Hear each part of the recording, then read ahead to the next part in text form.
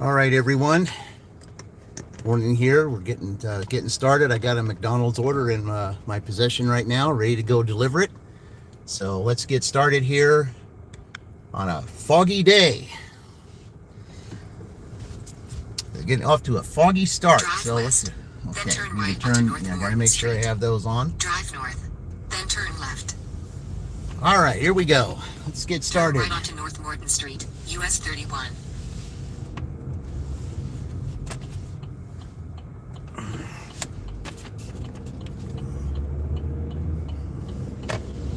In 800 feet. Hey, Joey, welcome in. Westview Drive. Yeah, as you can see, we got some fog conditions here.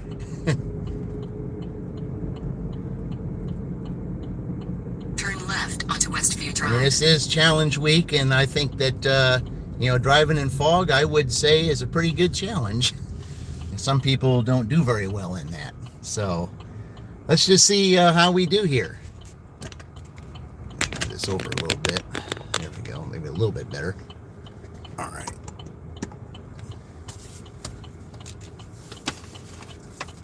Yeah, I've already had one order earlier, and that was a Speedway order. I got $6 for that one. And now I've got this McDonald's order. I think this is $5, but it's only going, hopefully, fog clears soon. Yeah, I mean, it's not bad. I mean, I don't mind. I don't mind dashing in fog. Believe me, I've driven doing this job. I've driven in all kinds of conditions. I've driven when it was almost nearly a whiteout before. I mean, I used to be a newspaper carrier years and years ago.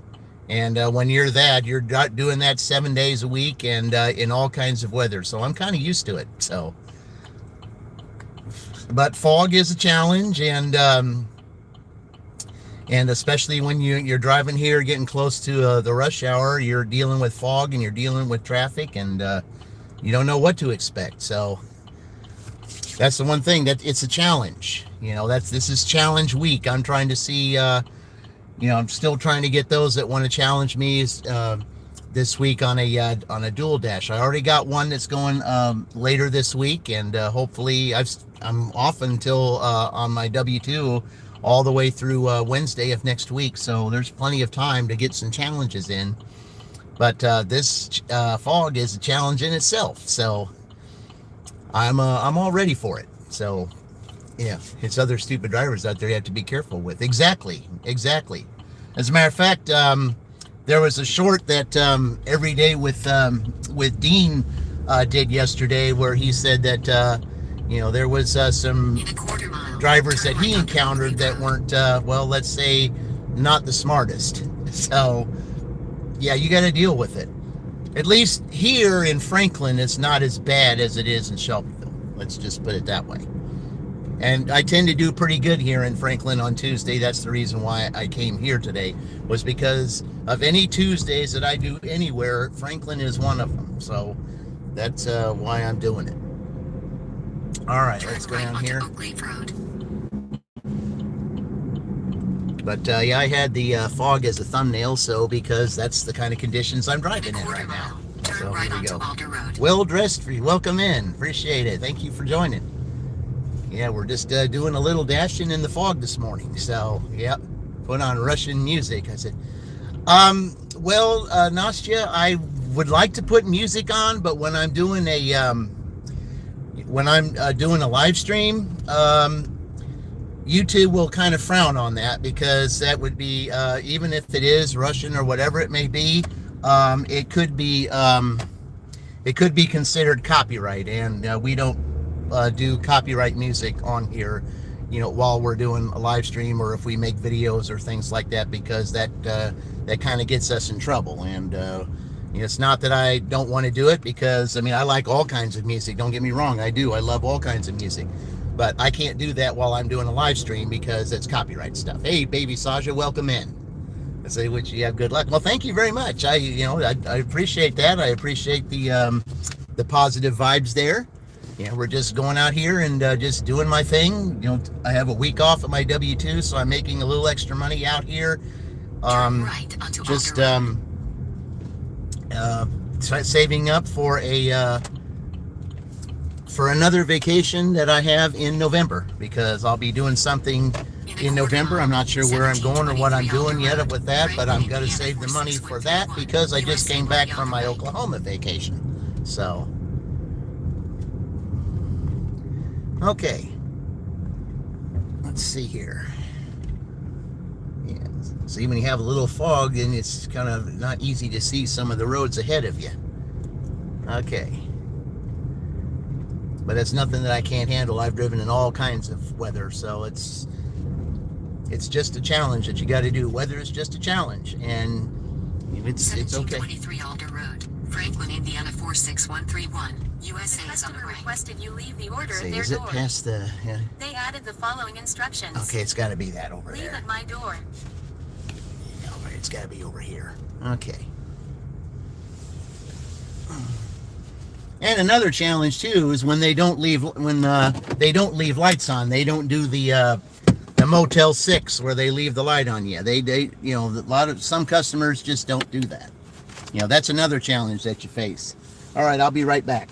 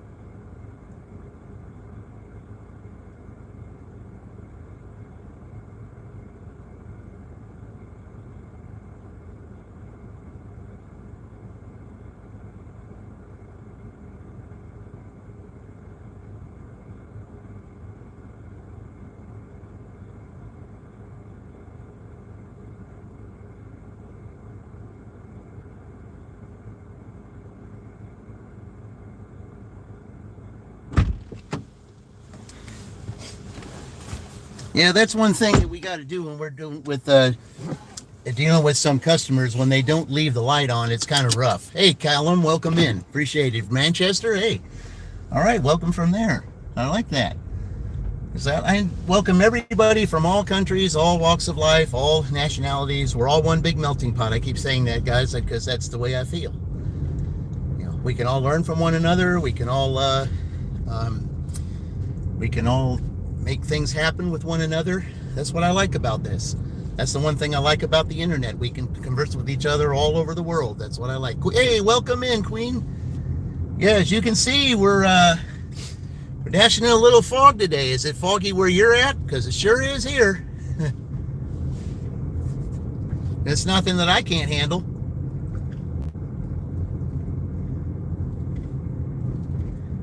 Okay, that's right. I went back this way. All right. No foggy, but it didn't rain early, so I didn't get out of time I wanted. Oh, really? Yeah, I've had 2 orders already. Before I went live, I had a Speedway order that was $6, and I just dropped off that $5, so I've got 11 right now to start. So I've got $11 in the first 20 minutes. I mean, that Speedway order was just a mile away. That wasn't, and one of the clerk when I went in there, the clerk is like, what is it with these people that want to just, if they live like maybe 1 or 2 miles away and they can't come in here and pick up the stuff themselves. I mean, it's like, well, I mean, it helps me out, but I mean, you got to understand, I mean, it's part of the job. I mean, some people are afraid to drive in stuff like this. Either that or they're trying to get their kids ready for school and they don't have the time to do it. They got to consider that too. So, I mean, even if it's a mile for me, I'll take it. I'm glad to do it. It gives me something to do, helps my acceptance rate, helps my my dollar rate and everything. So I like that. Hey, there's Yvonne. Welcome in. You're one of those early birds too. Yeah, that's the one thing I like. I said they always say that the early birds get the worm, and I found that to be true in so many ways. Or if they don't have a car, they just exactly. And I just think before anybody says anything about that, saying how people are lazy or everything, you don't know what's on the other side. Especially the other day when that Chucky came on my live stream and said that well, if I'm not shopping for 20 items and going at Meijer and then going down some for a certain amount of money, you say, wow, you're lazy. And it's like, well, you have to look at the big picture, Chucky. You got to look at the big picture. There's Sally. All right, yeah, we got to look at the big picture, guys. That's just what we got to do. And with all these early birds that I'm thinking, what I'm thinking I might be doing is I might be looking into getting. I thought about this, with all the early birds that we have on here. I thought about maybe all of us getting together on one live stream at one time. And the only way you can do that is, let's see, I'm trying to remember what it is right now. But that one stream that you can do with 4 or 5 people. Yeah. Sean P, welcome. Getting a Dash Link order. Let's see what you're saying. Say week, but I'm always 10 to 30 spots away from any tips. Yeah. Well, I'd still say you can just keep plugging away at it. I mean, every day is different. Let's see what you got. You're currently stopped at the train tracks. Oh, wonderful. Yeah, those are, especially some of those places, they have a lot of trains. Like Franklin here, if the train just starts over just down the street here, you could be sitting there about 10 minutes. But I know a way that I can get around that by just going, if I'm at the right spot where I can turn away from it, then I can take so many roads. It goes way out of the way, but I can still take a few roads, get out of the way, and then just bypass that train. So, yeah, you're almost done with your French toast. Oh, French toast don't sound too bad. Yeah, a little cinnamon to it. That's, cinnamon French toast. Oh, yeah. Wish there was 100 people on this live stream. I said, well, I mean, it is early and stuff. I mean, it's, you never know. I mean, that's just the beauty of it, Well Dressed. You don't know what you do every time he comes in here. That's just what it is. Luckily for me to reach the ending of the train. All right. Very good. Yeah. Yeah, it's everything anymore today is hit and miss. Sometimes, like I said, sometimes you do well dashing, sometimes you do well when you get views, things like that. I mean, it's just hit and miss. That's just all there is to it. Some days will be great, some days are not. So you sign up at 9:30 every night, wake up at 5 o'clock, and never get close to being likely to get an order. Well, I mean, see, 9:30 every night, wake up at 5 a.m., never get close to being likely to get an order. Well, I mean, see, it depends on where you're at. It depends on where you're at. That's, see, that's the one thing about me when it comes to dashing. I experimented yesterday, when I was in Shelbyville. I mean, I did nothing practically the whole morning except just sit around like this and practically do nothing. But of all the orders that I got, believe it or not, I always average $15 an hour. It doesn't matter where it is I'm at. Any of these towns that I dash in, my average is always $15 an hour. And I started at 6 yesterday and ended at 10 o'clock. So if you see, when I get it done at the end, I made $57. So I mean, just 3 short. But that really is close enough. So I'm basically sitting most of the time. It's $15 an hour after gas. Oh, I fill up every time I go and do this. I'm like just Roy Delivery. I'll put $20 in the tank and that should get me through the whole day.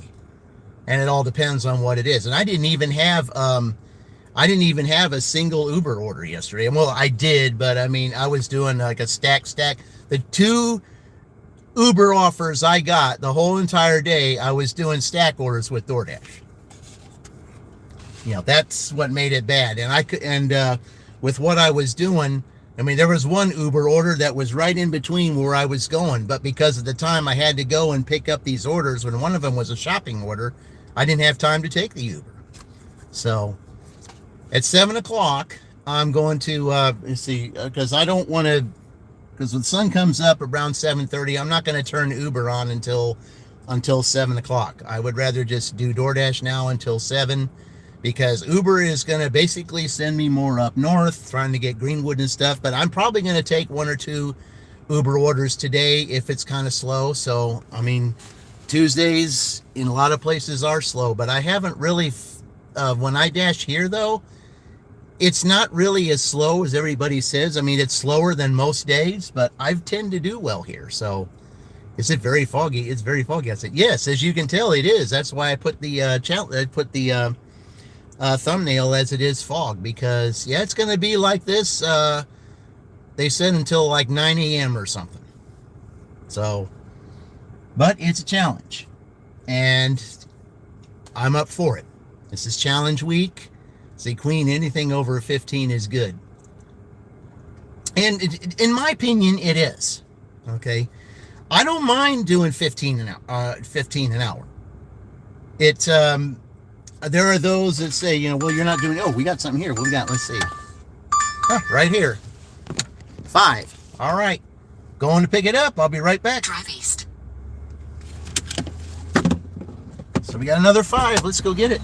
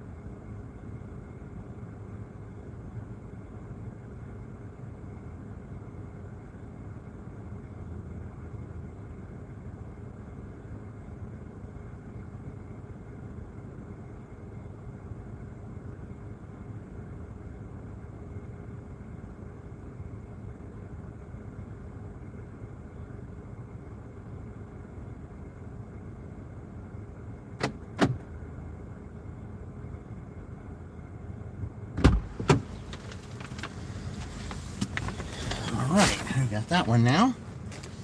Let's go ahead and click it. All right. Hey, Presley, welcome in. Hey, Dean, welcome in. Yeah, we're getting started here. Yeah. All right.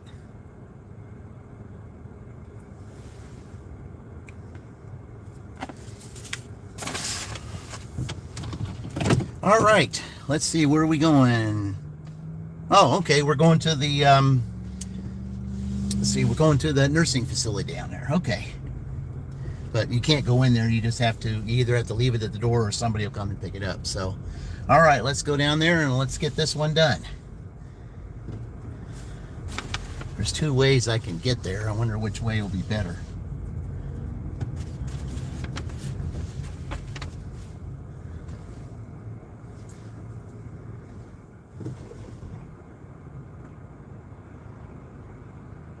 Yeah, probably if I turn left, it'd probably be better, because that way I can go in on the right, not having to weigh. And I wish there was a big 3-dash and not a foggy day. I said, well, I mean, like I said, I don't mind the fog. I mean, it's not as bad as I thought it would be. Like now, if you're just driving like on a country road or something, that's where it's really bad.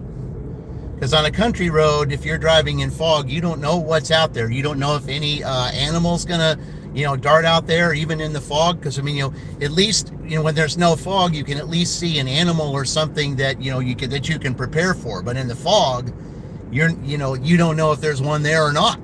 So that's why you got to be as cautious as you can.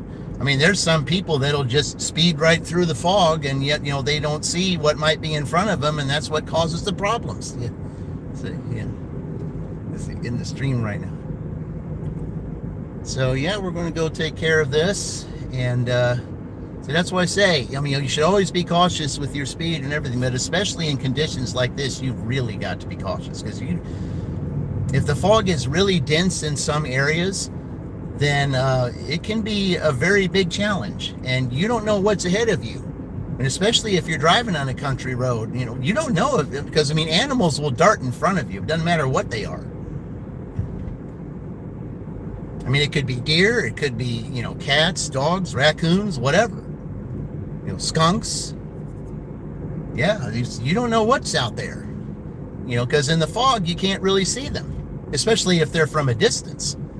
So that's why you got to be careful. See. Hey, Sadman, welcome in. Yeah, I've got all the regulars here. Oh, that didn't sound good. Okay. Well, we got some traffic over here on Jefferson, so we can't really turn yet. So, okay, there we go.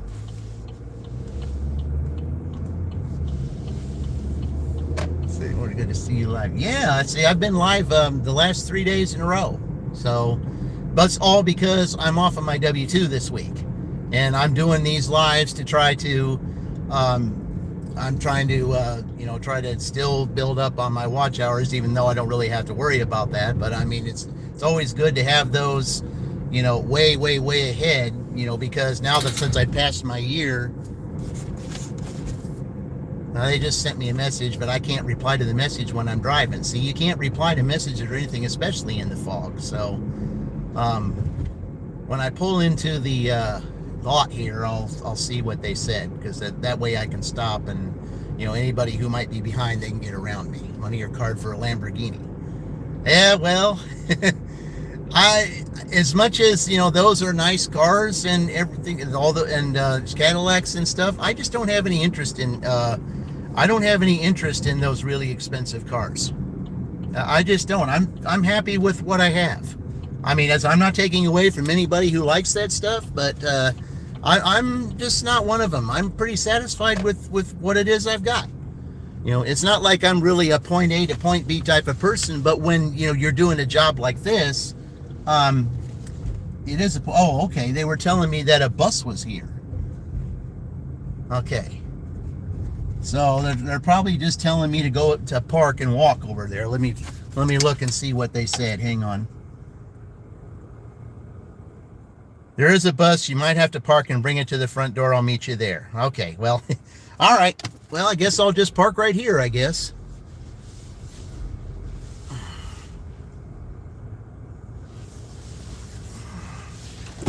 All right, guys, I gotta walk a little bit because of that bus. So anyway, I'll be back in a few.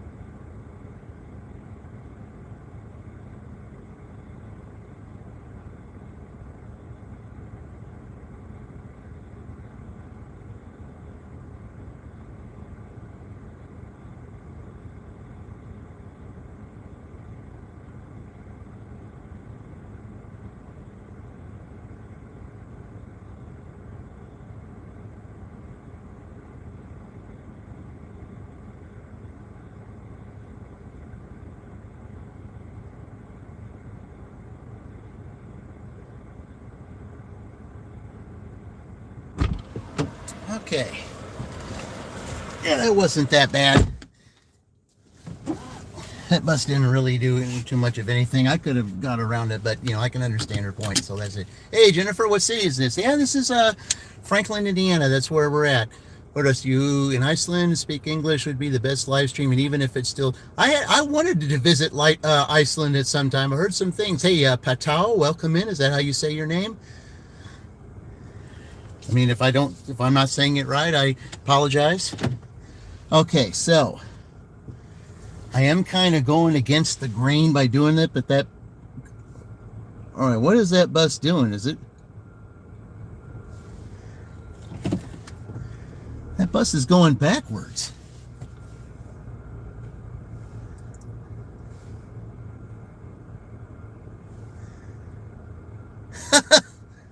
This bus is going backwards, guys.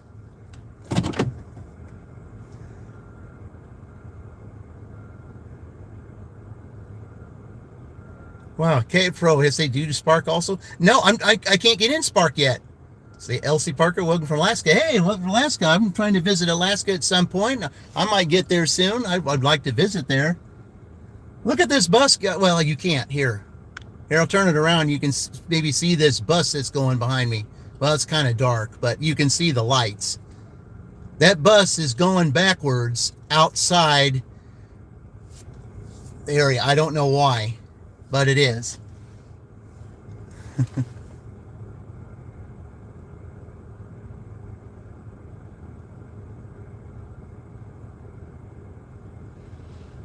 And now it's parked.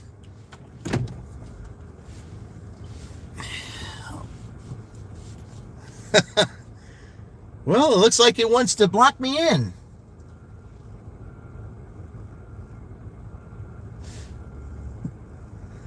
What on earth are you doing?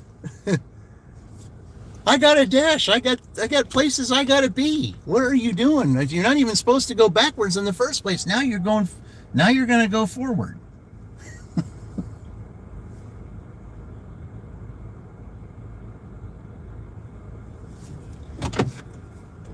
This bus is in my way, guys. I have no idea what they're doing. Jeez. Make up your mind. What are you going to do? You going to go backwards? You going to go forwards? Or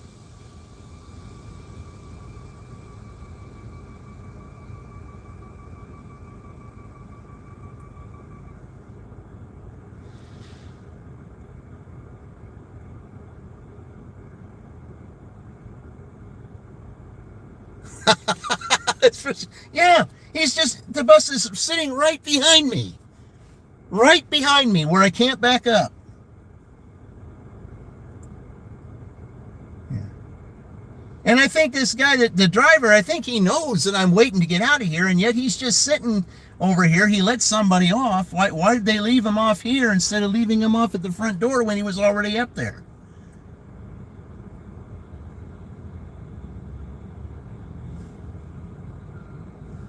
Now he's going backwards again.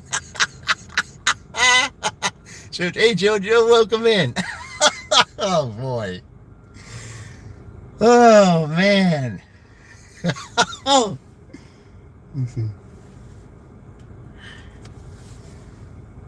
He's just lucky that I don't have an order right now. Because, man, I tell you what, I said I'd be getting on support, and I'd be saying, hey, I've got a bus driver that does not want me to, let's say, well, I'm going right now. I said, you're not going to go forward again. You're just going to wait this time. Yeah. If you're going to go forward again and try that again, I'm just going to go around. Yeah. You knew very well that I was trying to back out, and yet you just wanted to just keep on, almost like wanting to trap me in that spot. I mean, you're just lucky that I didn't have an order. Because I would have got out and said, listen, I've got an order. I need you to pull up or do something, because, I'm not waiting around for you. You're not causing me to be late.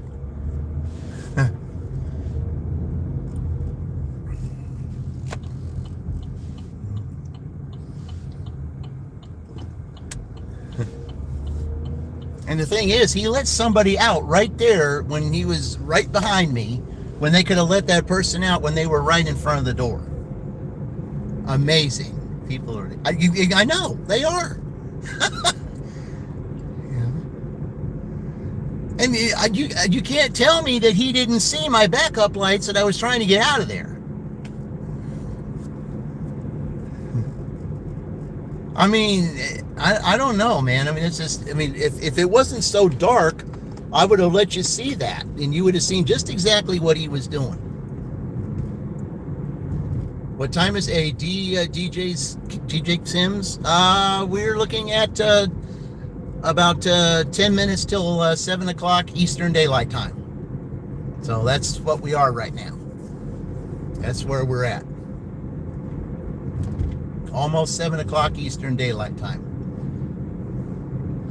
And the one thing that I've, was thinking about doing, especially with the early birds thing, I was thinking about looking into StreamYard, and I was thinking about having all those, that are blue on here, doing a little StreamYard presentation, and have call it the early bird stream, and all of us would be on at the same time. It'd be me and Dean and Sally and Queen and Yvonne if she wanted to. That'd be kind of neat. All of us on at the same time. That would be fun. See, that's what I think about the challenge week is, there's going to be, with me still having over a week to where I don't have to be at my W-2, I'm still going to try to plan to get, those that are going to join me to do a stream together, through a challenge, or just do the stream, just to do the stream, to where there's just more than one person. And that's what I like to do. It's just like the Oregon Dash. You're back, okay? Let's say, well dressed. I said, I don't know if you saw, if you knew that, that there was a bus that was trying to back up, in a spot to where you're not supposed to back up. That was a one lane that they were in, and they were backing up when they shouldn't have been backing up. They should have moved forward. And I don't know why they were backing up in a one lane, because I was trying to get out of there to get into that one lane, but yet they just kept moving back and forth.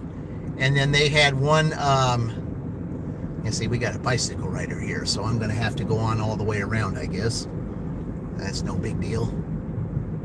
We'll just go around the Taco Bell area. Maybe they'll give me a Taco Bell. And it'd be nice if you can give me one right now since I'm going over here. But I'm going to turn.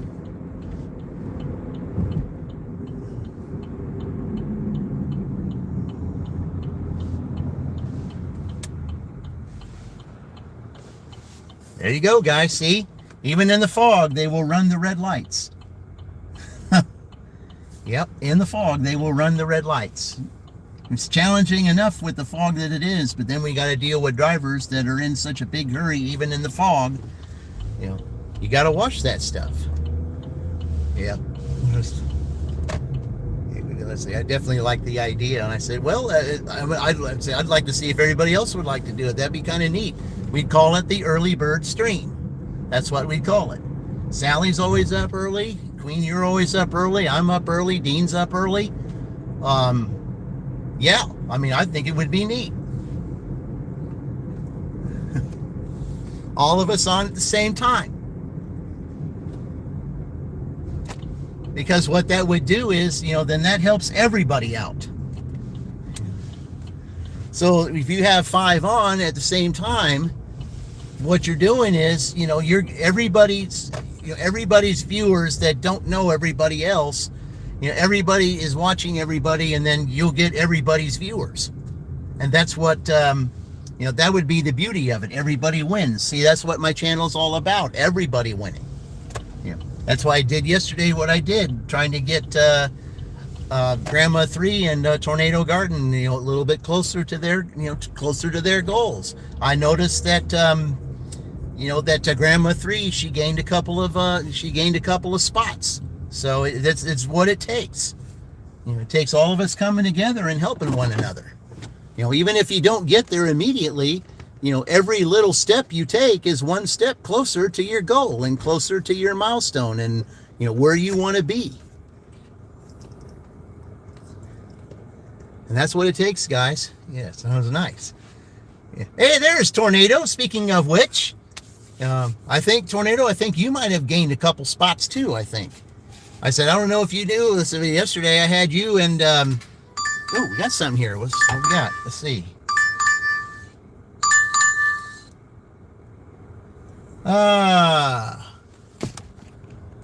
Yeah, guys, that's 3.7 miles at Starbucks. All right, let's go do it. It's a couple of drop-offs, but it's okay. I know. It's 3 miles for both of them. That's $13. What is that? $4 a mile, basically? Yeah. Well, close to $4 a mile? Yeah, that's a definite take. No question about it. Now, I'm just glad I didn't have that when that bus driver was doing what he was doing. Yeah. You got 2 new subs. Yep. Well, so did Grandma 3. She got them also. Both of you got 2 subs. Yeah.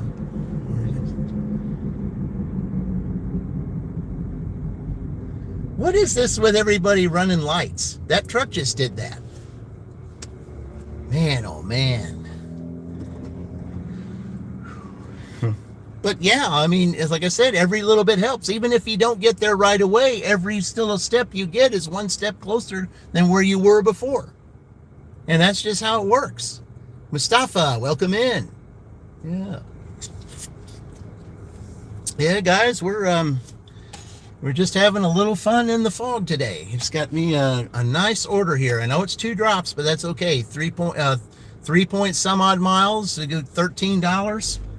Yeah, that's a definite taker. Definite. And it's Starbucks right up here. Yep.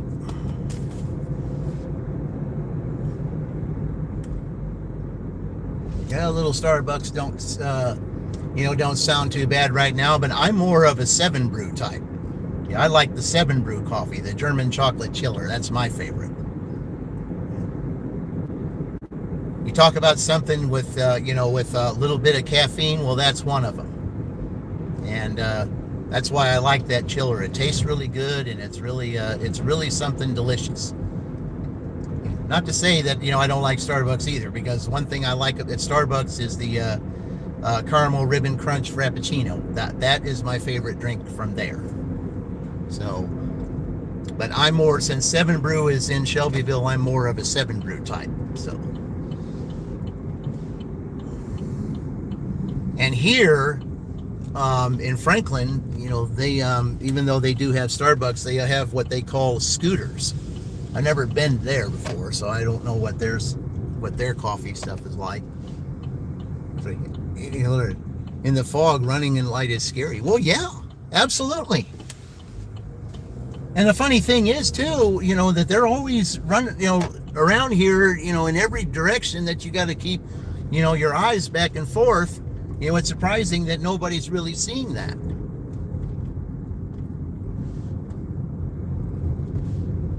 Because the one thing about Franklin, they do not play here. So you do something wrong, they're on top of it. So that's what you got to be careful with.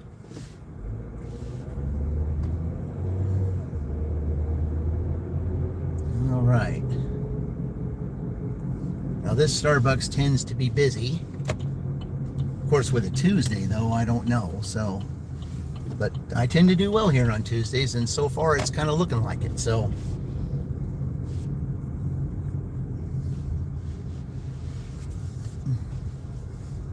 now in the evening time, there's a possibility I might be going to Rushville tonight, because the last time on Tuesday when I dashed, I couldn't dash in Shelbyville because of the connection issues. But I did dash in Rushville, and I did pretty good there. So, all right, let me go ahead and say that I'm here, and I'll go pick up these 2 orders, and I shall return. Hey, Yash, welcome in. Good morning to you, Yash. I'll be right back.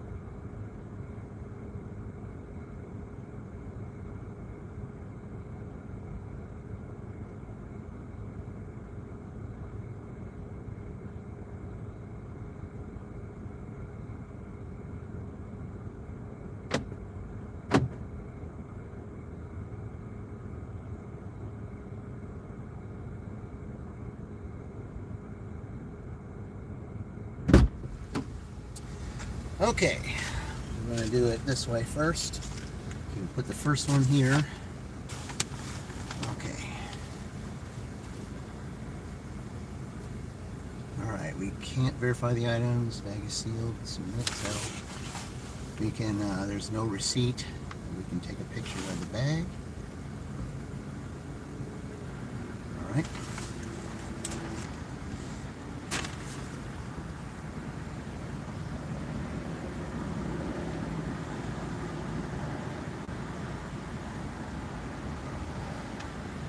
Again, can't verify the items. So,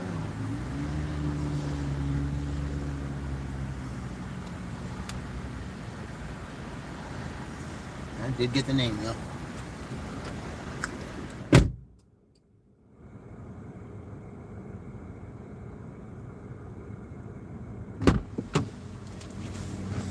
All right, let's go do this.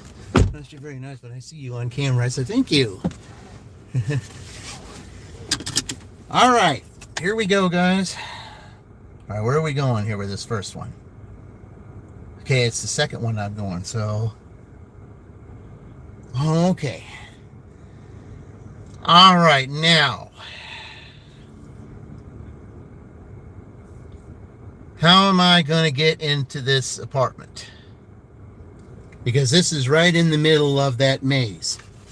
And this is where those apartments are. So guys, this is going to be a challenge because I do not know how to get into this apartment over here with all that construction going on. So yeah,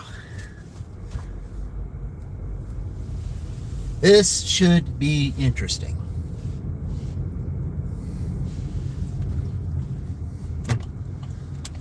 And you'll see what I'm talking about when we get up to the maze. You're going to the maze, and then you're going into, and then you know, it's dark and foggy on top of it. How am I going to get into this apartment complex? And then at the same time, how am I going to get out of it if you're going to be...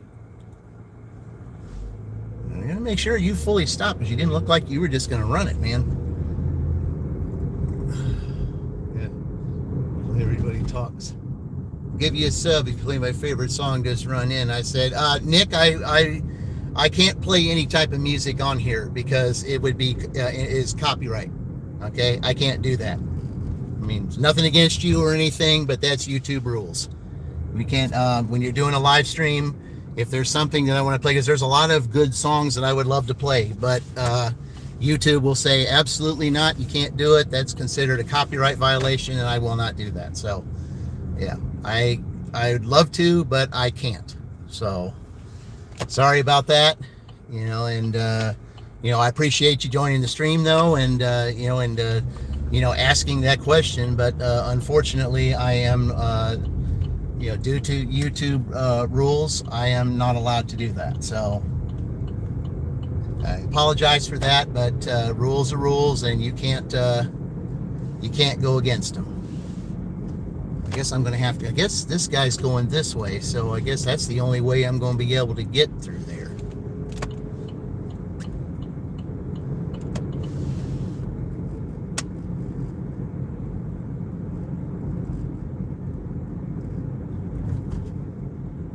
Okay, is this the way to get through the maze, I guess?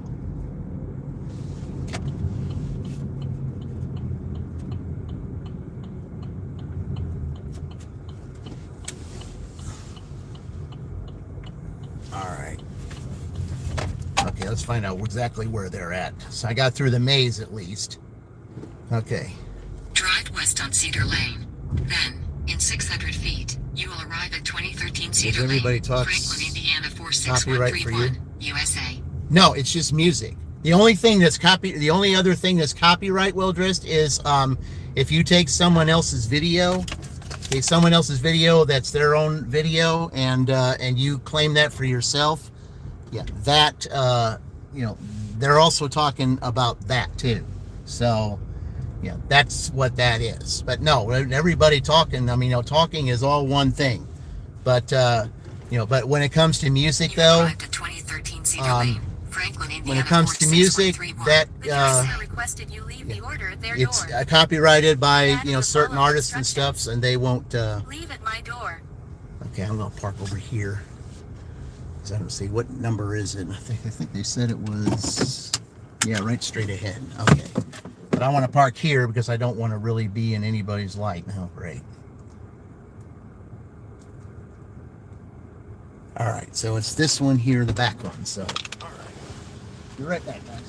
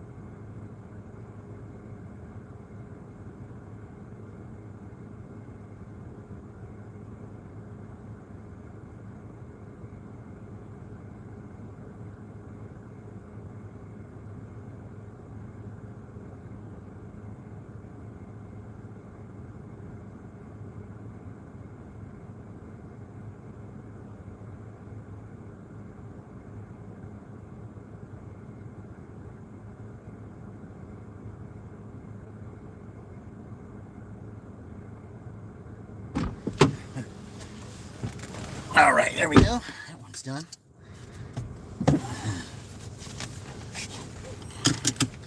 Okay, now where are we going?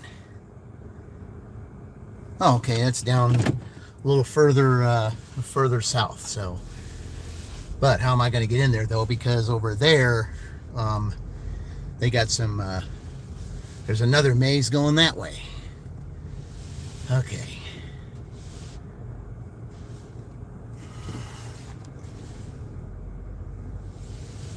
See, hey Meow, welcome in. So you can get Meow. I say I got a couple cats myself, so.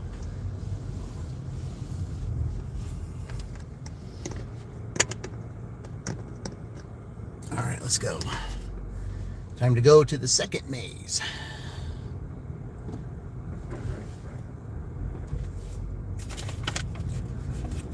Okay.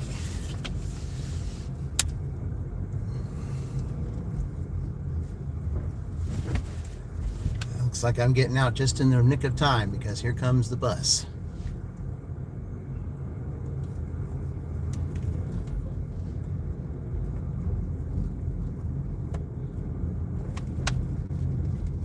Can't really do any more delays. All right, so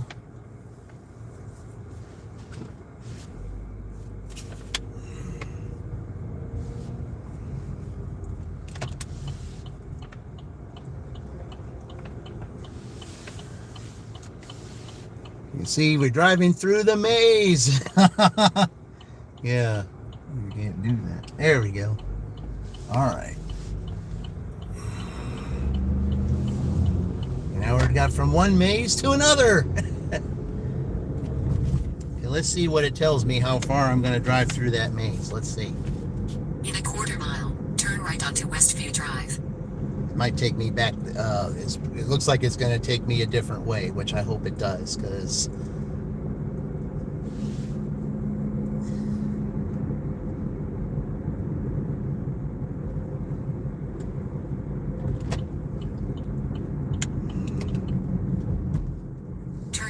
onto Westview Drive. The thing in Franklin. Yep, in the fog, Indy. In the fog. Yep, in the fog. Continue for 1 mile. And also, if you're going to walk in the fog, it'd be good to have a high powered vest on. That could kind of help, or at least some lighter colored clothing so we can see it. That would help too. All right.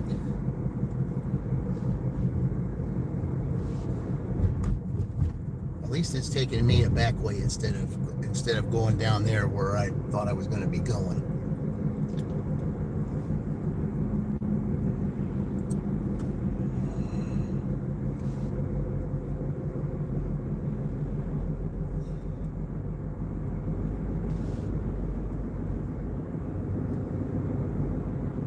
You can see we got some pretty good fog here. But it's nothing that I'm not used to, because I've driven in fog, driven in whiteout conditions, driven in heavy rain, you name it, I've driven in it. So it's nothing that I'm not used to.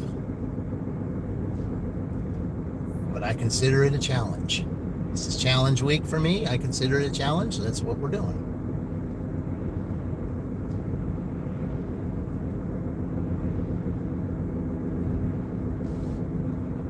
In a quarter mile, turn right onto Cumberland Drive. So you can see it's not as easy to see up here in front of you. You can tell how fog it is.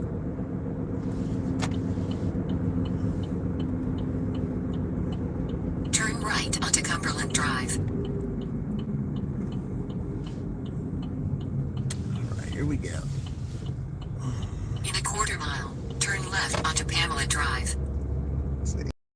Shortly carrying on 8:45 and 10:30 this morning. Well, the fog should be gone by then, Indy, so you probably have, much better getting out there. But see, I'm one of the early birds out there. I try to get started with some of them before all of the dashers get out here. That's one of the reasons why I come out early, is I try to get out as early as possible before all the other dashers get out here, so I can at least get one or two orders before they even get started. Okay. Let's see. Okay, I'm trying to think. Turn left onto Pamela Drive.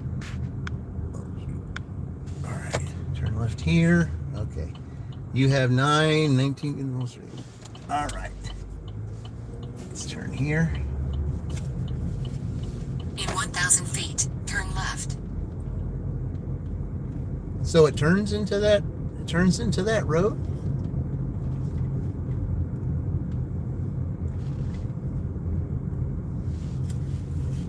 So this is the back way to get in there without having to go through the maze. Okay.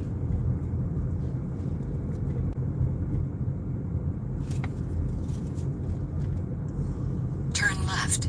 Then 1,259 Atlas Lane, Franklin, Indiana 46131, USA will be on the left.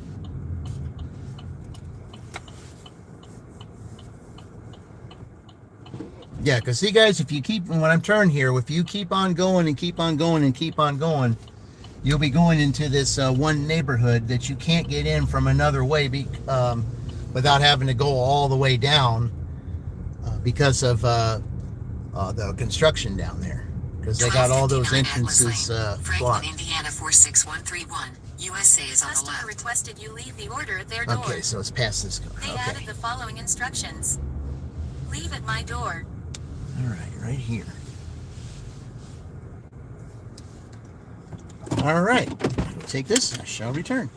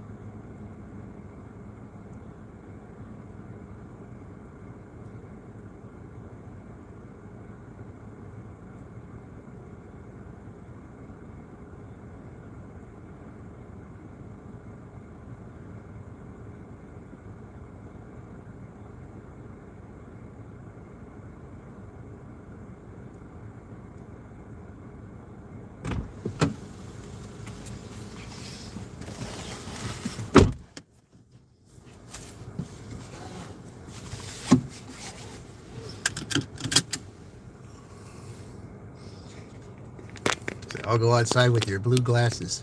I'm a cat. Hey, welcome in. I'm a cat. Thank you for joining. Appreciate it. Appreciate you all joining. Thank you so much. Those that you see, guys, in blue, definitely check their channels out too. Okay, they got some great channels as well.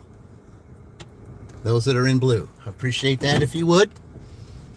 There's some that are going for milestones. Like Tornado Garden, as a matter of fact, going for a milestone. And when we go for milestones, we try to help each other out, because when you get to that next level, it works for everybody. So I'd appreciate it if you would do that for me. Okay, I'm just gonna, I don't know anything about being back here, so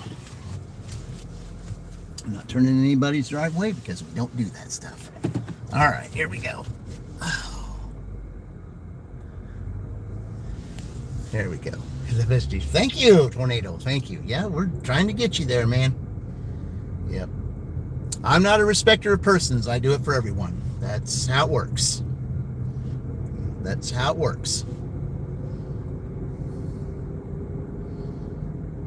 You need those, let's see, you need subscribers, watch hours, or whatever it is you need. I will definitely help you do what I can to help you get there. Even if I don't get you there right away, at least you'll be on the next step to get there. Even if it's 1, 2, or 3 that you gain, every step that you take is a step closer. And each step that we do, we just keep on pushing, and then hopefully, when you get the closest and then you're able to cross that threshold, hopefully we'll do it the Bill O'Reilly way, and we'll do it live.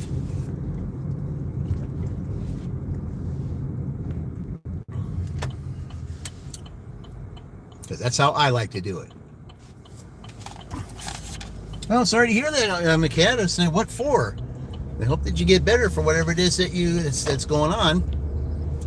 I don't like seeing that. Here comes more school buses. Glad I'm getting these orders done before the school buses pick up the kids.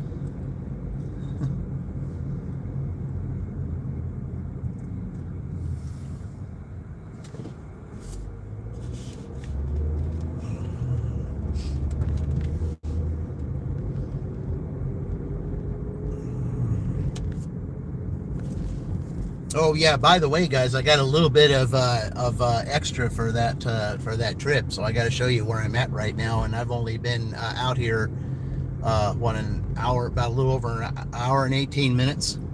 Yeah. Even with that bus insurance, this isn't bad for an hour and 18 minutes. I mean, that's definitely more than what I get in my average. So I'm 40 minutes till 8 o'clock, and which my average would be 15 an hour. So, and for a Tuesday being just as slow as Monday was yesterday, it's doing pretty good. Yeah. I got another order. What we got?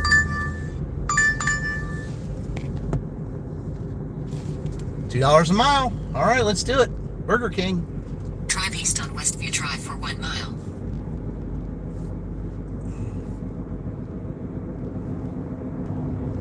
Sunny Bunny. Hey, welcome, Sunny Bunny. Yeah.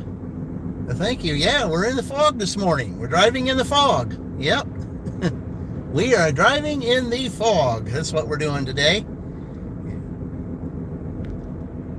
The fog is a challenge. It's all right. Some people can drive in the fog really well, and then there are those that I've seen today that can't. So it's not that they can't, they just won't. There's a difference.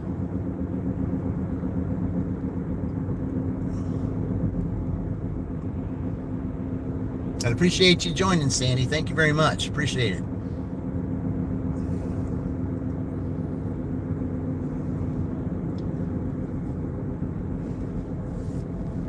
Pick up this Burger King here. Let's see. I don't want to go through the maze, so I guess I'll just go the back way and go in that way. So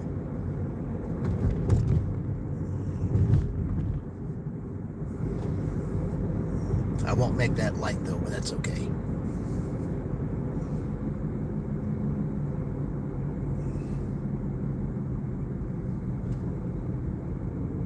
Turn right onto North Morton Street, US 31. Nope. Well, I guess I will make it. Close enough.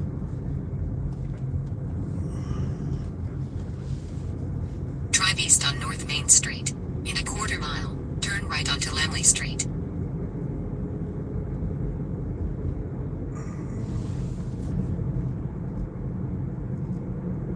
Hey, Tate, welcome in. Appreciate you joining. Yeah, we're about to go pick up this Burger King here, and that's it's $2 a mile. Another good order.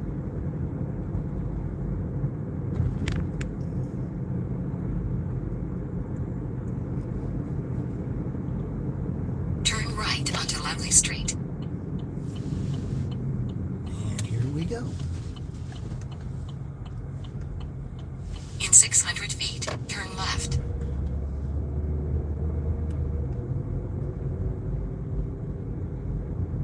Yeah, I like it when we have those, or say sourcing. Oh, okay. Turn left, then turn right.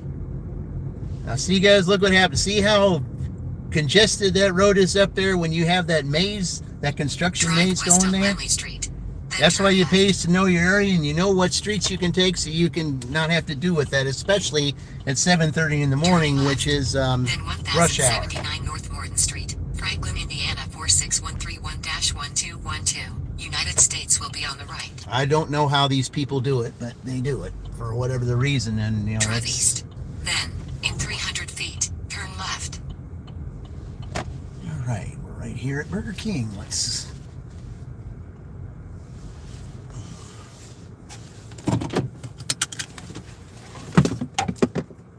All right, shall return.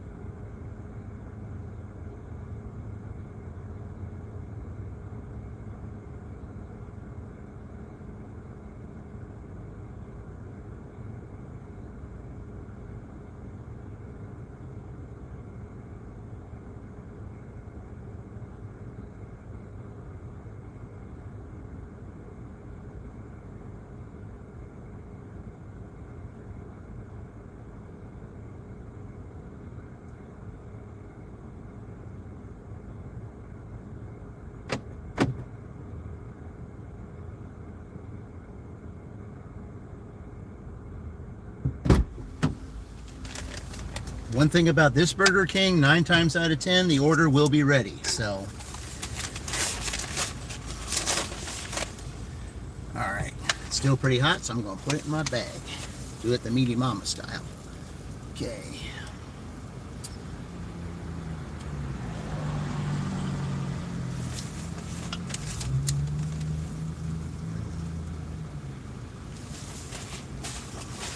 All right, here we go.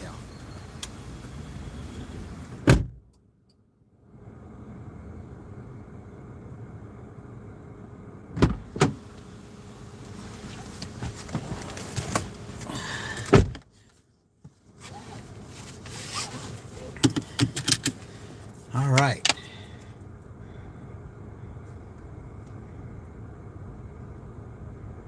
Okay, so I'm going to take the back way to get there because that is in the other maze. So we're going to take the back way to get there.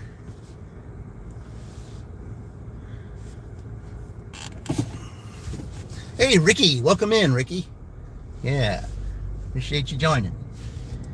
I'm going to take this Burger King over here. I've got to go through another maze to get there, but hopefully, let's see, they will have one. Hopefully, they will have one entrance that they can get into the businesses down there open, so that at least can get through there. If they have the road to where the business is, then I can get there through that way without having to drive all the way around to go through other streets, which I don't want to do. But I do have to go this way.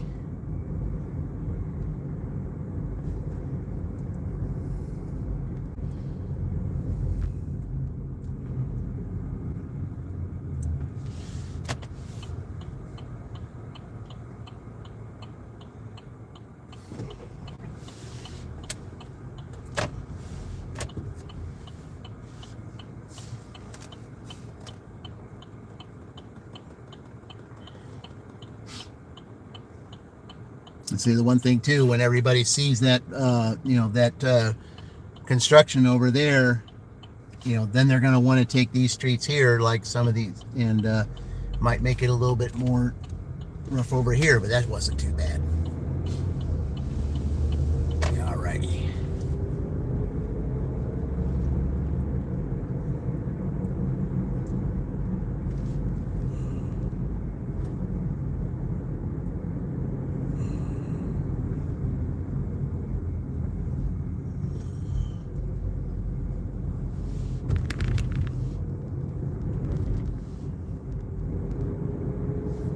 Yeah, this back way isn't so bad to go over here. I just didn't want to have to go through all that construction stuff. Just didn't want to have to do that.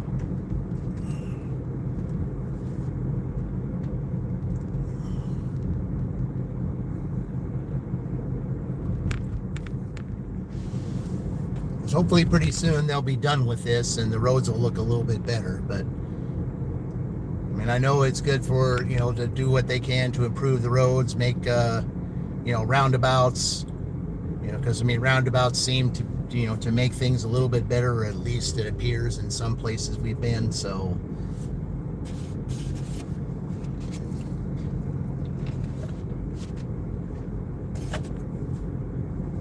I think that's what they're trying to do here, is make more roundabouts to make it a little bit easier and eliminate the traffic lights. Maybe you'd have traffic flowing a little bit better.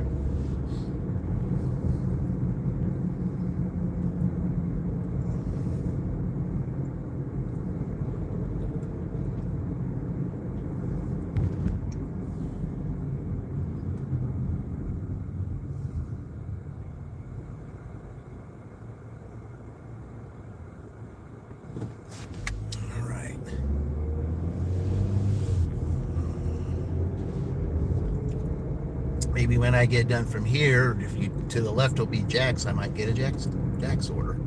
It wouldn't be bad.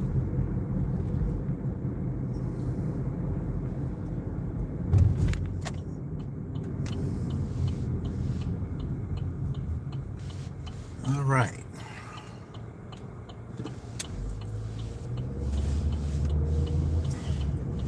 Now, turn the directions on. Drive west on West Jefferson Street. Then, in a quarter mile, turn left onto South Morton Street.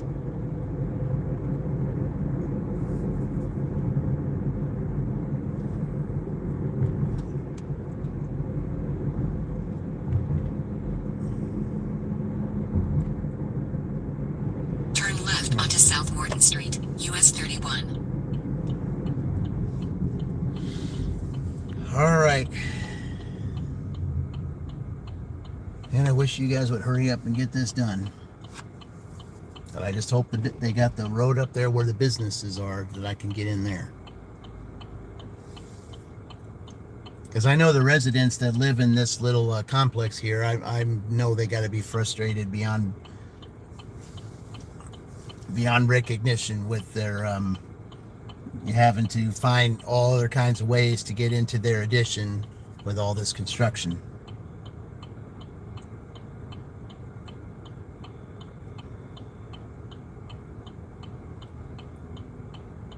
Because there's like 2 or 3 frequent customers in here. This isn't one of them, though. I don't recognize this address, but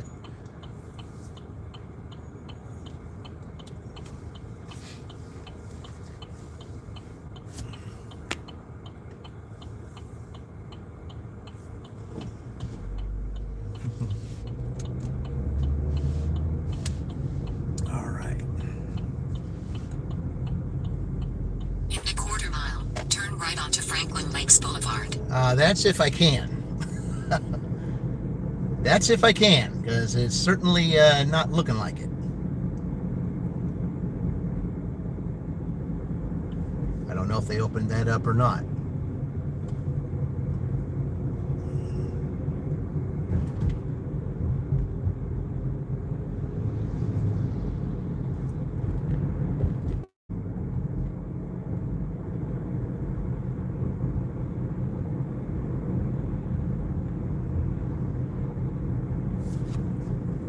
I hope you guys got, okay, yeah, so I see a truck going in where the businesses are going, so. Turn right onto Franklin Lakes Boulevard. I can't.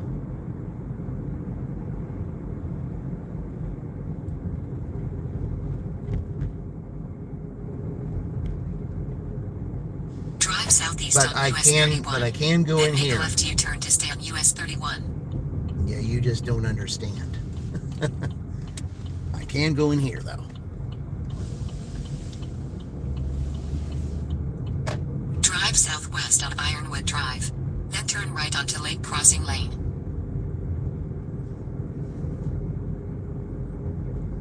Turn right onto Lake Crossing Lane. The Then turn bad left part onto about Franklin Lakes this Boulevard. construction here is that you can only go one way. You know, you cannot turn left. You have to drive all the way around. You have to drive all the way down Turn like left onto halfway and Franklin then Lakes make a U-turn Boulevard. and come back. And that wastes time.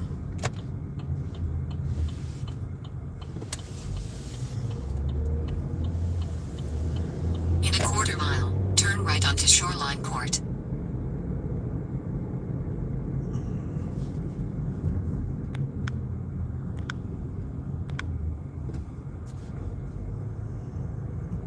I love how you talk to your GPS lady.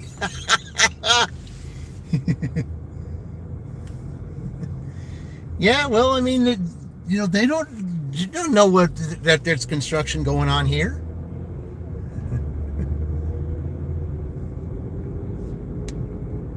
Now, sometimes, I mean, like a couple years ago when there was major construction going on in somewhere else, you would hear the tone, you would hear like a construction tone or some kind of tone that said, this route avoids, turns or something like that, due to construction or roads closed during construction, you're on the fastest route and all that. You used to hear that, but you don't anymore. Turn right onto Shoreline Court.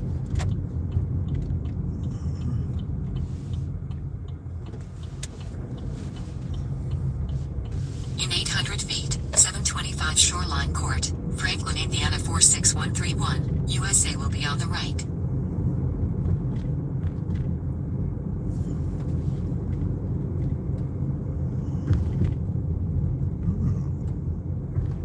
You can't park on that side though. 725 Shoreline Court, Franklin, Indiana 46131, The USA is customer on the right. requested you leave the order at their door. Didn't They say you added the can't do it in the following cul-de-sac instructions. though. Leave at my door. All right. Be right back, guys.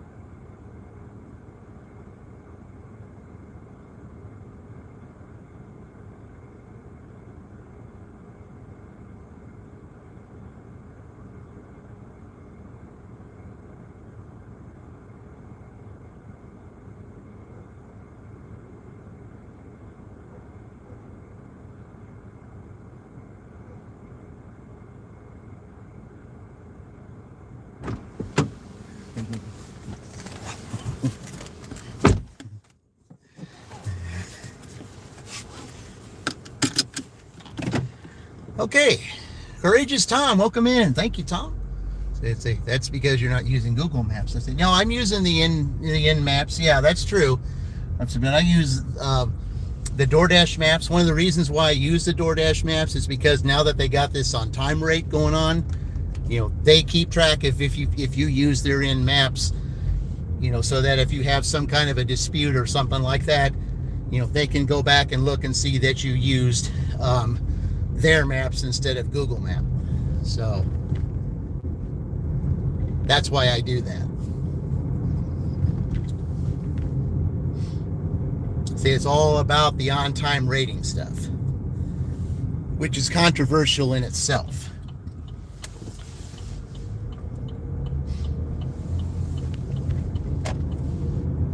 because this on-time rating is really affecting a lot of the dashers out here, because there are things that happen beyond their control, and DoorDash looks at that. They don't really see what obstacles are. They don't take in consideration there's traffic. They don't take in consideration that there's other customers in the store, and they never had that when you was a dasher. What, the in maps, the DoorDash in maps, they never had that. They've had that ever since I started dashing in 2021. I've been doing this since 2021, and they've had it since. So I mean, I don't know how long ago you did it though, so I can't really say. But ever since 2021, they've had it, the Google in maps that they've had. So that's the way I've done it. But they do that because the on-time rate now is you have to pick up an order by a certain time, and even if in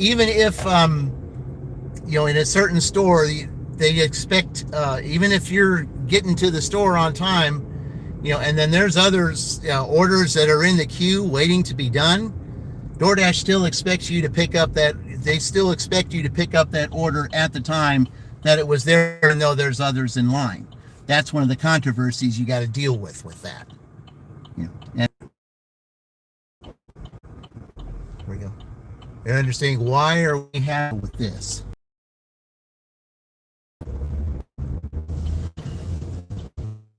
I don't know, make this 3 lanes or what they're going to do. Certainly look like they're going to make this a 6-lane road coming this way, coming into town. That's what it's looking like.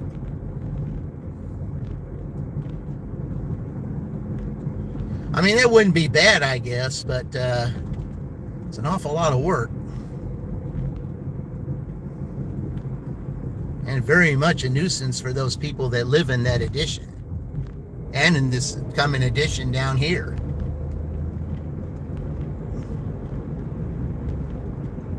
Because, see, you got to drive all the way down here. And then to get back to Franklin, you have to make a U-turn where they tell you to make the U-turn. And that's frustrating. It really is.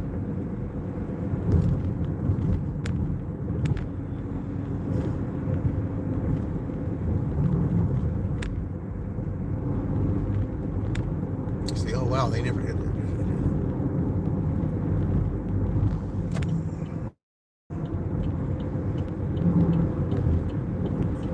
Yeah, the on-time rate though. See, when you have to deal with something like this,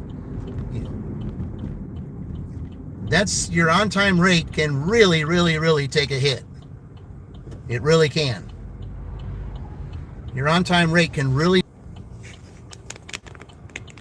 See, the farther down I go, down here, the signal's not as good. So, there we go.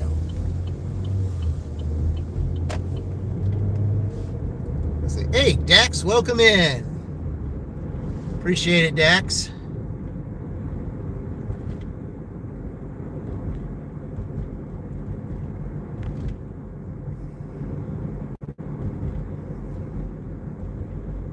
Yeah, just sit over there and watch everybody's speed. Because down here, 30, you gotta be 30. Because if you're not 30, yeah, they're certainly watching. Yeah, Dax, I think, I didn't get a chance to see if you went live yesterday, but I hope that some of those that came to my live yesterday joined yours, because I know that you could talk wrestling all day with them, like I did yesterday, and that was kind of fun talking with everybody with that yesterday. It really was. I enjoyed that. We need to do more of that. Yeah, dense fog. Yep, that's exactly what it is. And you got construction. You're driving through a maze. You got people that are going faster than they should be, running lights and stuff like that. Yeah. It's challenge week, though. This is a challenge. Weather's a challenge. Traffic's a challenge. Yeah, it's challenge week. So, and it's okay. I'm away from my W-2 for a week. Coming out here, seeing what it's like how much I can make during a week dashing. And, even going through some of the challenges such as weather and mazes like this.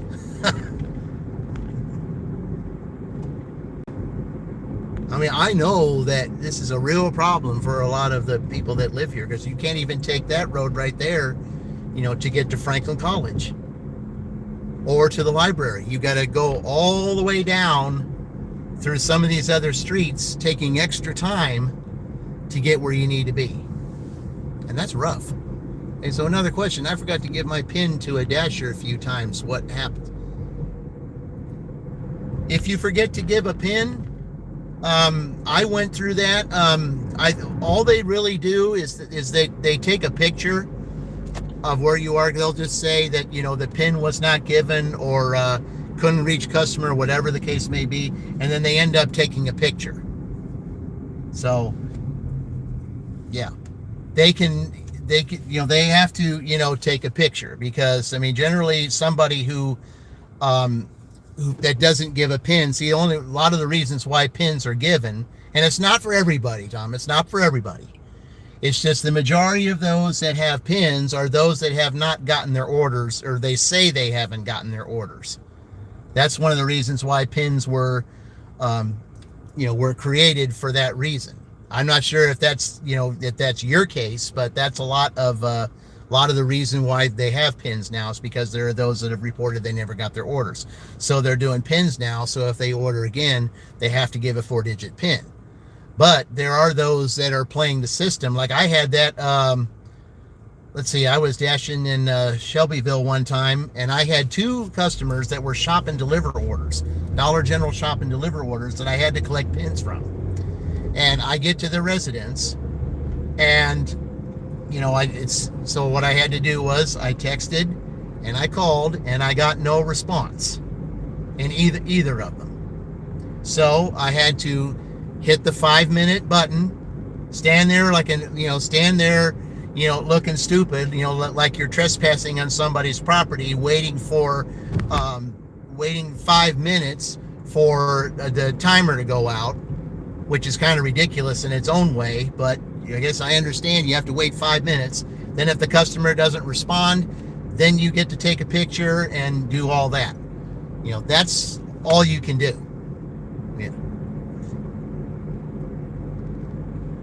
But the thing is, Tom, on your part though, I mean, if you, if the dasher does all that and all that's on there, and yet if a customer, and I'm not saying it's you or anything like that, but any customer, from my understanding, what I've heard was that any customer that's supposed to give a PIN that does not respond, and the dasher does everything they can to get it, to get the customer to respond, then what happens is, then if that customer says that they did not get the order, but yet the dasher has all the proof that they are, that customer can be banned. That's what I've heard. I mean, I don't know if that's true or not, but that's what I've heard. But when that happened to me twice in one day, when I could not get a PIN, I called support and I told them, I said, I called support. I said, there's 2 people now, 2 people that have not gotten, that did not give a PIN when they, here, I better move, because I don't want someone to think that I'm filming them. So I'm just going to go behind them. That's what I'll do. Yeah. Because I think these are dashers that are waiting for orders too. So just to be fair, we're not going to do that. So, all right. Yeah, I'll park over here. That's a little better.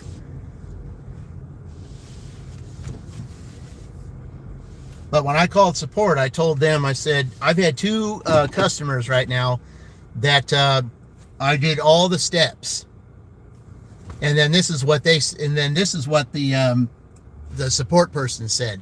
They said, well, if you're going to, if in case that happens, then you need to call us, and then we will call the customer, and if they don't answer, then we'll deal with it. So,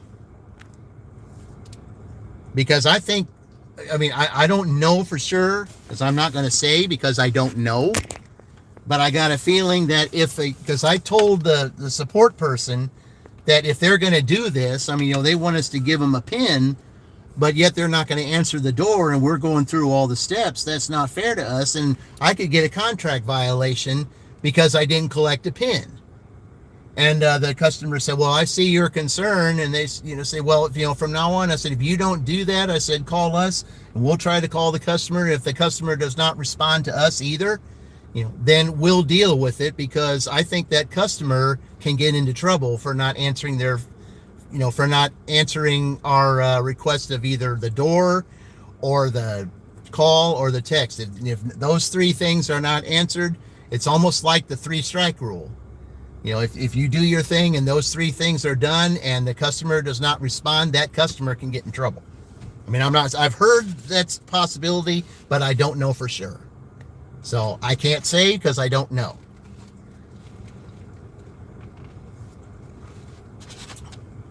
What support does in that situation, I have no idea. But dashers can get into, they can get contract violations if they don't collect pins. But if you're doing what you're supposed to do, which is why I called support on both of those customers, and I told them, I have pictures because they did not respond. And you will see in the conversation that I not only called them, but I knocked on the door and I said, I need to collect a 4-digit PIN from you. They see that in the notes. So you've done your part. And then whatever support does from that moment, that's on them. But I think, like I said, I'm not sure, but a customer can get into trouble if they do not respond to the dasher on those 3 accounts. They knock on the door, no response, call, no response, and text, no response. Whatever DoorDash does from that point, that's on them. But as long as the dasher does what they're supposed to do, take picture, say in the notes, I need a 4-digit PIN from you. You do your part, then whatever support does from that point, that's on them.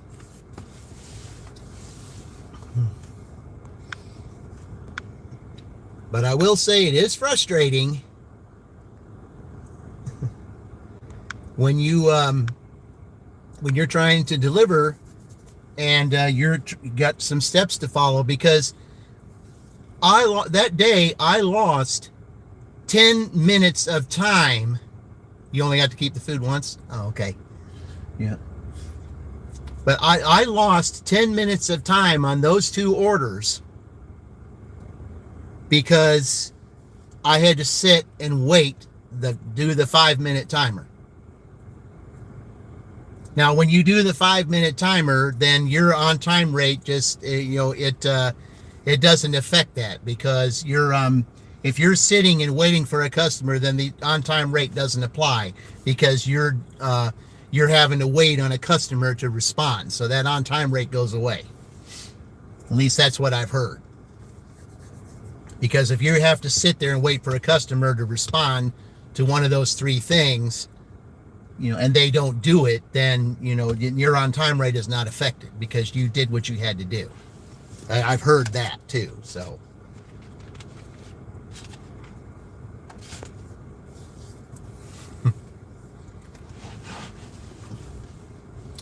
Let's say Goober sent me to the wrong address.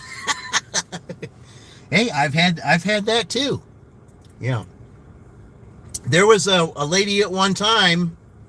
I lost some time on that too. There was a lady at one time that wanted the order to be taken to her business, and it was here in Franklin. I think it was like 3 or 4 months ago. It was when summer first started. There was a lady that ordered, something. I think it was Penn Station here, and wanted it delivered. And she accidentally put her home address in there instead of her work address. So at that point, I'm supposed to deliver it to the home address. So I said, okay, I will call support and I will tell them that, that you need to do this. And I'll let support take it from there, because support needs to talk to the customer to say, hey, you need to change the address. Well, you have to have the three-way to say, the dasher's supposed to take it here, and then, if the customer wants it at a different place, support has to get involved. So we had a three-way, or I didn't have a three-way. The customer called the support called the customer, and then the support came back and said, okay, here's the address they want you to take it to. And so then all your contract violation goes away because that was on the customer and not on the dasher. So, yeah. It's a crazy story for you. McDonald's location was closed, yet I kept receiving orders from it. Each time I said location closed, it paid out half. There was 20 dashers standing around collecting. I joined. Hey, Alan, welcome in. Well, and the thing is, too, yeah, I've had that happen, too. I've had that happen, too, Tom. There was they had me over at this location because, and this happened in Shelbyville. Okay, it happened in Shelbyville one time because there's 3 McDonald's there. There's one on 44, there's one on State Road 9, and there's also one off of Fairland Road. And the one that they wanted me to go to, was the closed one. Was a closed one up until 6 in the morning. And then the other one that was open 24 hours was the one that they should have sent me to, and that was Fairland. So they wanted to give me a contract violation because they said that lights were on and stuff like that. But I said that the place was closed, because the manager or whoever was there said that they were that it was only her and someone else that was there at the beginning because they had call-offs or something. And they said that they weren't open. So I had to go through a little rigmarole with that. And, and they had ended up, I think, calling them and saying, hey, yes, we were closed. And so I got that removed. So, but yeah, it's crazy. That's how you got banned. Yeah, exactly. You have to be on top of everything, because everything, like Every Day with Dean said, everything today is run by AI. AI does not understand certain things that happen. I mean, they just go by what the system says. And if there's something that you're going through, it doesn't understand it. And that's why you got to, bypass that and go to the next step to get it resolved. But yeah, I mean, I know that if a place is closed, and then it comes back again, I mean, it's not like I want to beat the system. I'll just decline the order.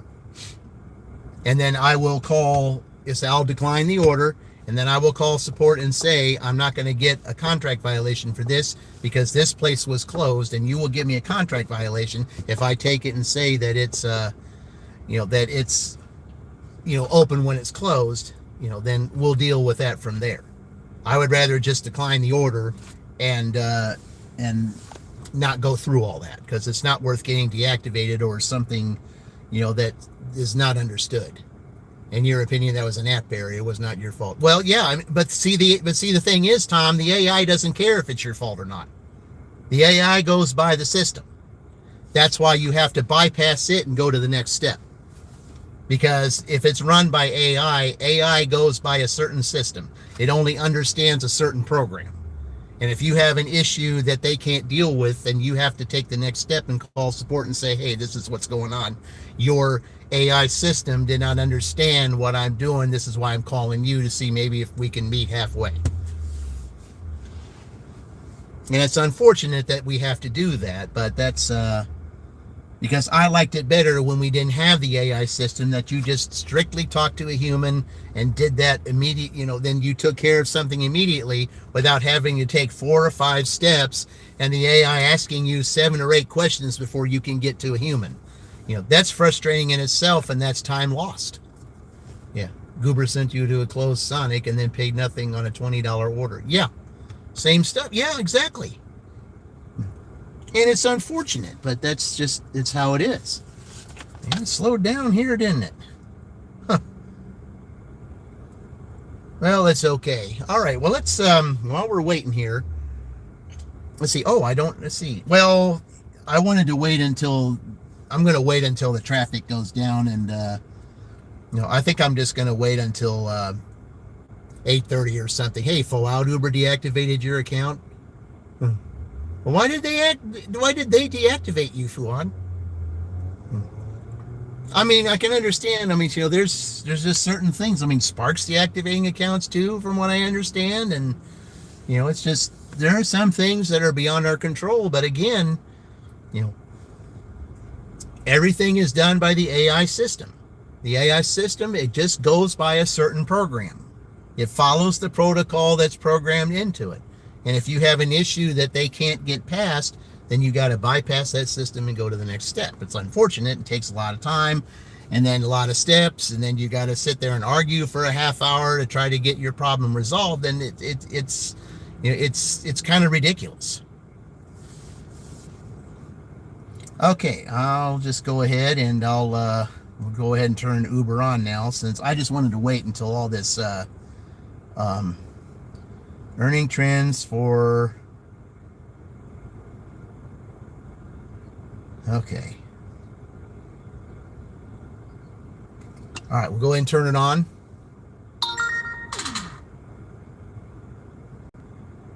Okay, let's see, we've got a quest here. All right, let me turn on this quest. Okay. So I have to hit the quest button. All right.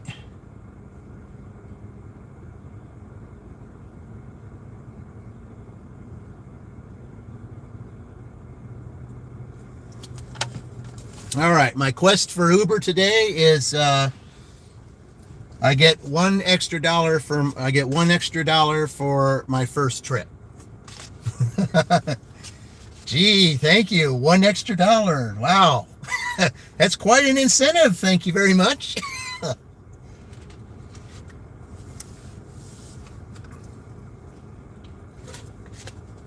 But then again, you got to look at it this way. It's $1 you didn't have, right? Even if it's an extra $1 they want to give you, it's $1 you didn't have. So you just got to look at it that way. Even $1 can be a bonus. It's $1 you can park somewhere for 15 minutes. Yeah. Well, let's see.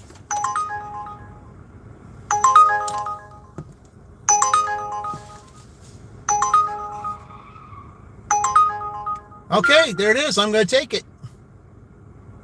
Okay.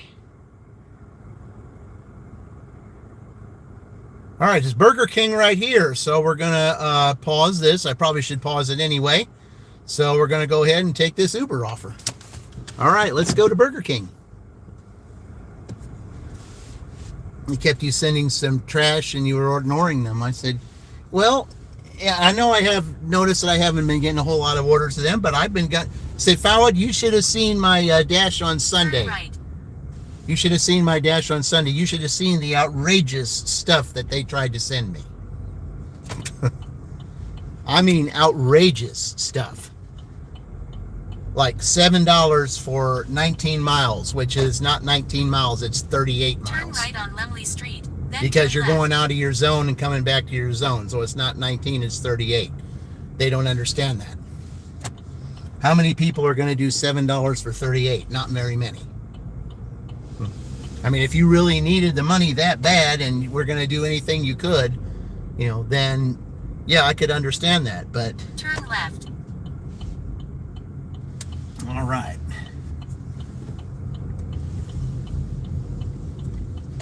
Turn left, then pick up on the left. You used to work Postmates. You noticed you drove the wrong way. It auto cancel and pay you for mileage. Okay. Yeah, I never knew about Postmates. Oh, you can't park down there anyway. You got that truck. Okay, I'll park over here. It's no big deal. All right, let me go get this Uber, guys. I shall return.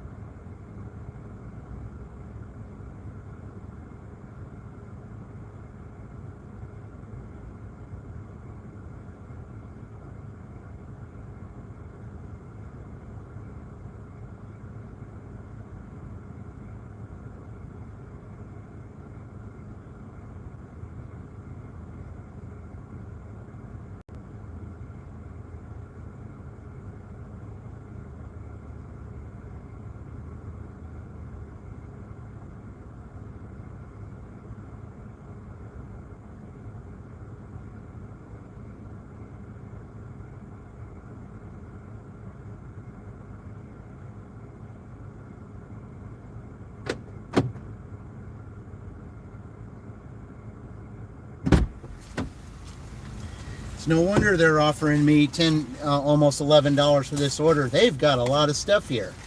They've got like 7 drinks. I have to make 2 trips.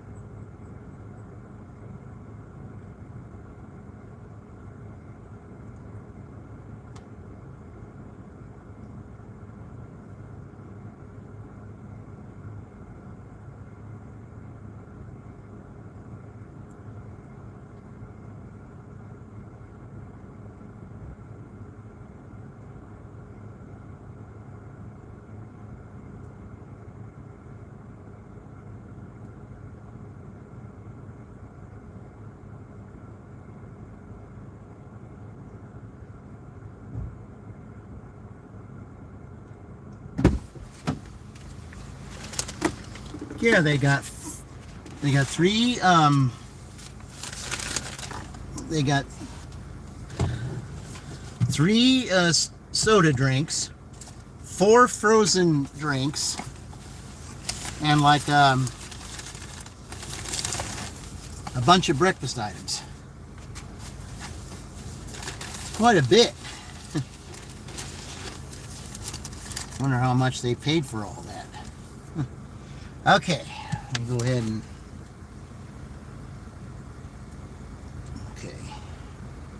verify this order. I guess they say everything's here, so I guess I'll do that. So I guess I'll order the verified. Got it, I know I got that.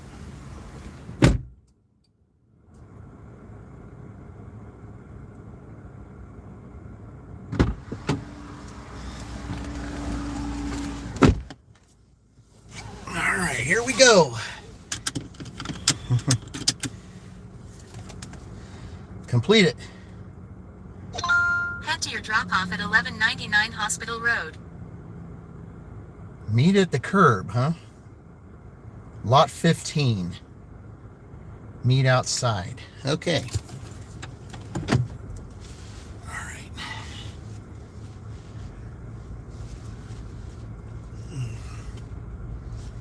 Okay, we're going to take the back way to get there. That's what we're going to do. We're going to take the back way.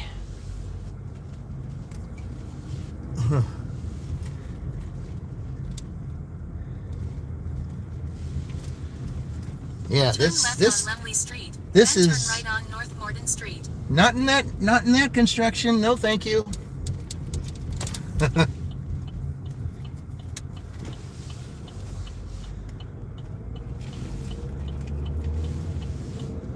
Turn right on North Main Street.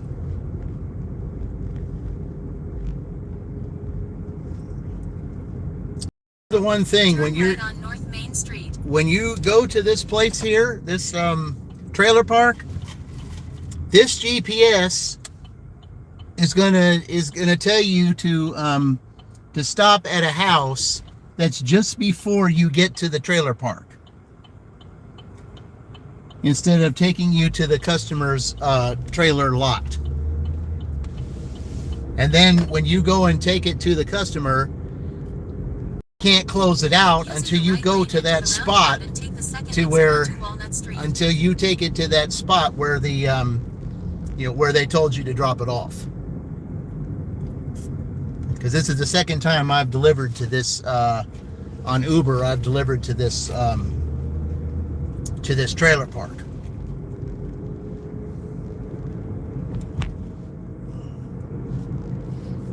But to take it down here to get almost $11 for it, yeah, it's definitely worth it. And I'm not taking a lot of time off at DoorDash either to do this, because I mean, I wasn't getting any orders on DoorDash right now anyway, so I might as well go ahead and take an Uber, especially one if it's close.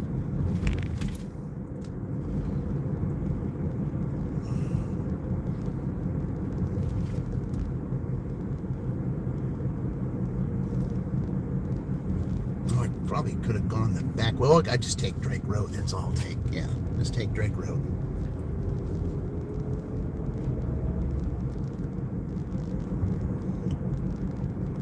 Turn right on Banta Street. Nope. I'm happy to stay where I'm at. I can get there this way too.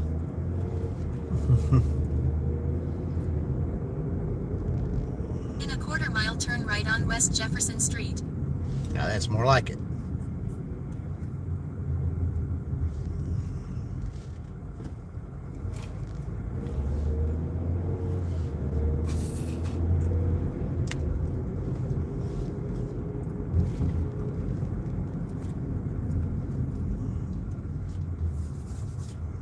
Now that guy right there has got it right. When you're out here walking, it's good to have a high-powered vest on, especially in the fog. So, but they're workers, so. But I just suggest that for everybody if they're going to walk in the dark, especially if it's a fog or rain or whatever. A good high-powered vest would help you out, so that Turn everybody right on can see West it. Jefferson Street.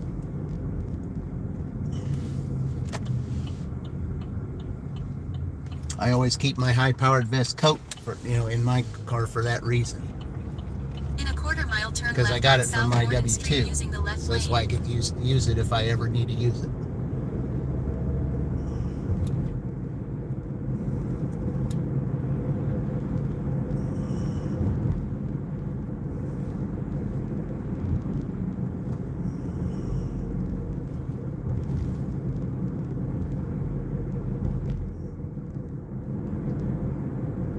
Turn left on South Warden Street, then turn right on Hospital Road. Nope, they got that blocked, so I can't. I gotta take Drake.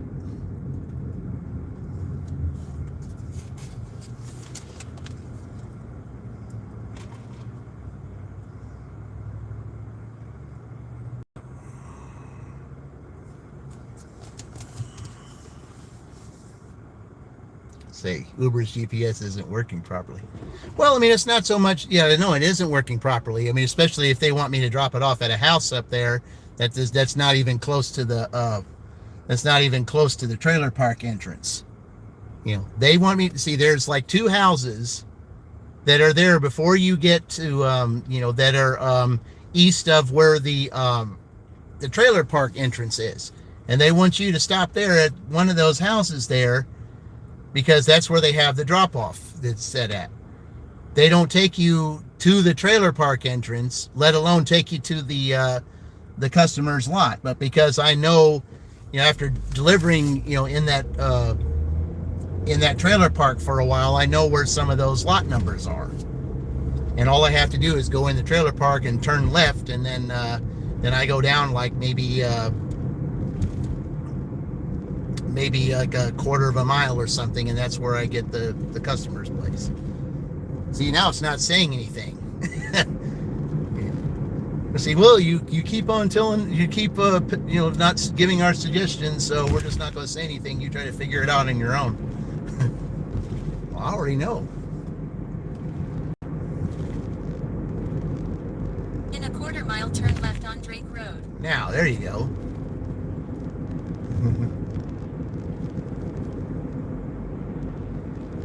Absolutely right.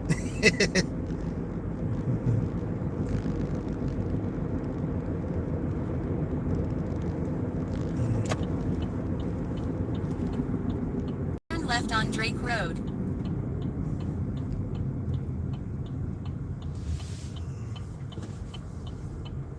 And it frustrates everybody too when you're turning left here, because then they got to go around and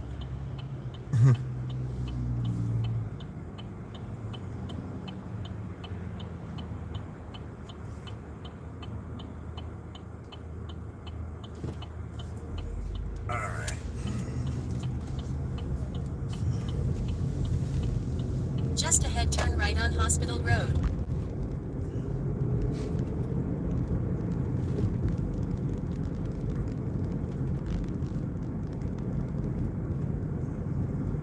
Turn right on Hospital Road. Now we're getting close to over there, and I'll show you when I get real close there. It'll say drop off, And then I'll put the pin up there so I can show you where it's telling me to drop it off at, and we're not even close to the trailer park entrance.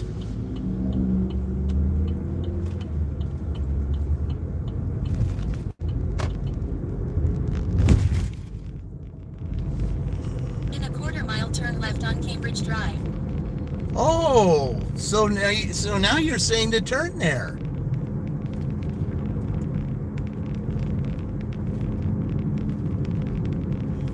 Maybe you heard me. There's all the buses that just dropped off the kids. Turn left on Cambridge Drive, then turn left on Vindale Boulevard. So he would have you stop right here, just before you get there. But I think it's changed its tune.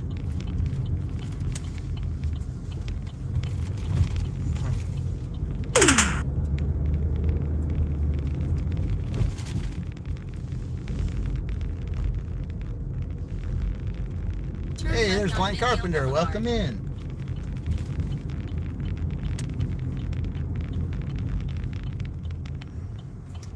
Okay, now I just go down here about a quarter of a mile and I'm there. Just ahead, turn left on Windsor Court.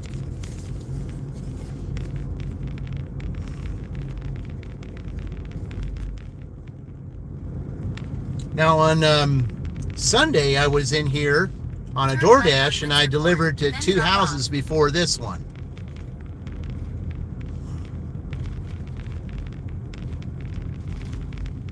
I won't say what number. Oh, it's just sitting there waiting for me. Yeah, okay. That'll work. Let's go ahead and park right in front of him and we'll be ready to go. All right, guys. Give me a couple minutes here and I'll help him unload. I shall return.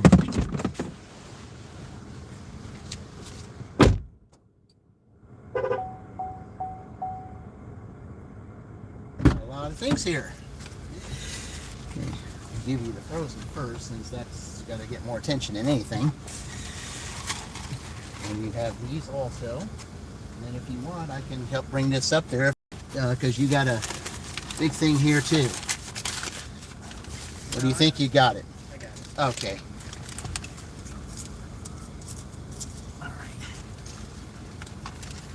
All right, sir. I appreciate your business. You have yourself a great day.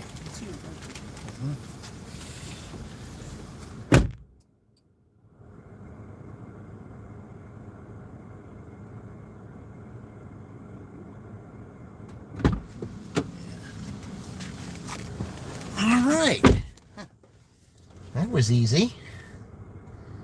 Confirm delivery. Done.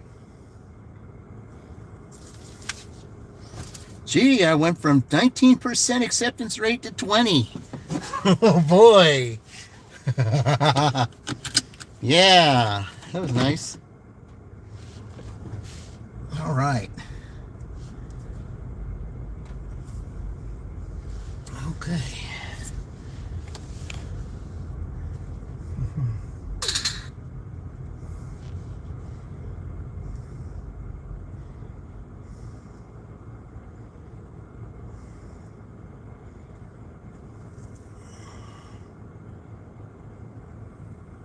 Oh, okay. I see what that means. All right. Let's make sure that these cats aren't going to walk around and there's these guys that are running around too. So, okay. All right. Let me go back to now resuming the dash. So now I got them both on.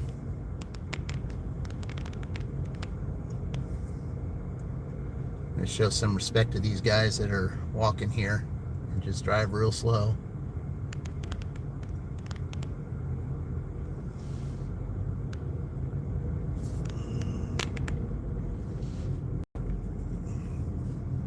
So that's not a bad Uber order at all. $11, that'll work. You know Sri Lanka? I don't actually. Welcome in, Rasta Papalapas. I think that's how you say it. If I didn't say it right, I apologize. Yeah, I try to say things I try to say them as best I can. If I can say it right, if I didn't say it right, I apologize.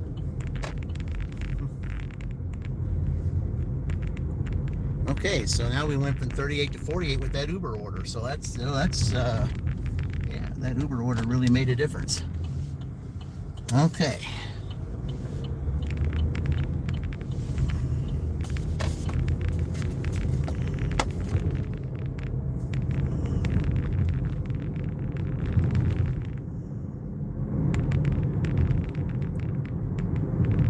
Okay, we're just a little after 8. Let's see what we can do here. Let's try to get ourselves try to at least get to a point to where we can at least get to $15 an hour like I did yesterday. Although I got lucky yesterday because it was so slow, I was hardly doing anything, but all the orders I ended up getting were good orders.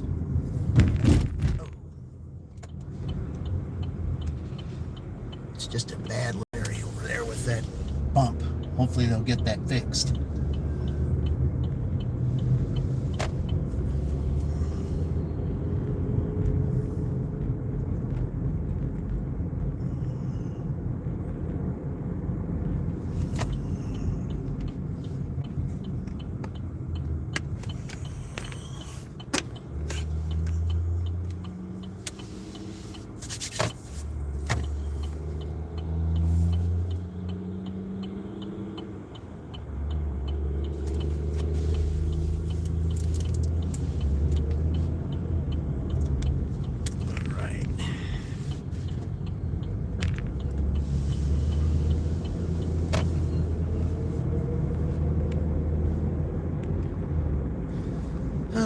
I thought maybe driving through here I might have got a Dale's, but guess not. It's all right though. Sometimes when I drive through here, they will give me one.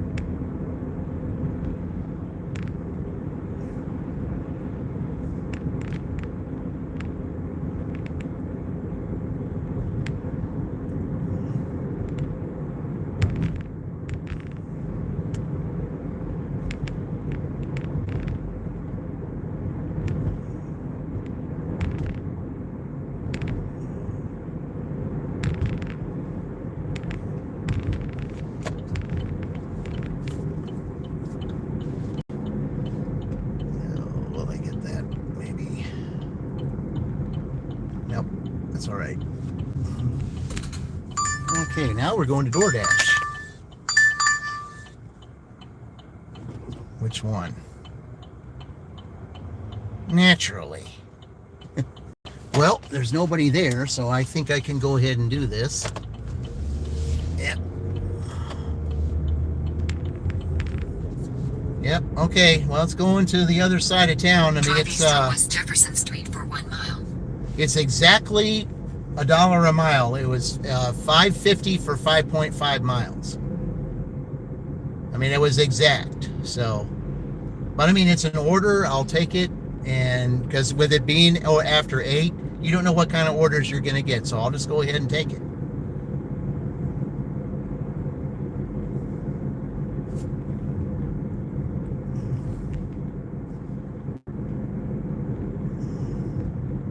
At least the fog is starting to lift a little bit. I mean, you can still see it in the background back there, but it is starting to lift a little bit. So they said it would probably be fully lifted by 9.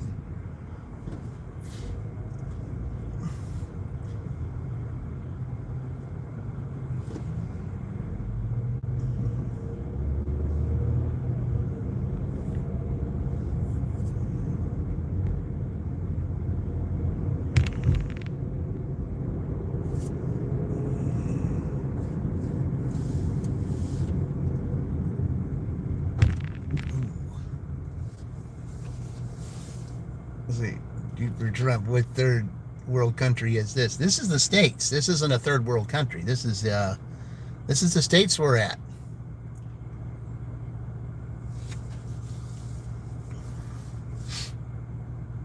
Yeah, the States in the Midwest.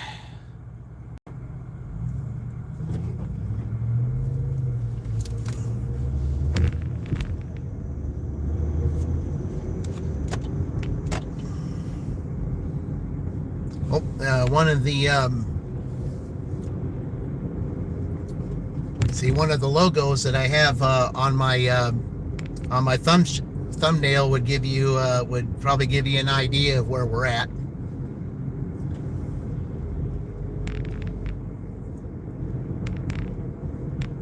It'll give you a clue. It's on the right hand side.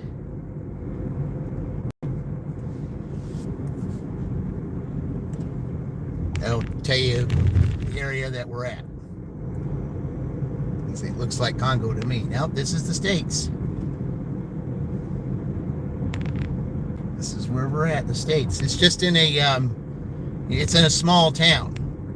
It's not a big town or anything, because, I mean, I got tired of that big town life. Turn left onto North I just wanted to Street. be in a smaller town, like where there's more country roads and stuff, more rural like life. That's kind of what I wanted. I got tired of the big city.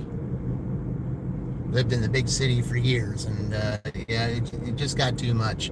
It's time to start, see what small towns are like living in the rural areas. And I found it to be much more soothing and better than the hustle of the big towns. Kind of feeling like Mellencamp. It's that you got nothing against a big town, but small town is where it's at, and how right he was.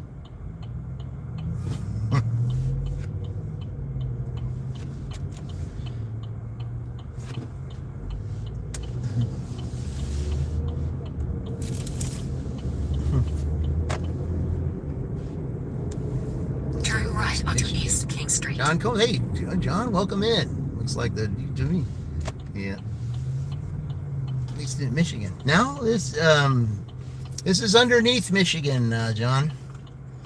I was hoping you'd see, if you saw the logo at the bottom of my on the bottom right of my thumbnail, you would see we're pretty close to it. Hey, Presley, welcome in. Take the first exit onto East King Street.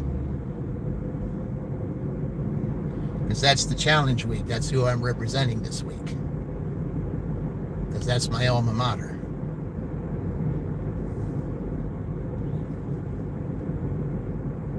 Not doing too bad, Presley. I mean, I'm about to pick up a $5 order here. I just dropped off a $10 Uber order. Oh, we got another maze going here? Lovely.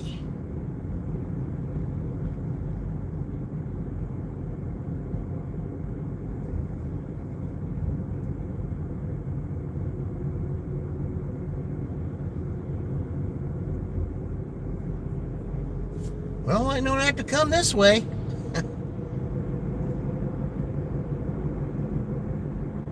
Looks like it's going to be Hamilton and Eastview instead of coming down here. Well, actually, I don't have to come down here. I can just take Jefferson. I can do that too.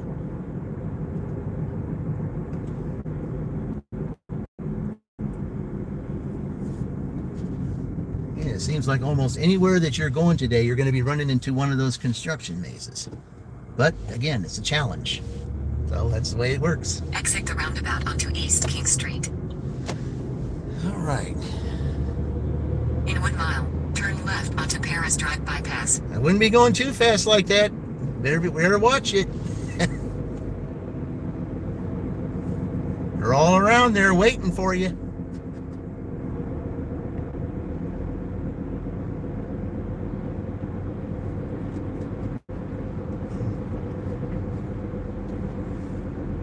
In a half mile, turn left onto Paris Drive Bypass.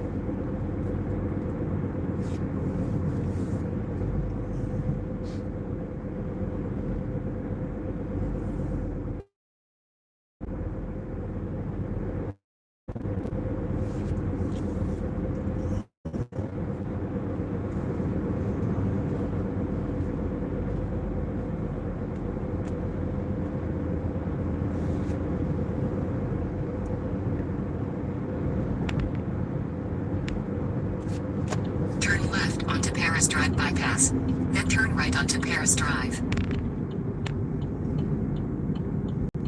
Yeah, I'm doing another Starbucks order. Now I just got to see where this is going to go. Since it's 5.5 for 5.5 for 5.5.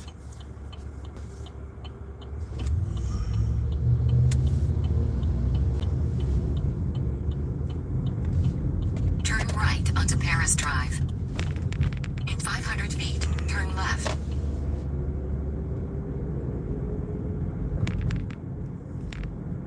Turn left. Then 153 Granville All right. Drive. This 3 hours of sleep is all you'll get. USA will be on the left. You know, Indy, it seems, you know, I'm lucky to get 3 hours of sleep a day with the way my schedule is. But I know I've been getting a little bit more lately since I've been off work, so that's kind of helped a little bit. All right, guys, I'm going to go pick this up, and I shall return.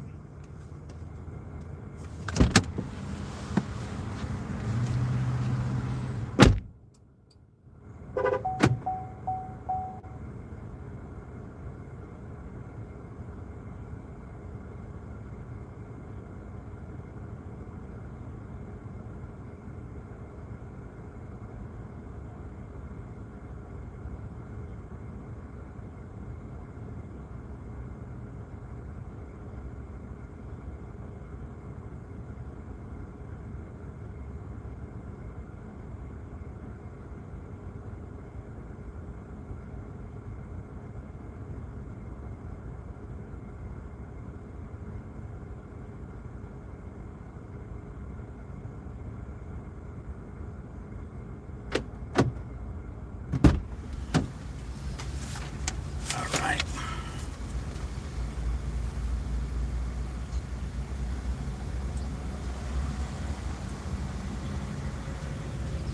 Oh, here. I'm going to retake that.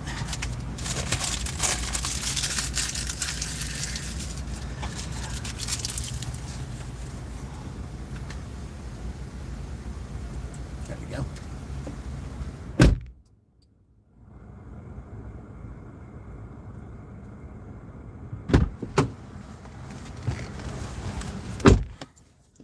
All right. Yeah, any 3 hours pretty much anymore.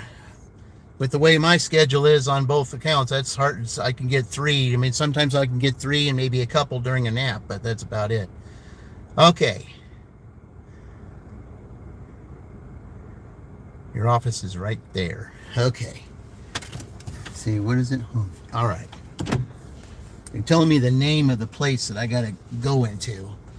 And they said something about a right side office. All right.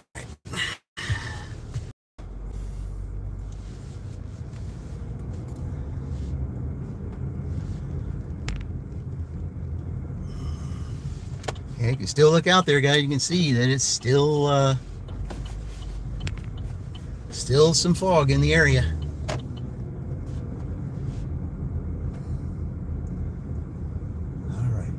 Change your name on Goober to Lucky so I can say, Lucky, I'll be your driver in most some cases.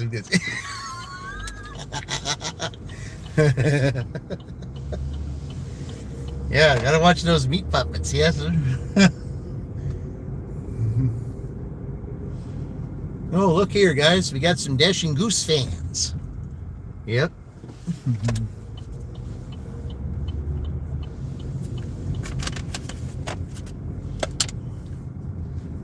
All right, let's just go down here and let's see exactly where we're going.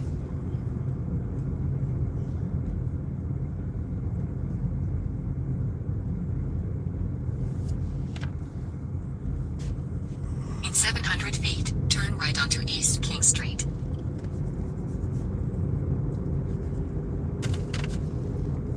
Okay, right side office. Okay.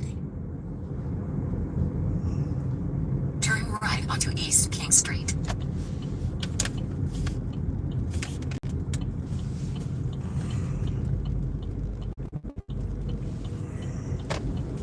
All right.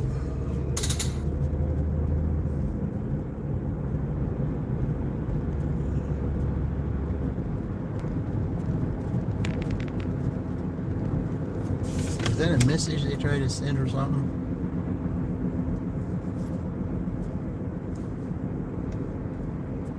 Okay, I didn't know if they'd send a message or not. In a half mile, enter the roundabout and take the second exit onto East King Street.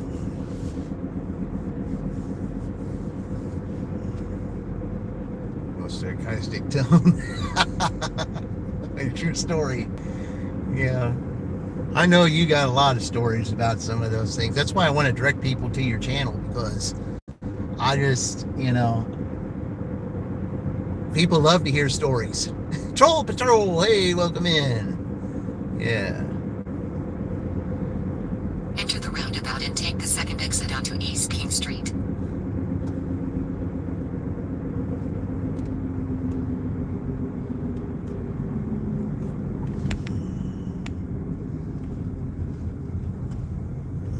Exit the roundabout onto East King Street. All right, road work ahead. Okay. Continue for a half mile.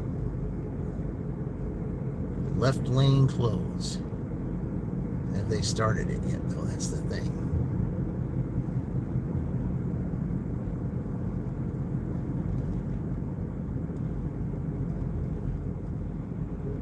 Doesn't look like they've started yet, so. And now I know the next time that I have to come up this way, ain't happening. Because I'll find a different way to get through here. Because I'm not doing no right lane close, left lane close. I'm not doing any of that. I'll find a different way to get through here, because I'm not going through this. I got enough mazes to go through in this town. This is why I'm not fighting the fog. In a quarter mile, turn left onto North Forsyth Street.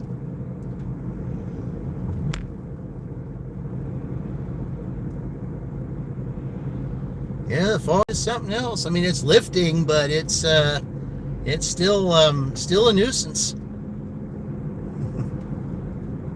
It is lifting, though.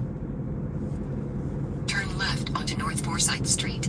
Then Nice to turn get right rid of onto the East fog and Jefferson see the Street. sun.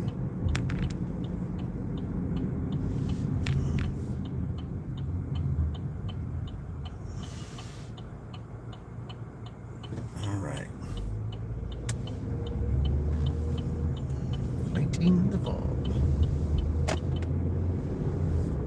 Turn right onto East Jefferson Street. Yeah.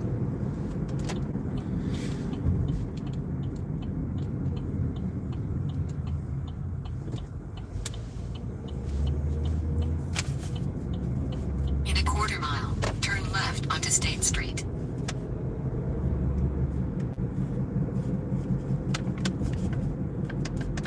Yeah, see, that's the thing. They changed the name of it.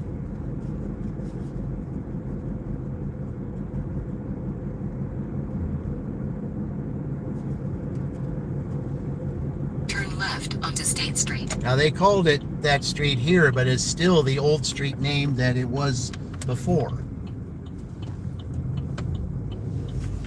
Continue for a half mile.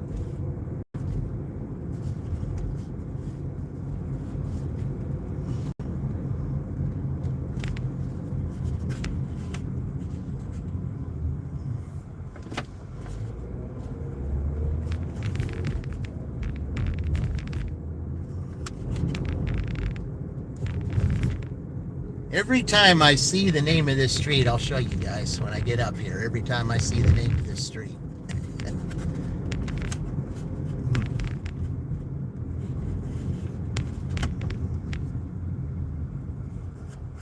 This part right down here is still considered part of Franklin College, but the farther up you go, you're getting to the library, and you got a nursing facility up here, which is where we're taking this. In a quarter mile, turn left onto Palmer Street.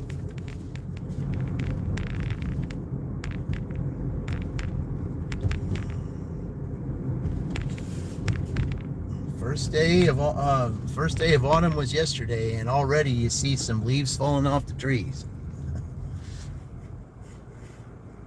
and some leaves already on the ground. It's come early, it looks like.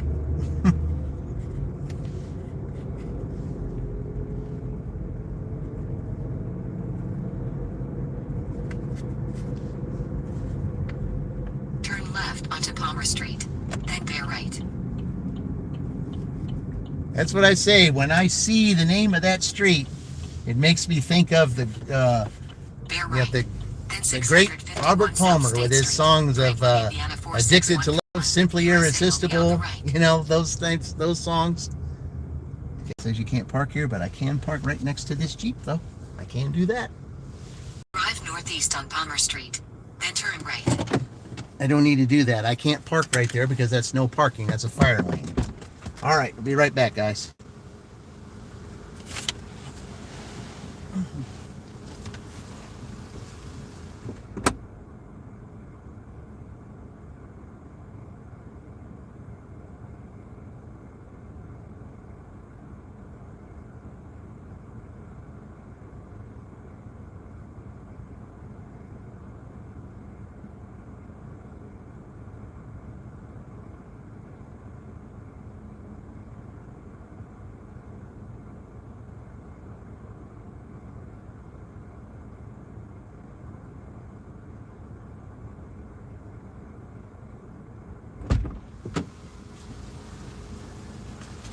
They got this, yeah, the GPS got this wrong. There's two entrances.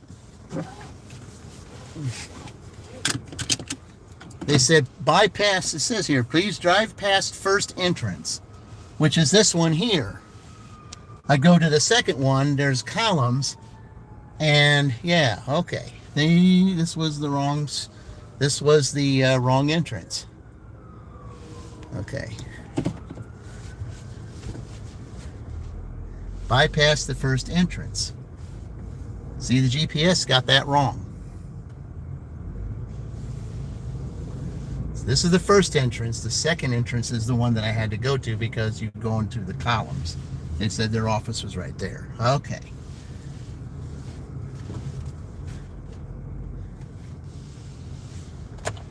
All right.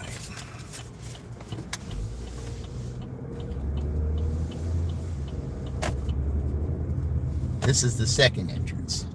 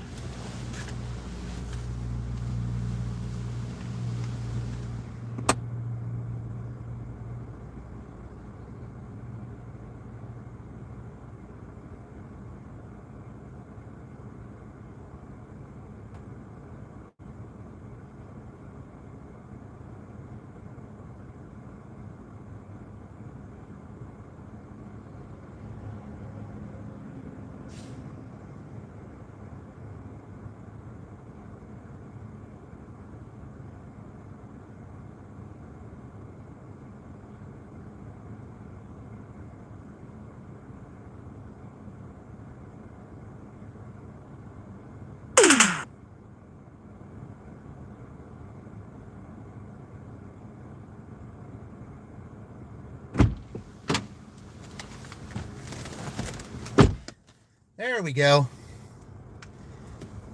Okay.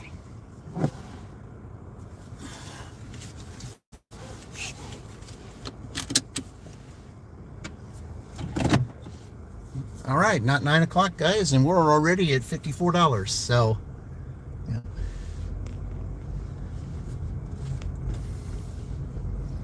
That's combining both DoorDash and Uber Eats.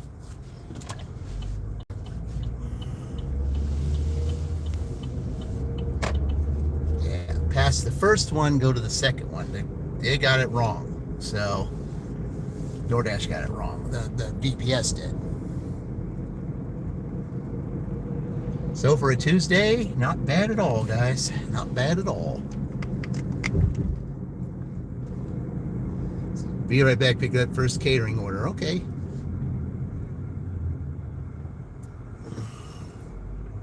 Yeah, I don't have any of those catering apps or anything. I mean, there'll be times I have to get back up to 96% acceptance rate to get catering orders again on DoorDash. But, orders recently have just been so outrageous on both platforms that where you've had to just turn them down. I mean, you can't, you got to take orders that make sense to you.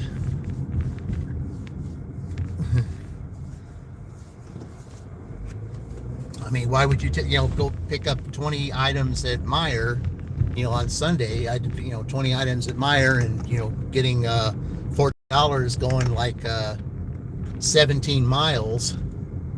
when that really is 34 miles, because you have to consider the time coming back plus the time you got to take to deliver. And there was this guy on there that was named Chucky, and he said, "No, just keep going." Yeah, all right. This guy that entered on Chucky said, "Wow, you're lazy," and it's like, laziness has nothing to do with it, Chucky. It's like this: you have to look at the order from, you have to look at the order from the long part of it. You got to see it from the whole thing, not just from one set of the surface. You got to look at the time that you're going to be shopping for 20 items. You got to look at that. You have to look at how far you're going, which is 17 miles. And even though it is $14, it is 17 miles. That is still an upside down order. But if you're going out of your zone, it is not 17 miles. It is 34 miles. So is $14 for 34 miles, is that worth it? And I asked him that question. I had another order that was like that too. I said I was offered $6 to go 18 miles, which would ended up being 38 miles. I said, would you consider that lazy? He never answered. I think he finally realized that, you got to look at the order from the big picture, not just the surface. Laziness has nothing to do with this, guys. It's what makes sense. If you're going out of your zone, you not only count those miles going to that zone, but you also have to count those miles coming back from that zone. And that's how you determine your order. And Uber was doing that to me a lot on Sunday. They had all these outrageous orders. Go to Greenwood, for single-digit offers for double-digit miles. Didn't make sense, because most of those miles, even though it seemed like it was 15, 16, 17 miles, you're looking at 30, 32, and 34 miles coming back. That, can't do that. You got to do what makes sense. And yes, you're getting your on-time rates and your acceptance rates and all that. You want to do all that, but you got to take the orders that make sense, not the ones that don't. We're out here, to make money, not do things according to what the platforms want you to do as far as getting on acceptance rates and stuff. It's all about money. Hey, what we got here? All right, go straight down. We're going to go to Dale's. All right, let's take it. Drive west on West Jefferson Street for 1 mile. Every time I think of Dale's, I think of Dale Gribbles. I just, because I was a big King of the Hill fan. So every time I go here, I think I'm going to Dale Gribbles restaurant. That's just what it makes me feel like.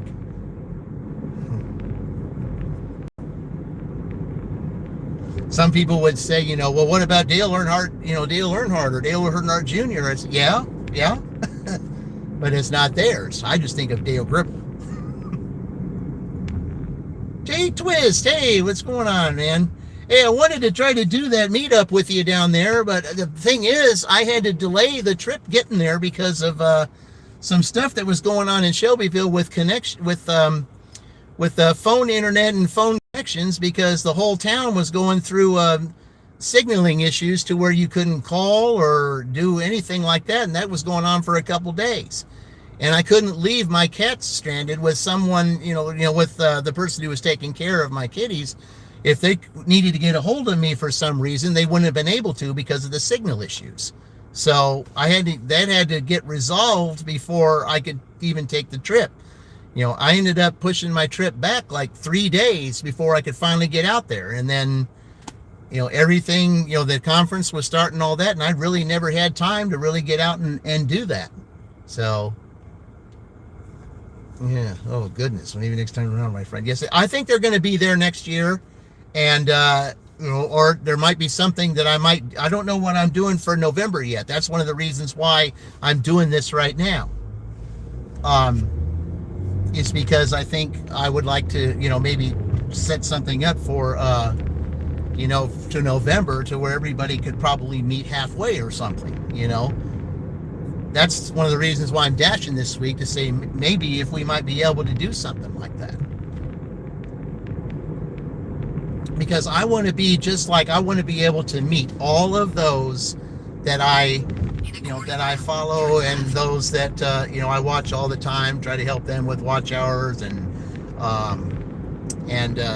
subscribers and all that. That's what I want to do, because I really want to do that. Danville, Indiana, next stop. Boy, that's kind of far out there. That's that's past my daughter's area. I know sometime in December, some of us probably will end up together in Branson to see this place at Silver Dollar City. Drive west on West okay. Jefferson Street. You have to let me. You have roundabout and take the 4th exit onto West Jefferson Street. Okay, I'm going to turn here and go in the back way, because the restaurant's right there. Because if you have to go in that one other entrance, that's why I went there. If you go in that other entrance, then you got to deal with all those people that are coming out the getting ready to do the BMV. So that's why I came in this back way. But yeah, Branson, you'll have to let me know what that date Drive is. south on Drake Road. Then, because there might be something I might be able to do with that. Road. Yeah, you'll have to keep me posted on that, because there might be something I might be able to do with that. Drive east. Then, in 200 feet, 1071 West Jefferson Street, Franklin, Indiana 46131. Because I've heard a lot of good things about Branson. 1071 West Jefferson Street, All Franklin, right, Indiana right here. 46131. USA is on the right. All right, let me go in here and pick this up, and I shall return.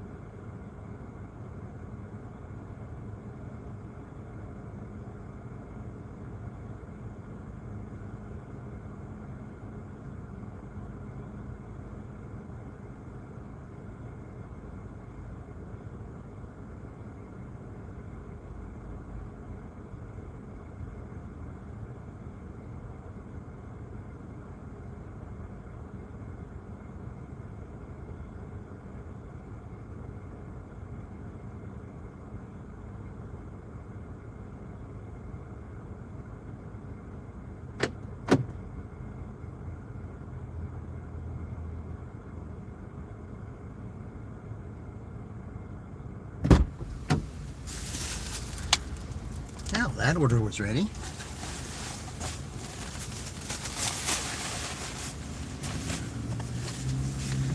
Okay.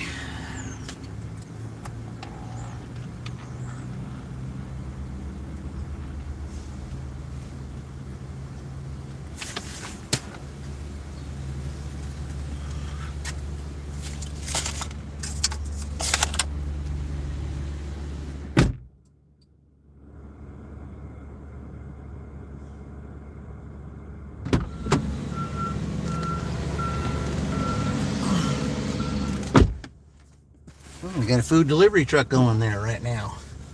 All right. Oh, hey, Indy. What is that? Let's see, what did it say? Eric, all right, the other half doesn't like me. Stardashians may come for that too. Oh, cool. Huh.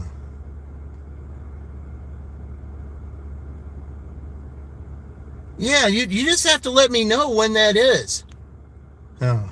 Okay. Building is secure and locked. I'll meet outside on this circle. Where are we going? Okay. I guess it's just right down here.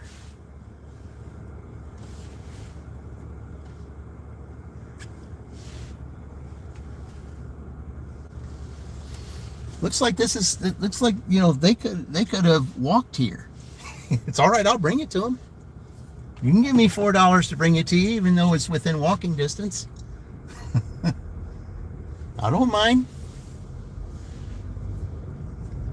Drive south, then turn right.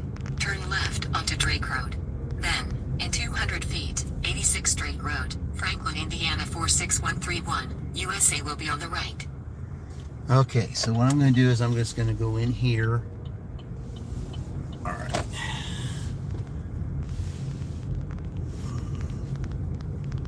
Drive southwest, then turn left.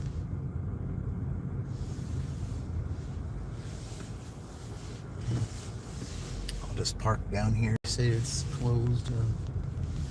Let's park down here, I guess. Drive north, then turn left. All right. I'll be right back, guys. They literally just could have walked over there. It's all right. I'll take the 4. I'll be right back.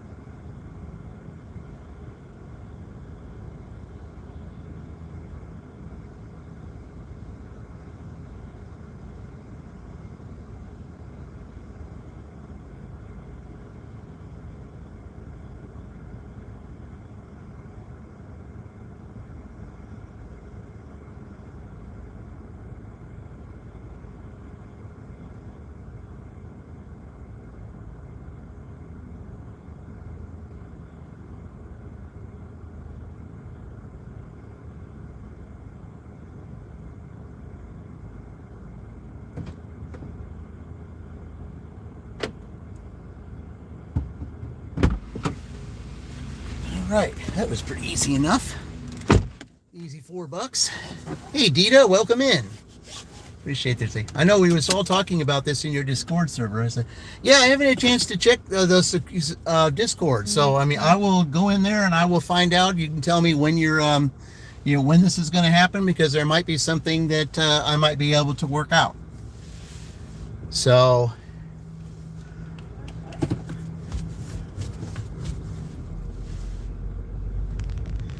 one question: is it during the week or is it a weekend day? If it's a weekend day, that might be something different. So I might be able to work something out more on a weekend day than I would during the week.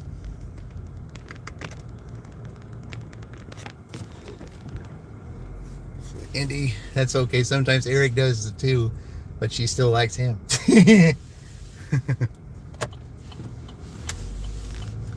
Yeah, the Stardashians, they have their things, but they're still fun to watch.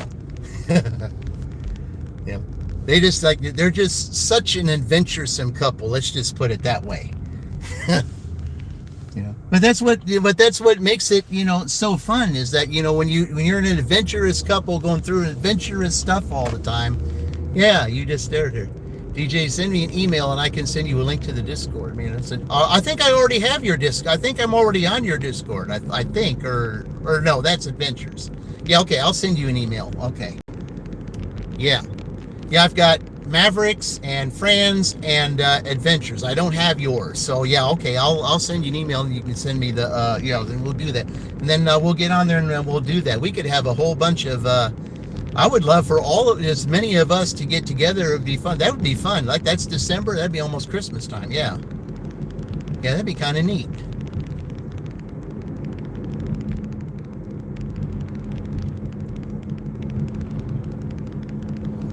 Because really, this is a time for us to get together. Like earlier when I first started this, I thought, you know what? All the early birds were coming on my live stream, and I thought, you know what? Maybe I ought to think about getting StreamYard, and all the early birds doing their own, they're all on their channel, and we all go live together at the same time. And you can only do that on StreamYard.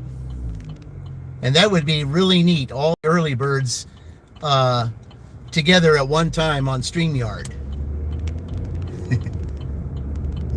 Then we'd be helping, all of us would be helping each other out. And I think that StreamYard, if I could do that, you introduce StreamYard to all these different, gig tubers, and we all help one another out. I said everybody could get to their, to their milestones and their, their monetizations at a faster rate.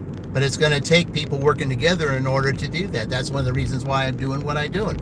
That's why yesterday I had, on the left side of the thumbnail, I had Grandma 3 trying to help her get her 500. I had Tornado Garden on the right trying to help him get to his 1,000. That's what we do here. Even if you don't get it right away, at least every step you take to get there is a step closer. I'll get dates, but Bomb City Dashing will be there too. Oh, great. Yeah, the more the merrier. She will be there the 19th through the 27th. All right, I'll have to look at my calendar on that. The 19th. Okay. Because, see, around that time is my daughter's birthday. Because my daughter's birthday is the 15th. I'm wondering maybe if I could get her to go. She'll be 31, by the way. Yeah, my daughter, she's a December birthday.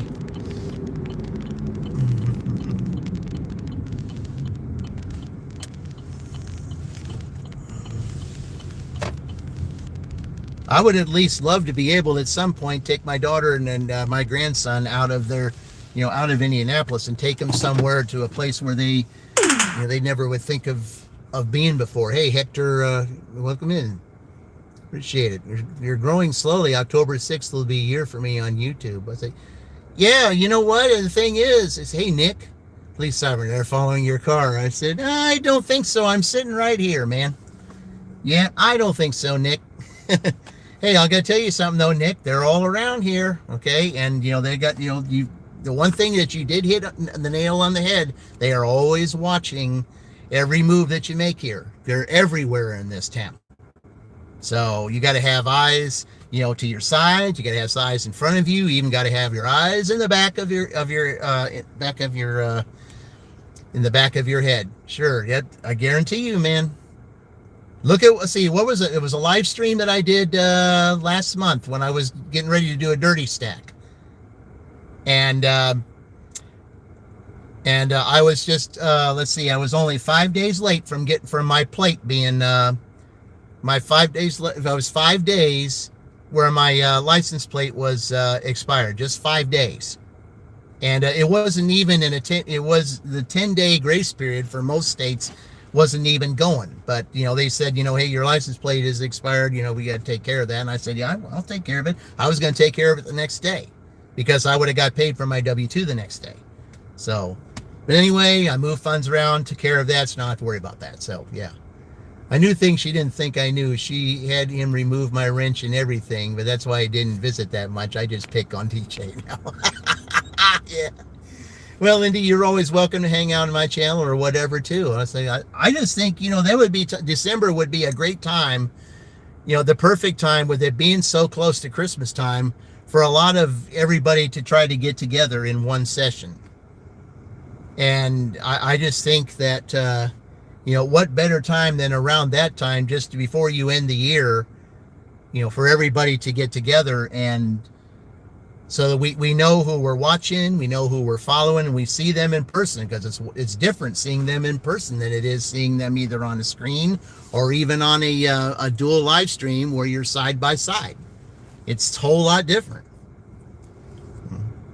And I was hoping at one time, as soon as things get caught up, because I want to visit all my Big Ten schools that I go to, because I would like to, when all my books are done, I have one book chosen for each of the schools, and I would like to, be a speaker at one, and at the center of their basketball court to talk about one of the books that correlate to that particular school, and or university. Let's just say university. It's not a school; it's a university. So whatever it is, but I was wanting to do that, and in order, because since they're all over the place now, I could, for all those gig tubers that I watch and follow and see on an everyday basis, I would like to travel all around the country when I go to these different universities and be able to stop by and see all those I watch and follow, along the way. I would like to be able to do that. So, and do dual live streams that way in person instead of just having to do it on a dual screen or on StreamYard or whatever. So, yeah. Here's Matzo, welcome in. But yeah, we're sitting at $58 right now, guys. So I probably better, while we're waiting here. I mean, it's only 9 o'clock too, so I had one Uber order. Maybe we'll get another one. I'm surprised it hasn't sent me to Greenwood yet. So, I mean, they already gave me one order. Let's say we're sorry you're too far away from you.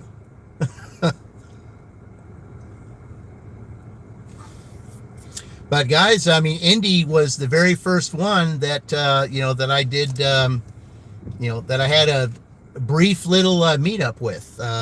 He was in Shelbyville. He was dashing in Shelbyville, and I was dashing in Shelbyville too. But I think he was doing Uber Eats and Spark orders there. He said he didn't have much going on Shelbyville, but he just dropped off an Uber Eats order someplace, I think, and he and I met up around at Applebee's over there in Shelbyville. So if you see that live stream with me and him, I've got that listed that DJ meets Indie Gig Life. So you'll see that.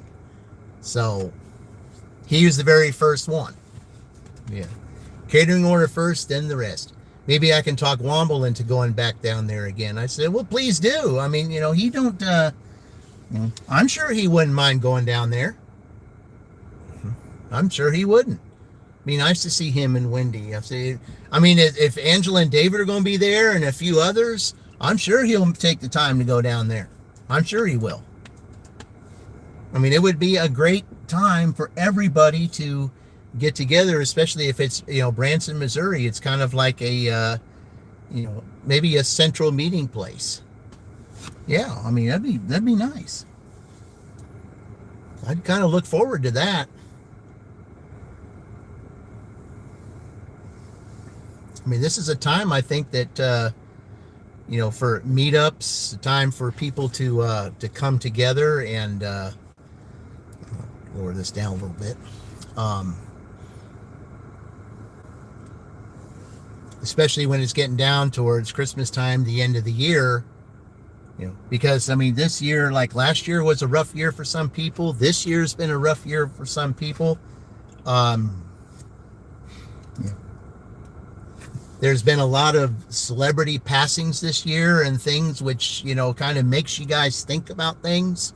This is a time, with all that going on, it kind of makes you think. I mean, sure, everybody's getting older. Those I used to watch years ago, they're not here anymore. And then you kind of, when you see that, you look at yourself and you're like, boy, time really is short. So if there's something that you haven't done, or something that you've always wanted to do, I think now's the time to start thinking about taking the steps that you need to take, to getting it done, and try to see maybe if you can get a little assistance along the way, which is one of the reasons why I'm doing what I do. Because there are those that want to get monetized for whatever the reason they want to get to. And if I can help you get there, I'll help you get there. Because I want to see you get that extra money, get that incentive, get that boost, get you, get you to that next level. Because the higher you go, the higher the level you go, whether it's 500, 1,000 or whatever, the higher you go, the broader your channel gets. You'll get more views, you'll get, you'll find those that will come in, then those, that are already subscribed to you, that are, that are moderators or whatever. Then, the more people that come in, they'll see those other channels. You recommend those other channels. Then somebody will go in and see that channel. It resonates with something, and then that person's on that channel for a long time. And I've had that happen. Because that's what we do here in this community. We work together. My slogan is, we're all in this together, because that's the way it's supposed to be. Drop off this catering on, you'll be at $40. Rough 40, maybe 50 when you're done. Okay, I'm almost at 60 right now. That 10, I got 48 here on DoorDash and that 10 from Uber, so I'm at 58 right now. And it's just past 9. So all I would need is $2 in the next hour to do my average of 15 an hour. Now, of course, I would have, that would include Uber, because before then Uber wasn't really included. But if I could, including Uber in this, it'll still count. So that's why I say Charles, keeping it real, life one, said there will be days that you appreciate Uber, and that $10 I got from Uber there, yeah, he's right. You do appreciate it at times especially when you need it. If their DoorDash is suffering, you'll have that extra income. I mean, I'd love to do Spark, but can't get on right now. Big waiting list. I mean, Instacart. There's waiting list on that too. As a matter of fact, there's a guy in Shelbyville that I would talk to when we were waiting on a Pizza Hut order, our Pizza Hut orders. I sat down with him because he had like maybe 10 minutes to go on his, and I had like 15 minutes to go on mine because it was kind of busy. And I asked him what kind of apps he had, and he said that he told me he finally got on Instacart after waiting 3.5 years. A 3.5-year waiting list, he finally got on Instacart. And I said, it took you that long? He said, yep. 3.5 years. That is a long time to wait. I mean, there are those that I know there are those that I've talked to in other towns. Like I talked to someone one time waiting on a Bob Evans order in Greenfield. They said they're waiting to get on Spark too. They said they've waited over a year. So yeah, these platforms, there's waiting lists. And it's just everybody's wanting to get in on this gig work now because everybody's needing second incomes now. Prices are going way up. I mean, if you see the prices of meat lately, prices are going up. I mean, the eggs were $7 at one time.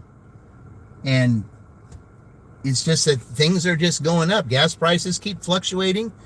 And anymore, you got to have that supplemental income, because that supplemental income is going to be the thing that's going to get you where you need to go. I mean, it doesn't take one income anymore like it did back in the day in the 60s, 70s, and 80s. Back then, all it needed was one income. Everybody else gathered around. Everybody sat at the table because there were no phones. Phones like these, or all you could do was, maybe you were lucky, like Back to the Future 1, like say we can sit and watch Jackie Gleason while we eat. You were lucky to have that back then. But now, I mean, you've got everything here. You've got phones and smart TVs and all that. You can do that while you eat, but what's that really doing is kind of taking away time from your family time. We got some here. What we got? All right, we'll take the $6 McDonald's. Drive south. All right, I'll be right back.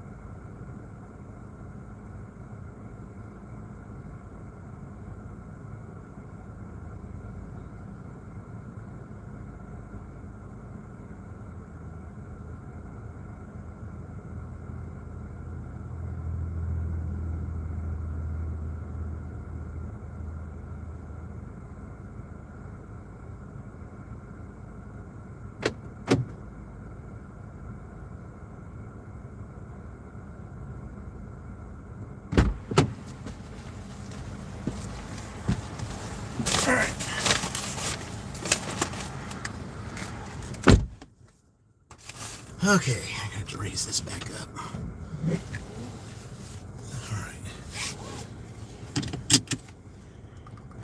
All right. Seat. There we go.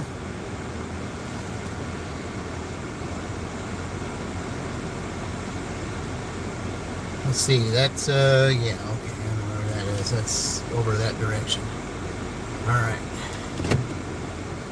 Take this. I'm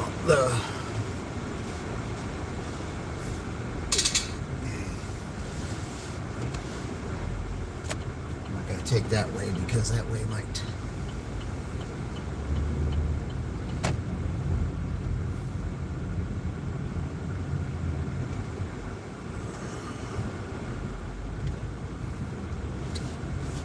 All right, guys, here we go. I'll better put this in while I'm getting over there. All right. Drive west, then turn left. Drive east.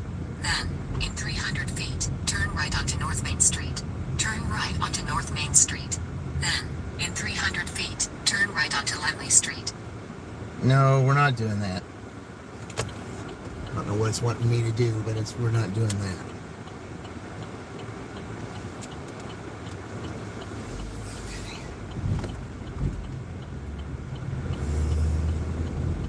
Not doing that. Okay.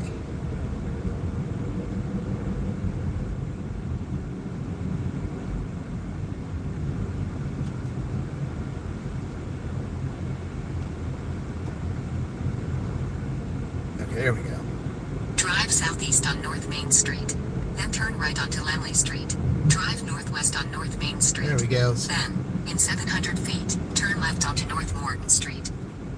Okay, there it is. All right, finally. Turn left onto North Morton Street, US 31. I did not want to get into the maze. That's why I wanted to go this other direction. I didn't want to have to go through all that. Continue for 1 mile. Yeah, lots of it goes. I've seen you assist several streamers in getting monetized. I discovered most of my gig streamers I've subscribed to through recommendations from people like yourself. I said, Tony was awesome with that. I said, and it's because, and the thing is, Matza, it's one thing that I like to do is I like to do it the Bill O'Reilly way. I like to do it live. That's what I like to do. Yeah, we do it live. Yeah, politics. I say, yeah. Well, that's one thing that we do not discuss on here. Now, I have to take. I can't go that way. I said they've got that road blocked off. I have to take. I have to take Drake. I cannot take that road. I can't. They got that road blocked off.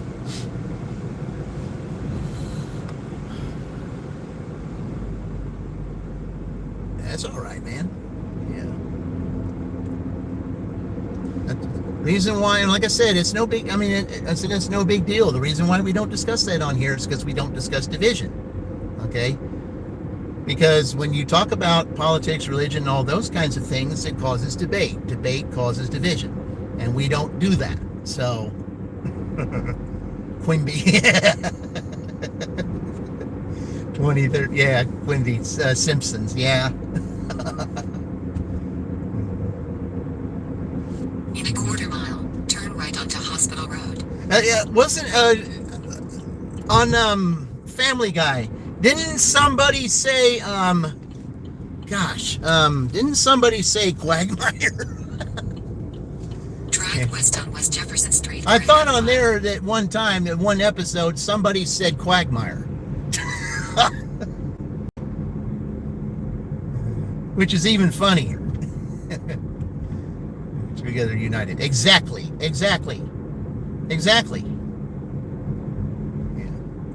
That's why all countries, all nationalities, all walks of life, that's the way we're supposed to be. There should be no division. Division is not the way to go. In a quarter mile, turn left onto Drake Road.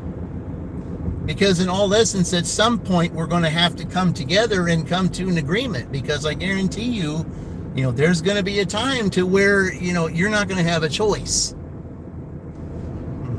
You're going to put all that other stuff aside, and you're going to realize you have to come together.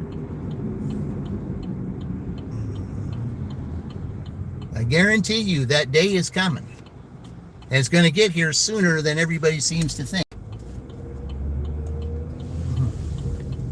It's not to cause concern for people, but these days, especially with things that have gone on this year, you kind of got to, do some thinking. You got to think about where you are right now, where you want to be in 3 to 4 years. Where are you going to be? Because that 3 to 4 years, it might be a whole lot harder for you to get there than as it is to get it now. So that's why I say now is the time. The time is now. In a quarter mile, turn right onto Story Drive. Well, it says Eureka. Yeah. Yeah. But the time is now, guys. That's what it is. The time is now. If there's a dream or something that you want to fulfill, the time to start working on it is now. You can't put it off. You gotta do what you can now. Turn right onto Story Drive. It's like Dustin Hoffman said in Kramer versus Kramer. Drive west on Hospital Road. Let's see. Then turn left onto Story Drive.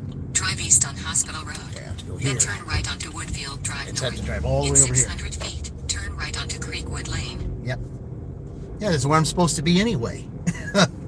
Anyway, like I said, but it's like Dustin Hoffman said, in Kramer versus Kramer, in that job interview, he said, say you need to do it today, not tomorrow, not next week, not at the end of the holidays. You make your decision right now.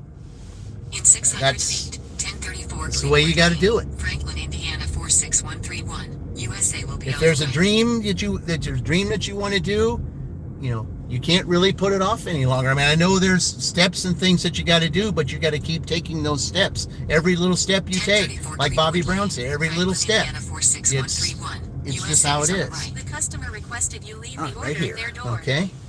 They added the following instructions. Leave at my door. All right. Be right back.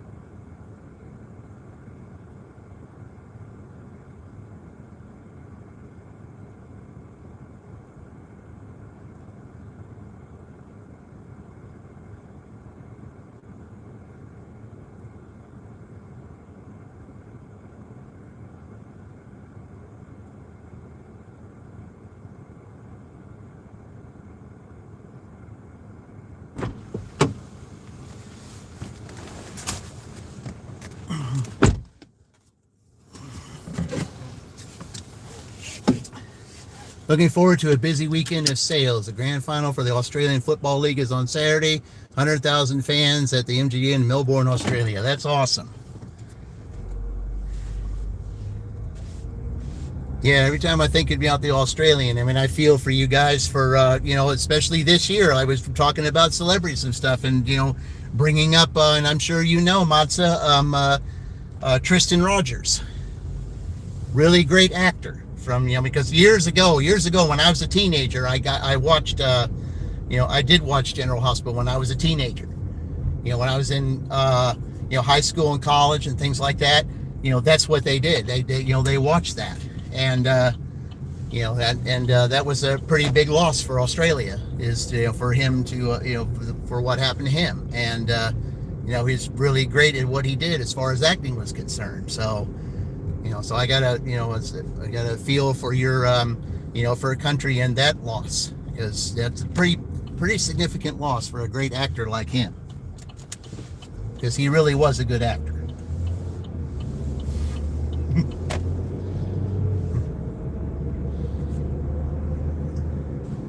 Let's see what cricket. Sounds like a good weekend to make money. I said, yep. Any sporting event is a good weekend to make money. I mean, the Indiana women's team is still playing. And from when I saw on a post on YouTube recently, they said the league is absolutely irate that they're still playing. I mean, they're livid beyond belief that team is still playing when they should have been blown out of the water in the first two games, because they're a team that has absolutely no business being in the playoffs to begin with, let alone win the first two games. But what does that tell you? It tells you that one person does not make a team. Two people don't make a team. I mean, it's like Michael Jordan. He couldn't do it by himself. Ian Jordan and Pippen at that time, they couldn't do it by themselves. They needed others there. They needed Rodman during those later years. They needed B.J. Armstrong. They needed Cartwright. They needed those guys to help them out to win. That was a team thing. Sure, you can build a team around somebody, but one person doesn't make that team. The whole team makes it happen. And that's why the women's coach, told those ladies, they said, it doesn't matter if the chips are down, and it doesn't matter what all the naysayers are saying. We can still win, but you have to have the heart to do it. And that's what they had. They had the heart. They had the heart to go in there and play those games, and that's how they won. They won with their heart, not with their minds. Because the minds were going to tell them that we can't do it, but your heart can tell you the same thing. That's the reason why the movie Rocky was made. It's in the heart, not the mind. Okay. If your heart's there and it combines with your mind, then you can do anything. And that's what was taught in Rocky 6. Your heart has to be there. If your heart's there, you're going to be a winner.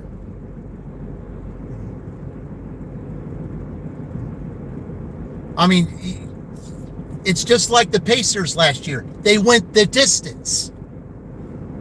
They may not have won, but they went the distance. And everybody's mouths dropped. And I mean, all the sportscasters, I mean, they were just totally shocked when they beat the Knicks to go to the championship. I mean, those sportscasters were speechless. They didn't know what to say. They were like, how is this Pacers team getting into the playoffs? What on earth just happened here? A Knicks team that's supposed to be one of the greatest teams out there, and they couldn't beat the Pacers? What's wrong with them? It's because of heart. Heart. That's what wins, guys. And it's just like Stallone had said in that speech that he did in that, in Rocky 6. He said, it's not about how hard you hit. It's about how hard you can get hit and keep moving forward. How much you can take and keep moving forward. That's how winning is done. And that's what that Indiana women's team did. Yeah. They got hit several times that year with players that they, that weren't able to play because of injuries. But it didn't mean for them to just say, to quit and just not play anymore and let these other teams walk all over them. No. They took all that they could take and still moved forward, and that's how they won. That's how the Pacers won. Is because they looked at that. A star team will always be the team of stars. Exactly. I bring up the 1989, the Big Ten, because I follow the Big Ten more than I do anything else. I bring up the Big Ten. Why do I bring up the Big Ten? Because 1989, one of the greatest years of teams for basketball. The Minnesota Golden Gophers.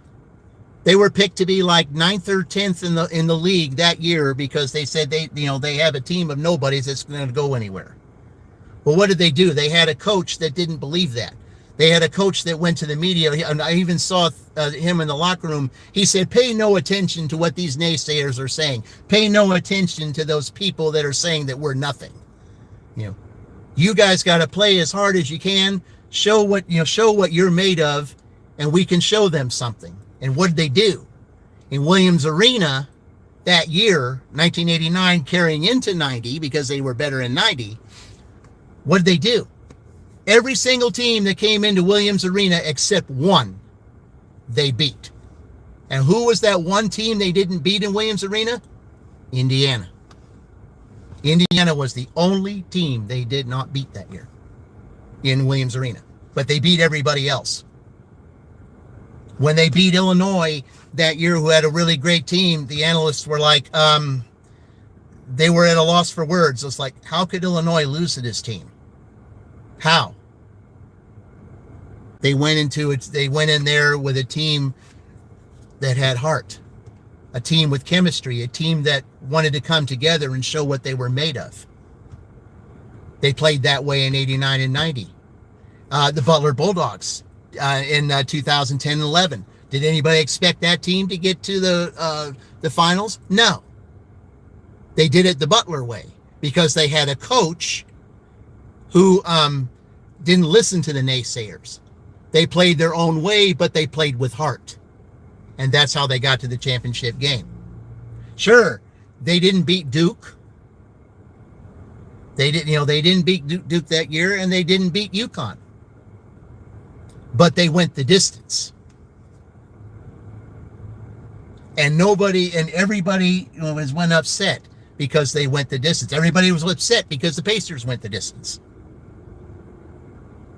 Yeah.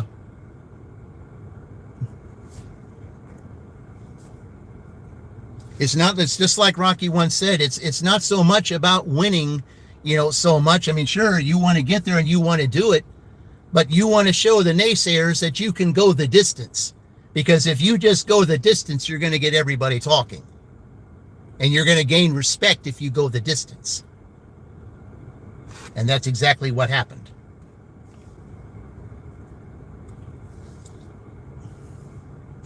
See you later, Jay Twist.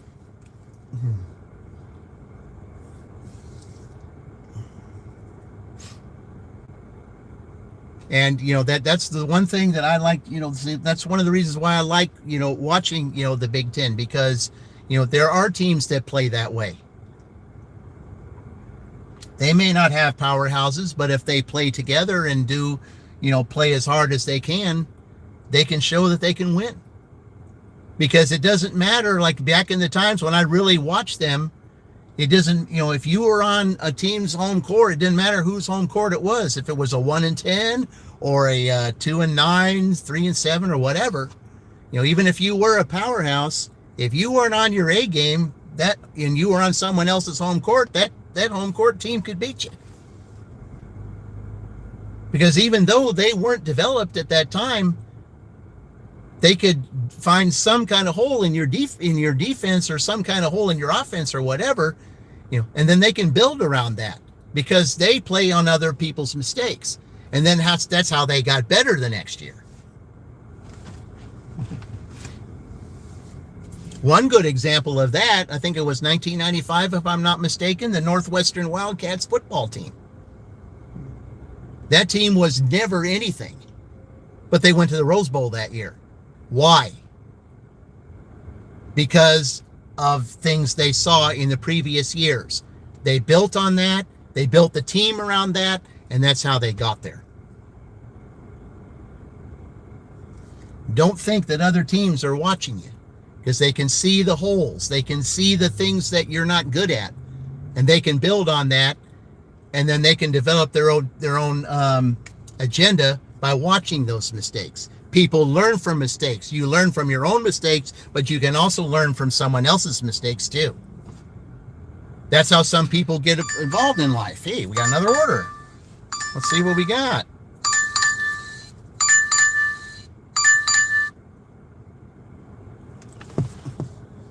I don't like the 9 miles, but I'll take the 10.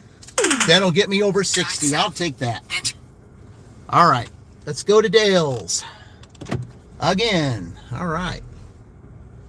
Yeah, I don't like the 9, but, but since we're closing out, I might as well go ahead and take it. Because that will end the dash right there. Because the dash ends at 10 o'clock.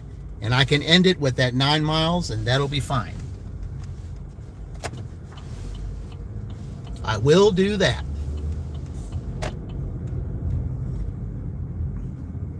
because that 10 will put me at 64 on top of the Uber.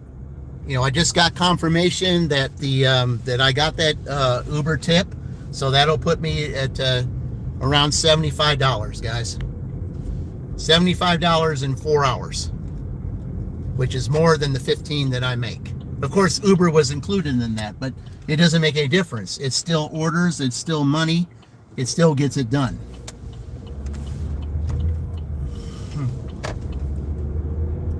Hey, George, welcome in. Appreciate you joining, George. Thank you very much. Let's go to Dale's again and go pick up another order.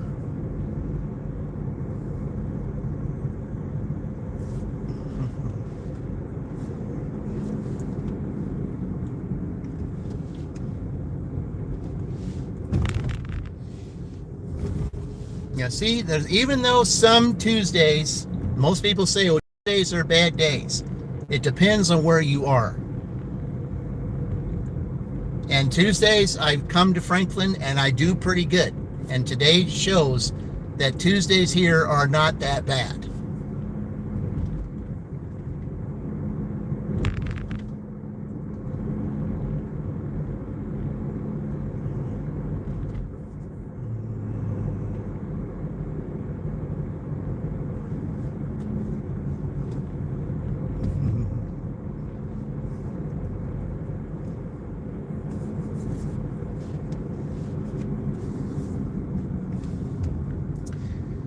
Yeah, let's see what it got. Well, I mean, I don't want to turn left over here because it's hard to turn left over there if you don't have a light. So I'll just have to wait it out up here, I guess.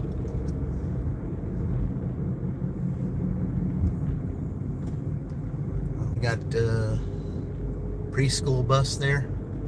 Looks like a preschool bus.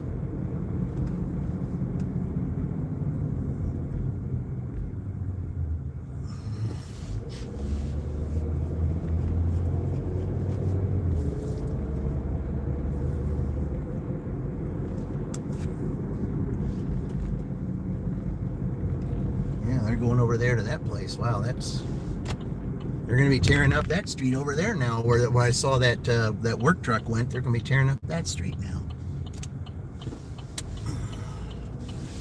A lot of construction going on here in Franklin, let me tell you. A lot of them.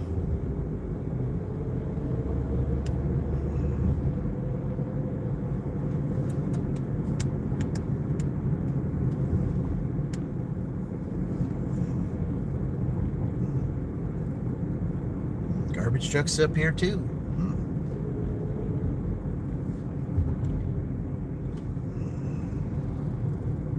Well, the fog has lifted for the most part. I mean, there's probably still a little bit left, but nothing like it was earlier.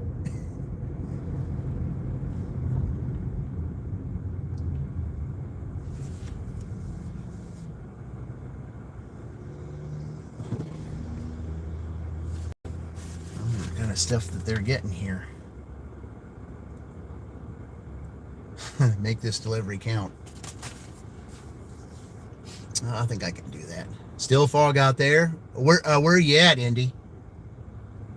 I mean, it's better here. Like I said, it's still out there, but not as bad as it was.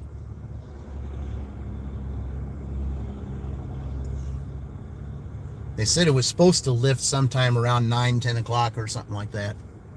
Danville. Oh, okay. Yeah, I think the farther west you are, I think the worse it is.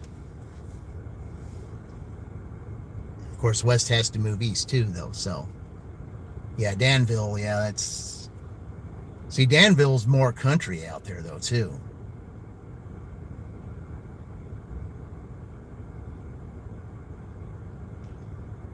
I had a job in the 70s to where I'm not 70s, back in the late 90s to where there were times I had to go to Danville. It was quite a trip.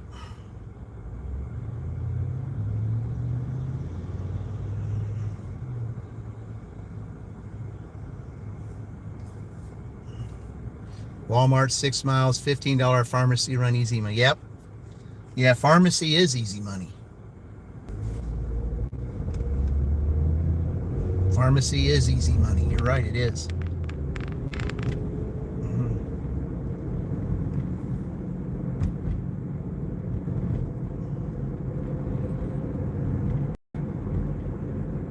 see, I remember a couple times I had, let's see, one time I had a couple of Walmart in Columbus. I had a couple of not Walmart, Walgreens pharmacy drop-offs.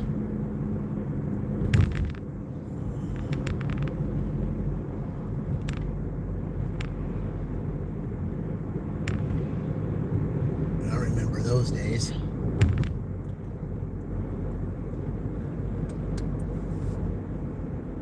Haven't had too many pharmacy orders since, but that was the last one that I had, and I was in Columbus when I got that pharmacy. Oh, I can turn right here. Can I get in there? Oh yeah, there's plenty of time.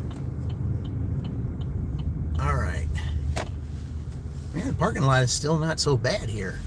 That's a good thing. All righty.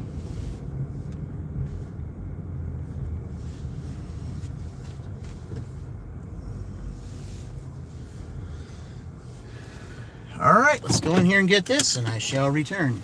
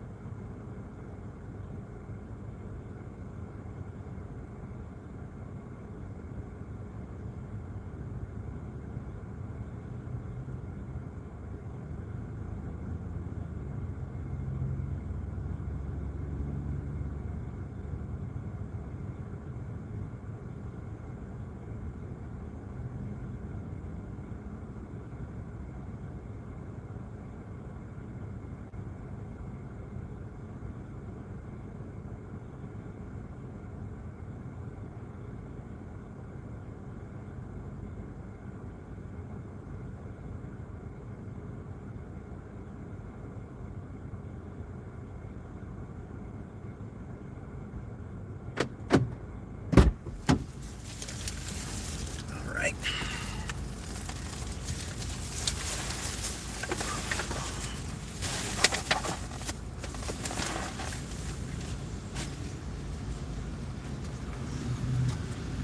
Yeah, I just picked it up, so all right. Just put it out for me. All right.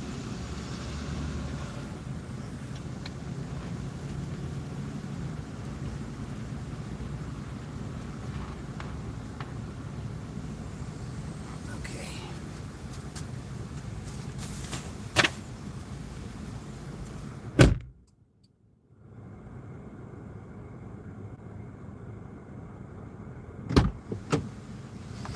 Yeah, that time I had to wait a couple minutes, but that's all right. 11 here in Avon to Old Wishart Boulevard drop off. Wow. That's some miles there, man. That's some miles there. Avon to Wishart Boulevard. Yeah, that's quite a bit of miles. Oh, it's going exactly the way that I want to go. All right. It's going the right direction. You know, again, guys, it goes to show too, you can be at the right place at the right time. We're ending the dash at the place where I want to be.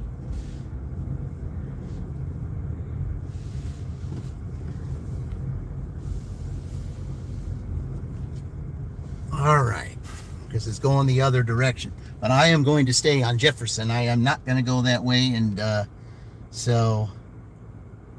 Drive north, then turn right onto West Jefferson Street. And I'm going to stay on here. You're not going to tell me to go to King. I'm going to stay right here because I'm not going through that construction. Continue It's for not a going to half happen. mile. No construction. Nope. Hey, guys. Hey, Queen, there you go. Currently in the middle of $59.com package delivery. Oh, that's awesome. How many stops?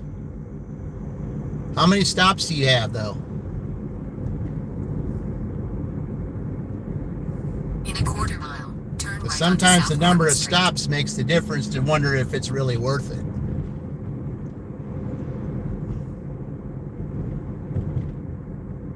Because I remember those .com deliveries when DoorDash still, before Spark even came, that DoorDash will send you .com orders and you had to, take like 8, 9, or 10 orders, in a certain radius. And I remember that. Like they would offer you $40 for 8 drop-offs in a certain mile radius. Turn right onto South Morton Street, US 31. Yeah, I was kind of glad I didn't have to do that anymore because back then, your acceptance rate, like if you were, if you would have turned that order down, you would have lost 8 acceptance rate points. So that's why I was glad they had Spark, and then I didn't have to worry about that. So, yeah, okay, Hilltop. Yeah, okay, I know that's going that way. But that's fine. I know exactly. I can, get there a different way and still get there. So, yeah.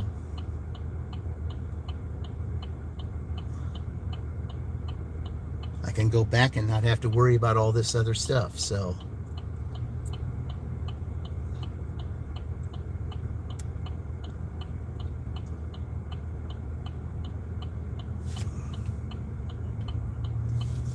Yeah, it's 20. Oh, yeah, okay. So you're dividing 59 by 22.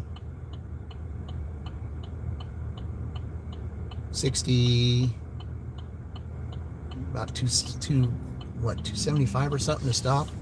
But your stops are probably all real close together, though. That makes a difference, too.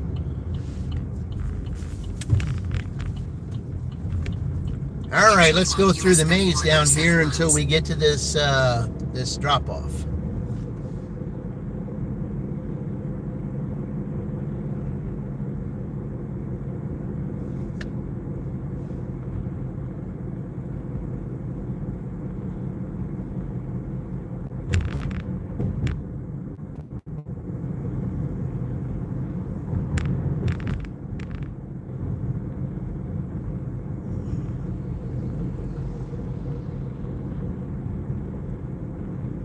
Now, there could be connection issue going down this way, so I'll just let you guys know ahead of time.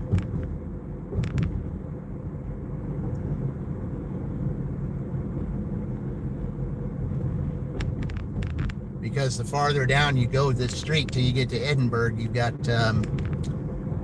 it's flatter lands, and there's the connection goes down a little bit. So, how long am I staying on today? I'll probably stay on till the end of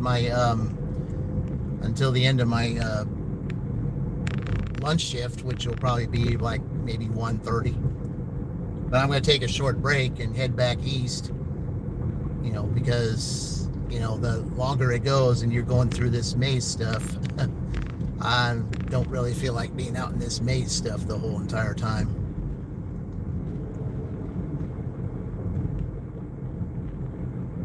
Because there's some streets here you can turn on and some streets you can't. So And plus, I do better with Uber back out east than I do here in town. And I think Uber's kind of left me alone because they know that they're going to send me orders that are going double digit, single digit for double digit. I think they've kind of known that I'm not going to do that, so that's probably why I haven't heard much from them today, because they know I'm not going to do that.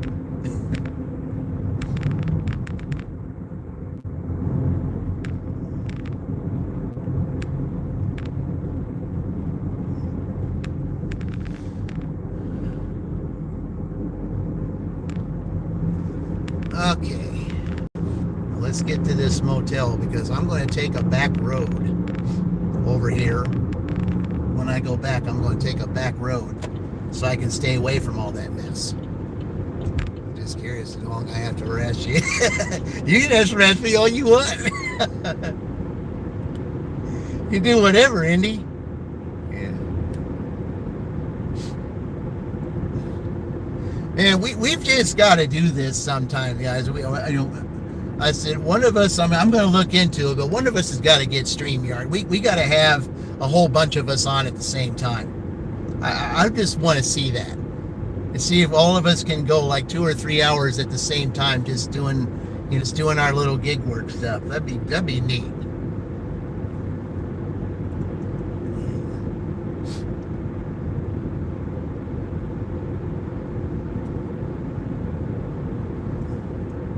Make the early bird dash, or all the early birds, or something like that. The early birds live stream or something like that. Now we're just going to start getting some sun here. Huh? It's going to be good. I've still got 6 minutes before I get there.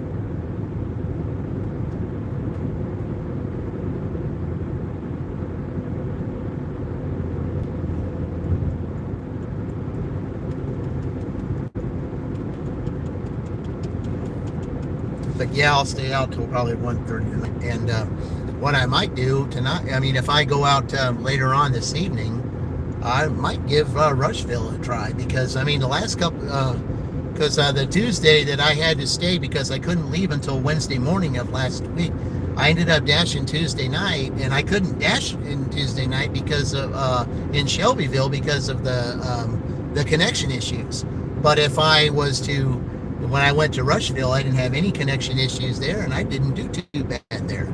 In a couple hours, I made like $35, or a little bit more than that, I think. And that's in Rushville, very small town, probably half the size of Franklin.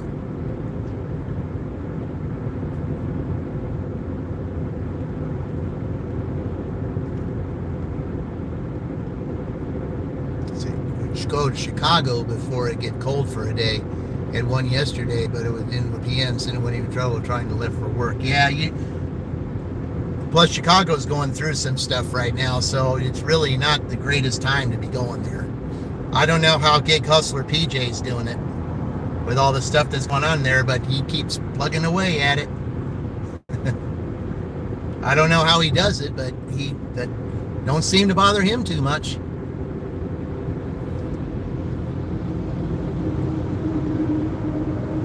Yeah, guys, I have to be on this side of the road because I've got a drop off up here.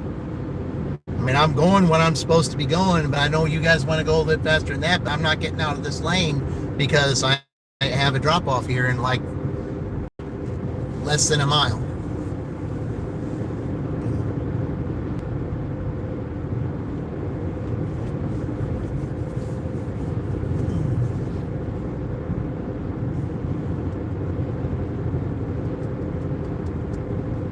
Yeah, but even with the stuff that's going on in Chicago, old Gig Hustler PJ, boy, he's still plugging away at it.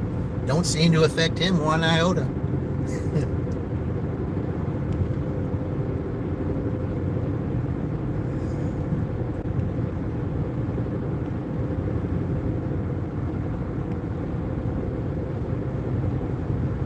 So now when I come out, I can just go on that one street there and head back through Franklin going the back way.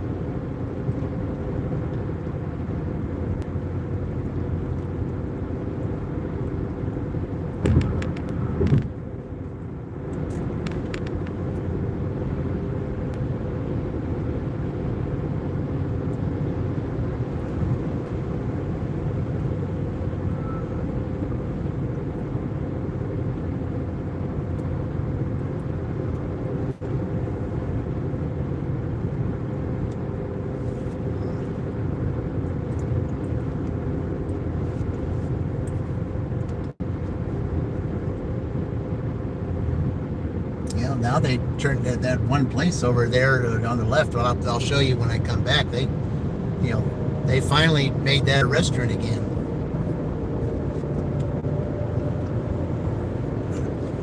Yeah. I'm just looking at this. I'm just wondering what kind of restaurant it is now that people can just stop. I don't know if they have. I mean, it's been a long time since I've dashed in Edinburgh, so I don't know if they have DoorDash orders that go up there. I wouldn't be surprised if they did. In 1 mile, turn left.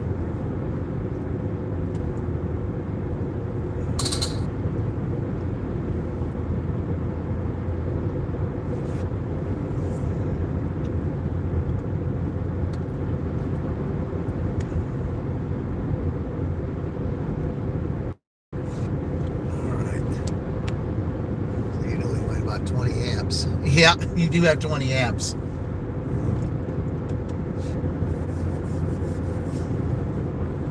I don't do too bad with the 2 amps that I got, but I mean, I can see with 20 amps, you stay busy. I mean, I like to stay busy myself.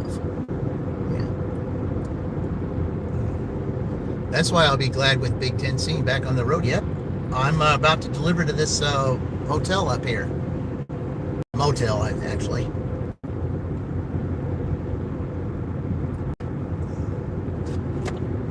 Turn left. All right. Okay, I'm already here. I just need to know what number I'm delivering to. Okay. All right. I have to get a pin from them, so. All right. Drop me across. Yeah. All right.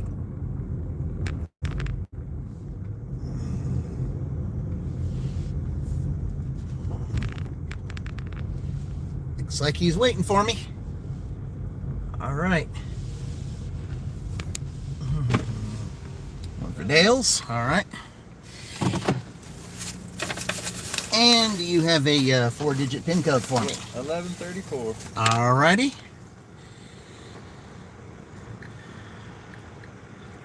All right, you're good. I appreciate business. Have a great day. See you later.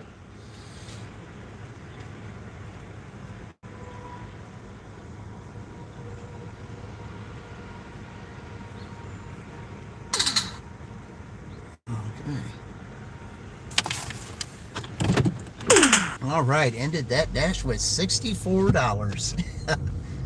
And then on the $11 I got on because the guy gave me an extra dollar tip, so I ended up getting over 11 for that. So I ended up getting $75, today in 4 hours.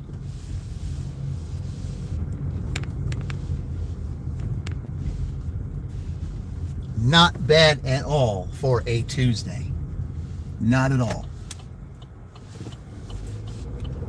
All right, let's take you through this back roads here going this way. So, no, I got to go to a delivery driver. Yep, that's what I am. Yep, I am. Yep, I do delivery. That's what I do. I deliver DoorDash and Uber Eats. I deliver both of them.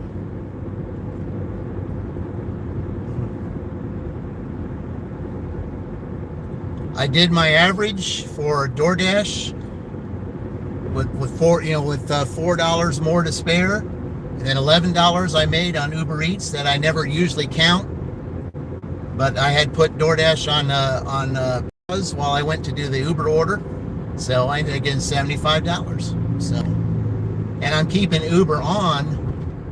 Even though DoorDash is off, I'm keeping Uber on while I'm heading back east because I'll have a better chance to get better Uber orders over there.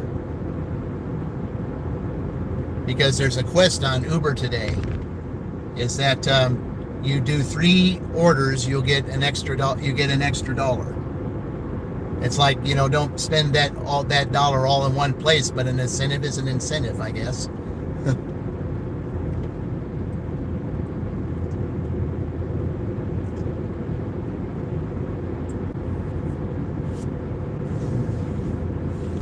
But I think I've heard that, if you do so many incentives, you complete so many incentives on Uber.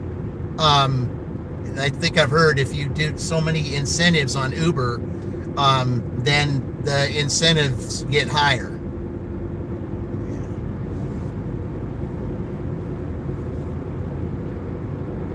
So even though there's orders that I want to take that make sense, I just want to make sure that if I'm going to take some Uber orders, I want to be able to increase those,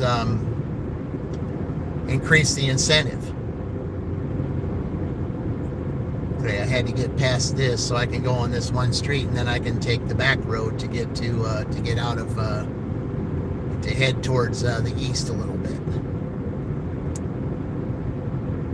Later on, Nick. Appreciate you, Joe. Appreciate you coming in.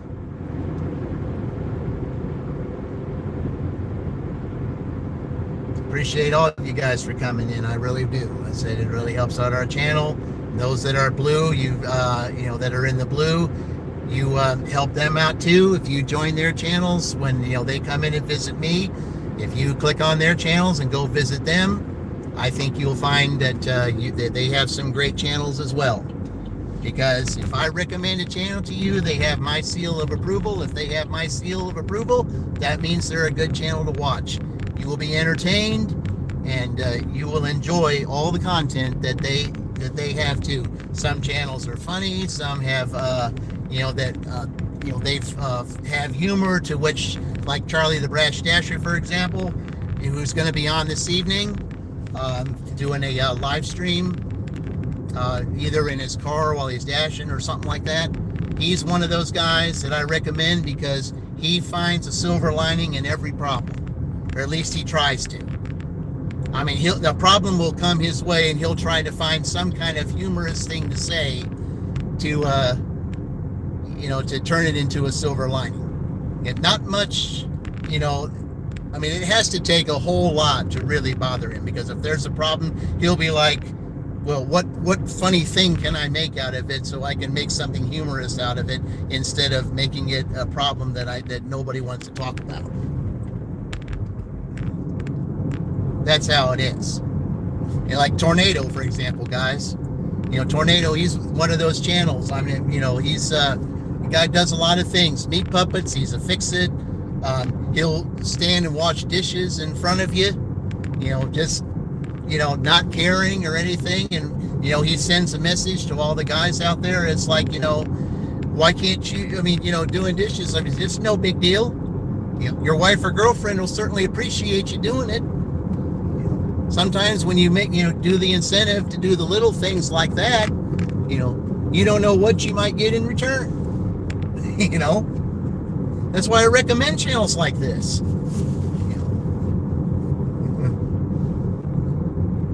Just stop for them. All right. Well, now I'm on the road right here.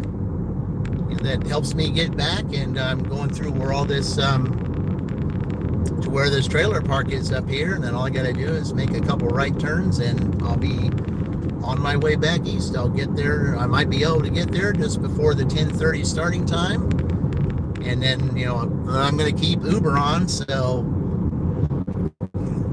might be getting some good Uber orders. Hey, Miguel, welcome in. Goal for the day. I don't technically have. I try to at least get 100 a day if I can. I'm only $24 from getting there, and I've still got a couple shifts to go. So, yeah. I try to send a good. I try to get at least 100, but like maybe on a Sunday, because Sunday's a really good day. Sometimes I try to go for 200. How many hours? Just depends. It depends on how many hours I want to work. I try to work 4 hours in the breakfast shift. I try to work 3 hours in the lunch shift, and maybe 2 to 3 hours on the dinner shift. Maybe 8 to 10 hours a day, depending on how, what the day is, and where the location is. Because I do better in some locations on some days than others. That's what I've experimented. That's why in Franklin I do pretty good on Tuesdays, which I did, because I know that if I do well on my breakfast shift, even if I don't do so well on my lunch shift, at least my breakfast shift covered everything I wanted to do. So, Because generally, in all places, Tuesdays are slow.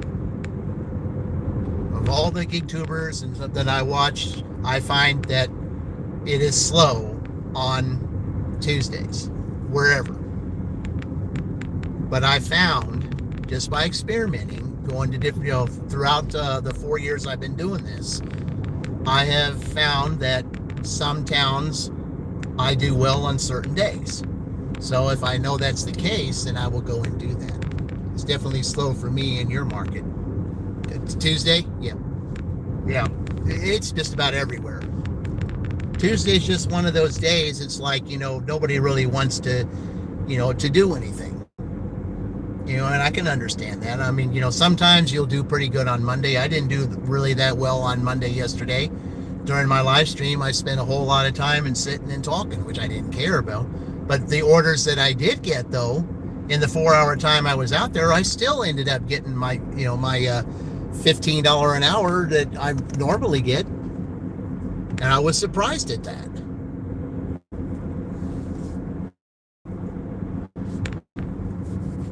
But today it seemed like I was a little bit more busy, which is a good thing.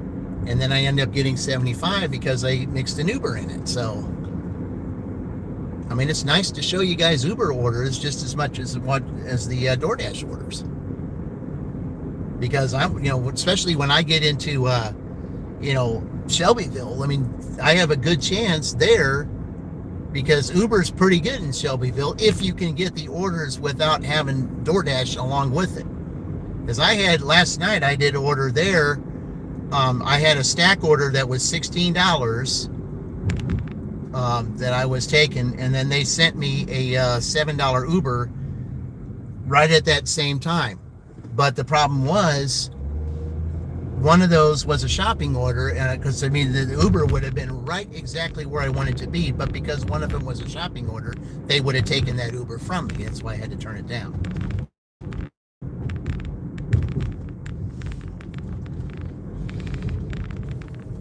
So I would rather just go on ahead and just go ahead and turn it down instead of them taking it from me, because they look at it as if they take it from you, it's like a cancellation. They look at it as a cancellation thing, which it isn't. But I'm trying to get there. But if I can't get there because of something that I have to do, because you try to do dirty stacks, because it's like Dashing Maverick says, if you're not dirty stacking, you're not living. So, and it's the truth. Yeah, go ahead. I was gonna let you go anyway. So, all right. Yeah, double it up. That's why that Uber today, ended up putting me over the extra time. I mean, I can get my $15 an hour goal. I can do that for DoorDash, but then you add the Uber to it, then it makes you accomplished more, just because you had that the Uber as a supplemental income when DoorDash isn't as busy.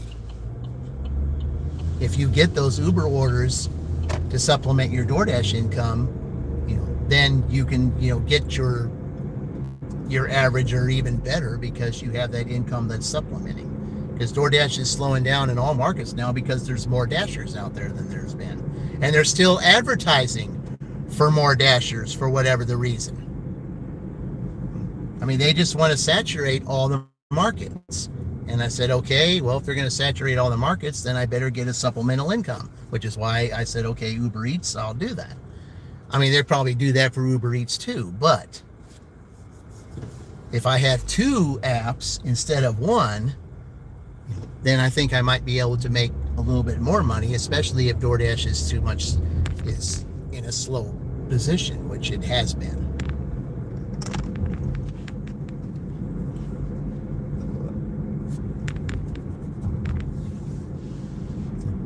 And I like the idea of the dirty stack. I mean, if you can just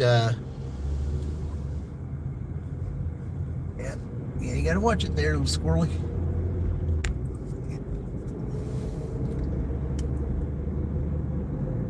But anymore, it's just like doing DoorDash and Uber. It's like having 2 incomes. It's just like today. households, what do they have to have? Two incomes. 2 incomes, 3 incomes, or whatever. So, it's the way it is today, unfortunately. All the prices are up, and, there's just, things just aren't the way that they should be. It's not like back, when the husband did all the work, and the wife took care of the family, and and the kids, and the kids were out doing things. Everything now today costs money, because now you have this technology that costs a whole lot of money.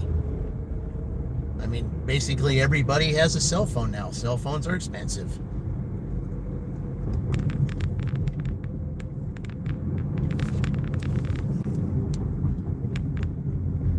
I mean, sure, back then you were when I was working back in the early 80s, I was making $3.35 an hour.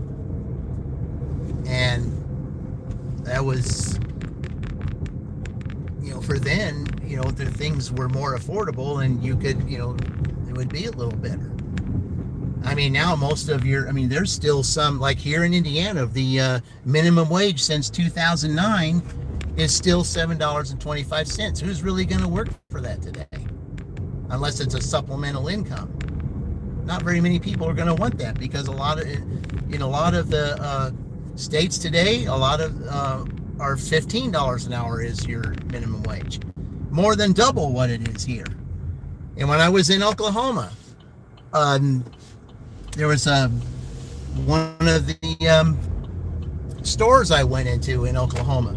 There was it showed the laws of Oklahoma when it comes to employment. They too were still at $7.25 an hour for minimum wage. And it's like, how can people live off of $7.25 today? I don't see how they can.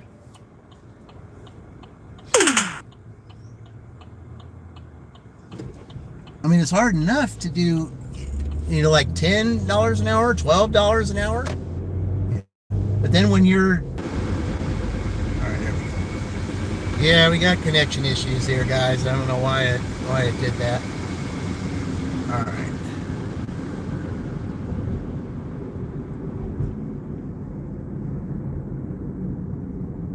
Sometimes in certain areas, the connection will not be that great. Especially when I'm heading back where I'm going now. See, can I get there in 15 minutes? Yeah, I think I can get there in 15 minutes. I'm pretty sure I can.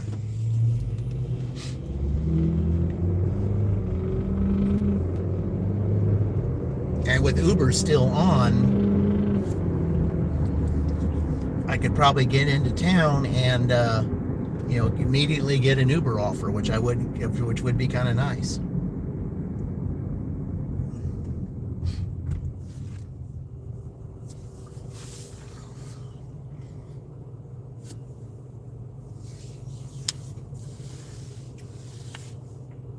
Like, yeah, I was surprised that, Uber pretty much stayed away from me today with offering those outrageous offers like they did on Sunday. They thought, well, maybe he doesn't want to take those because he'll always turn them down. I said, yeah, I always will turn them down. Because they don't make sense.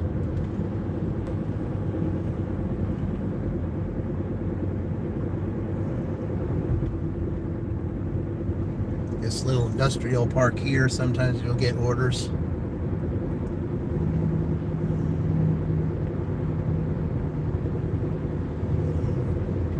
Okay, let's just have a little scenic route back east, guys. Leave an Uber on and seeing what we might get. I'll just go ahead and turn it on here real quick. I'd probably better.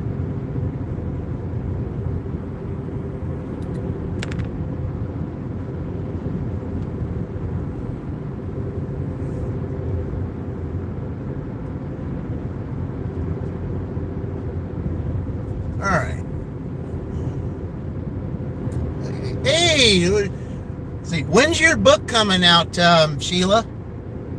Yeah.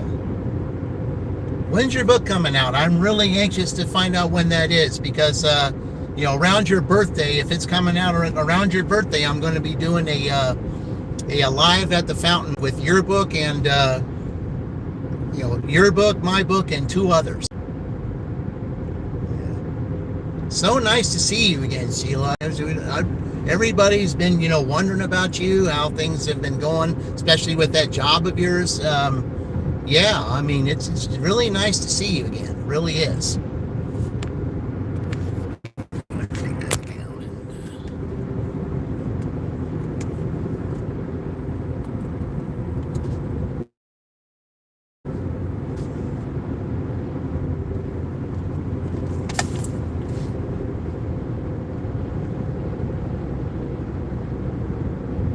All right. Yeah, I'm really anxious for that book to come out, Sheila, because I'm ready to to read it, because in October I'm going to do a book talk, so that's what I want to do. See, oh, that's so sweet. I think it'll be out in a few weeks. I'll let you know when it comes out for sure. Things are going well. Thanks for asking. I said, well, we've all been wondering about you. There's been several streams I've been in, and I said, we haven't heard from Sheila. How are you doing? I know she's doing all them shorts and stuff, but yeah, she hasn't really, done a live to pop in and say hi to everyone and all that. I said, we've been kind of wondering about you. But I am certainly ready to see that book and, and read about it, because, by the end of, around your birthday time, I would like to be able to do that, because, I'll do mine, yours, and 2 others. So, all recommended readings.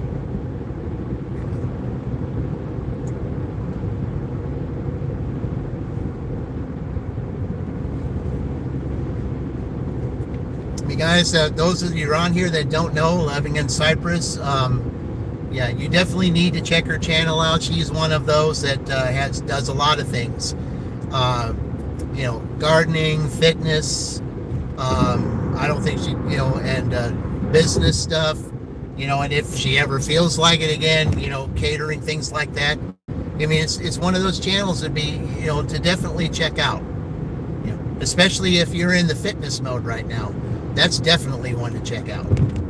You're trying to get yourself, fit, maybe getting yourself ready for, just around the corner. You snap your finger, it's going to be 2026. What's the one thing you do when the year changes? You will set resolution. What's most people's resolutions? Fitness. So, living in Cyprus, guys, right there. Check that channel out, please. Really appreciate that. Yeah.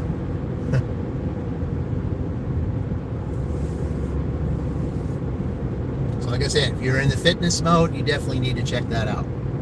Business mode, definitely check that out. Welcome. Like I said, Sheila, I'm not a respecter of persons. I do it for everybody. Those that are in blue that are on this channel, those that, newbies that come in, I'm going to recommend those channels to you guys, because, there's might be something on there that resonates with you.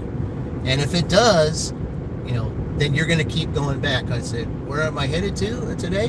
Well, I just got through dashing in Franklin, and I'm going to be, I'm heading back towards Shelbyville, because, I'm trying to get an Uber incentive today.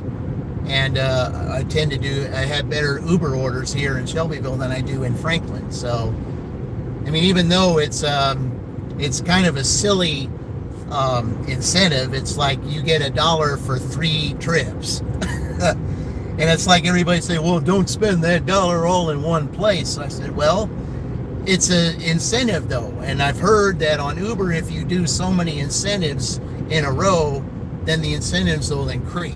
That's what I've heard. I don't know if there's any truth to that or not, but I've heard that.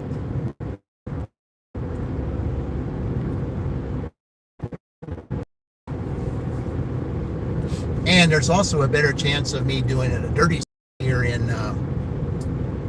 Shelbyville than there is in any other place, at least for the moment, because there's some towns I haven't tested Uber yet.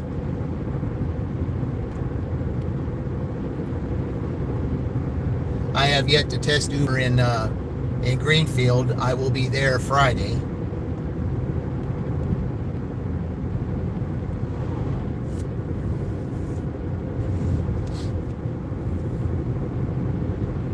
and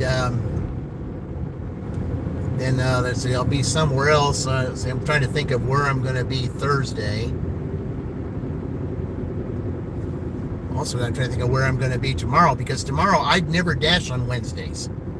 I never dash on Wednesday mornings. So tomorrow is going to basically be a grab bag. I'm not sure where I'm going to go or what I'm going to do, because I never get to dash on a Wednesday. I'm either coming back from my W-2 from Tuesday night into Wednesday morning, so I have no time to do that then.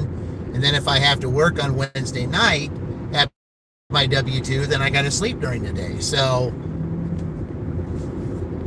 it'll be fun. I have not seen Greenwood. But Indy, I just don't dash in Greenwood. I just don't. You'll get a lot of Ubers there and stuff, but I just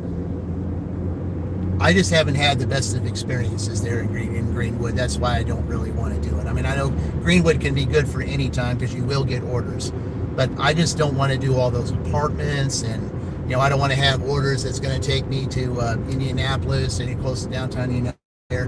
Yeah, it's just, I'll be doing a lot of turning orders down there than I will be dashing. So yeah, I just don't think I would do that. Yeah.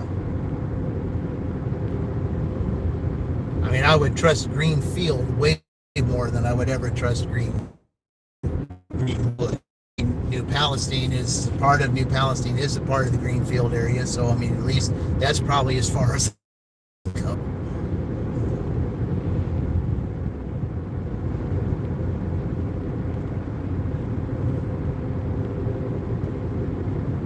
But yeah, so yeah, I got to really think about that tonight. What am I going to do tomorrow? I've never dashed. I'd hardly ever dash on a Wednesday. I can't remember the last time I dashed on a Wednesday and where it was. But it's been a long while. I don't think I've ever dashed on a Wednesday, maybe in 2 years. I dashed Wednesday nights, like in Edinburgh, maybe. Sometimes I did well on Wednesday nights there, but I never dashed during the day.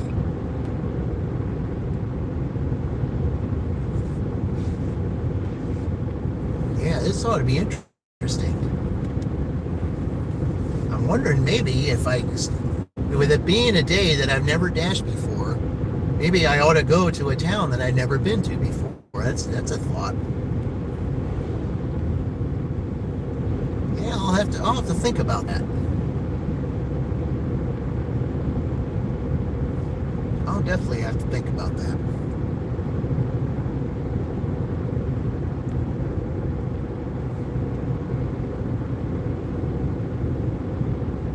Yeah, I'm just pondering on it right now. I'm just trying to think. There's some places I definitely want to visit, and this is the week to do it.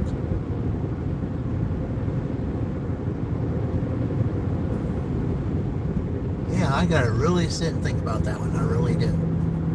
Yeah, you can drive down here and you can still see a little bit of fog down there in the background. Yeah, you still can.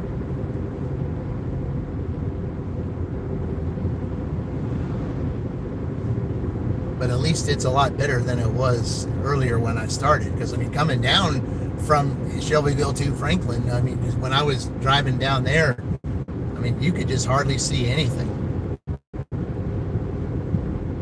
It was that dense, especially if you're driving on a country road like this. So,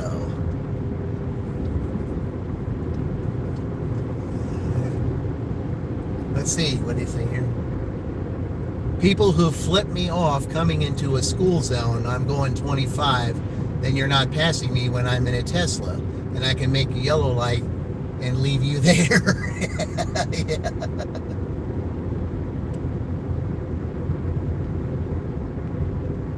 Yeah, you drive in Shelbyville, you'll be dealing with that stuff, I guarantee you. It's everywhere, but the most careless drivers are where we're going right now.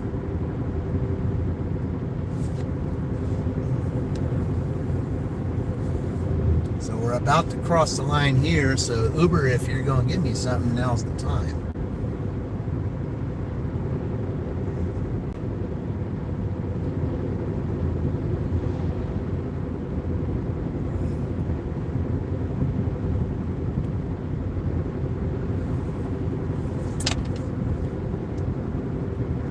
Yeah, that was kind of nice when I did that Uber down there. I said, that guy gave me a dollar extra tip.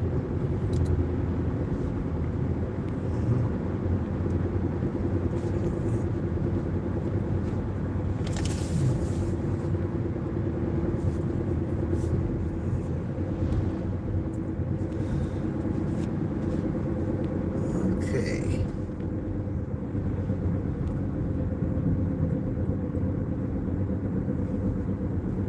Well, we're still not at 10:30 yet, so I knew if I could get back here by 10:30, and I can just turn everything on, have them both going, and let's see what we can do here. All I need is $25 to get the 100 mark, so let's work on it.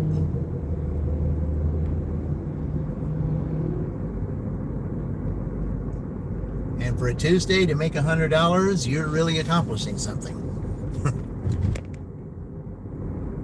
That's in most markets.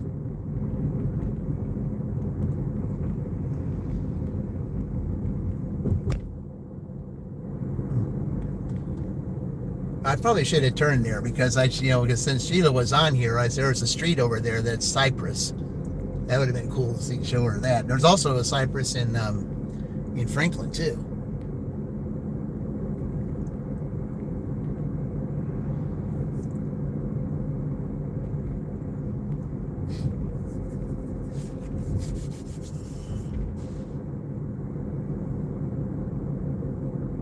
All right, let's see here. I think that's funny when I'm in a Tesla and I can make the yellow light leave you there. Yeah, that's cool. I like that. I like the way they have this on here. They got the football team, the guys that are on the football team right here in front of the school. I think that's kind of neat.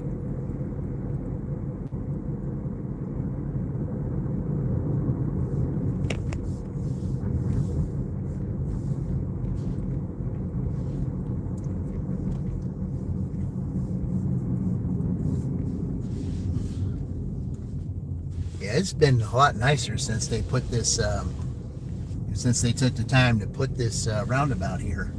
It has made things a little smoother.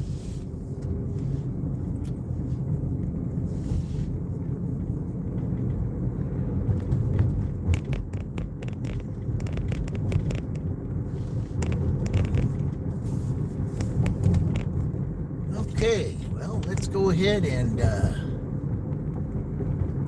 we still got Uber on right now. Let's go ahead and turn on, let's see, 1, 2, 3, 4, 5, 6, 7.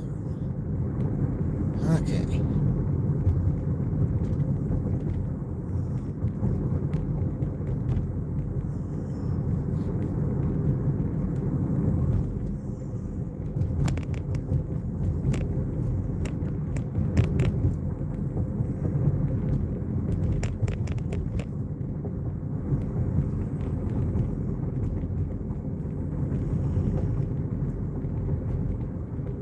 Okay, about to turn, it's 10:30. We'll turn DoorDash on now. We'll do that, and we'll see what we can do about adding to the, see if we can cross that 100 mark and how fast we can get there. Getting on, I said, in the fire station on the water tower. Oh, okay. Yeah, for some reason my chat kind of slowed down there for whatever. I don't know why.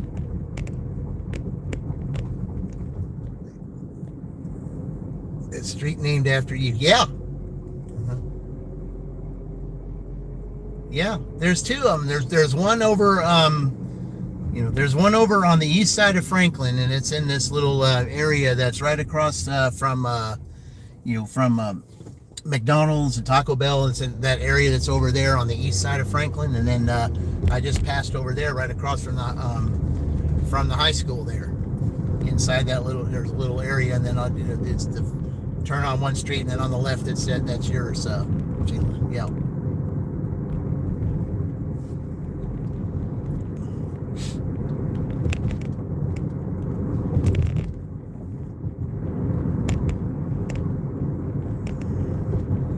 All right, we got both apps going right now.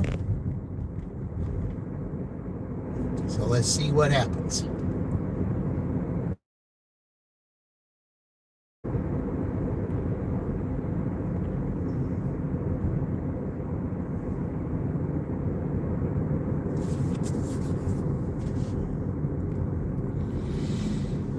Yeah, I think we'll go this way just for fun, instead of going all the way down.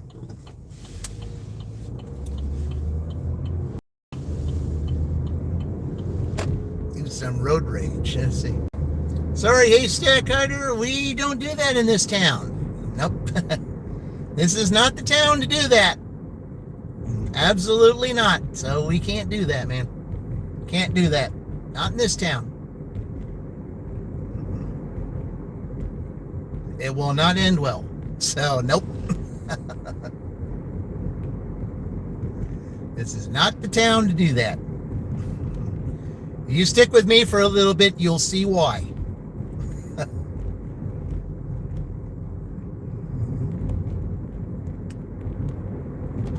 Because in this town, they're very rebellious when it comes to driving. They will run stop signs. They will run stop lights.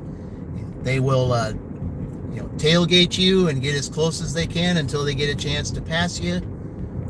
If there's cars sitting in the road, and you're waiting to go, you gotta make sure. So, there are those that will not stop for you. They're going to keep on going, and if you don't stop, they'll sideswipe you. That's why in this town, you got to really be careful with that. I mean, of all the towns that I've dashed in, this is the worst. Brooklyn, no, this is Indiana. This is Shelbyville, Indiana. That's where it is. Yeah. Can't do that in this town, man. You can't.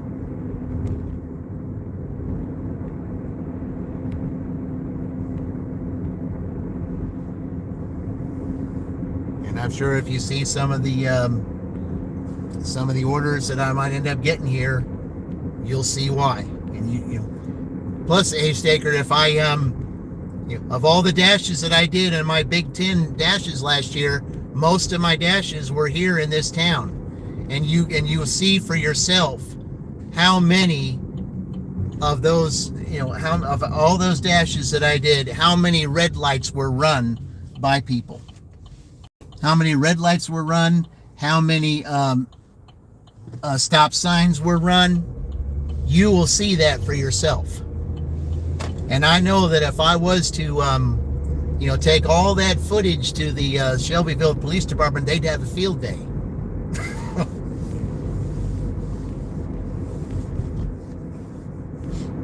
They'd be taking all kinds of notes and doing all that kind of stuff. They'd have a field day with it because they have it all on tape. And it just shows you cannot, here you can't get away with nothing.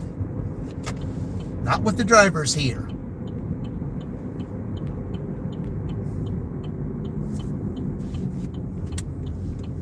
For one thing, everybody's in a hurry, especially that this is more a blue-collar town. And they seem to be more in a rush and in a hurry to do things. And that's what, that's what it is.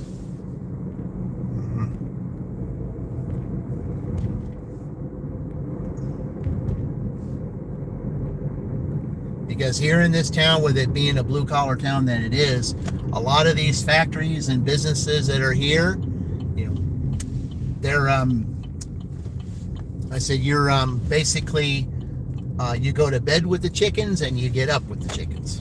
The roosters, that is. Yeah. You go to bed with the roosters, you get up with the roosters. That's how it is. Yep. Okay. Past one night, he looked at me and then seen my lights and waved.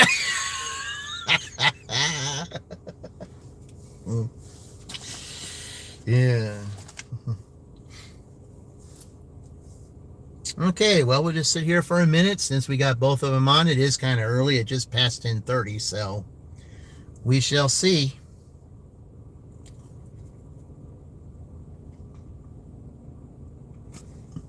Well, while we're waiting here, guys, let's see maybe what we might be able to do. Let's hold on here.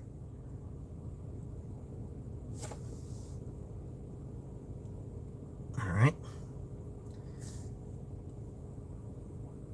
Okay, let's see here.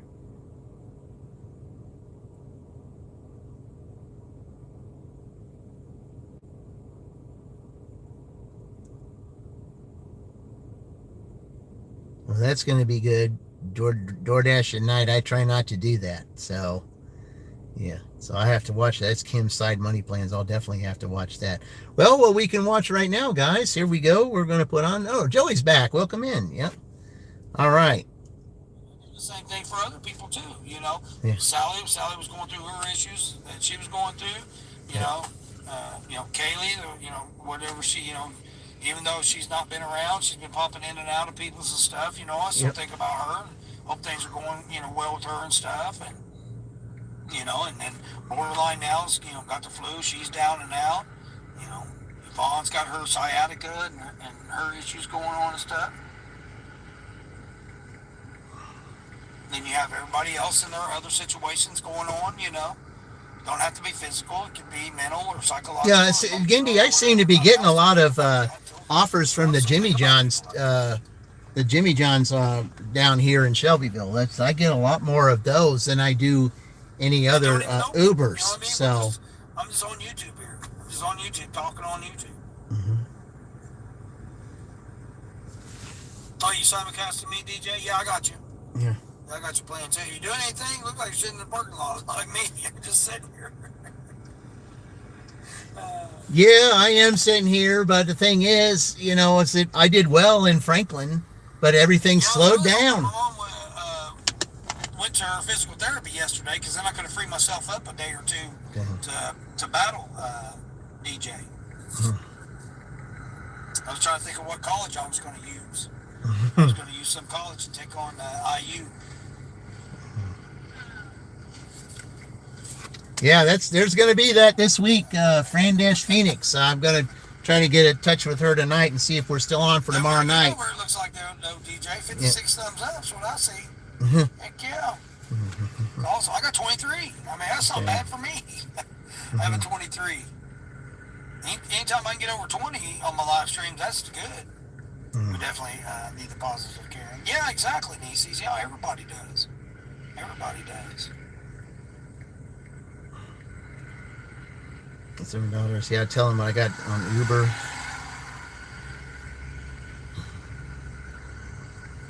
Yeah. Yeah, just let him know. Slow down, but 64 on DoorDash and $11 on Uber on a Tuesday. I mean, that to me. I'm headed out now through your catering order now. I'll take you with me. Thank you, Sheila. That's a huge relief off of me and my stress level and everything. You know, again, I put it on myself. Sheila, have you been on his channel yet? To control my stress level. It's not up to somebody I've got him else. simulcast right now. I said, if you haven't been, visit his channel. He's got a real good channel. Each day, it's each day with Dean. With those hyphens. I said, you'll see that when you come to that. Yeah. Definitely check him out. He just wants to say, hey, I'm not going to go to therapy anymore. I'm just going to work on doing my own therapy at home. I'm okay with that. But I would like to know. You know what I mean? You know what I mean? I would like to know that that's what she's going to do. I don't want her to just say, well, there's Colleen. Welcome in, Colleen. Yeah.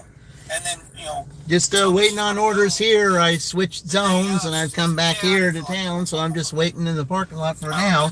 I mean, it's not even 11 o'clock yet though, but I've got both Uber and DoorDash on right now, so hopefully we'll get something. I can maybe do a dirty stack today.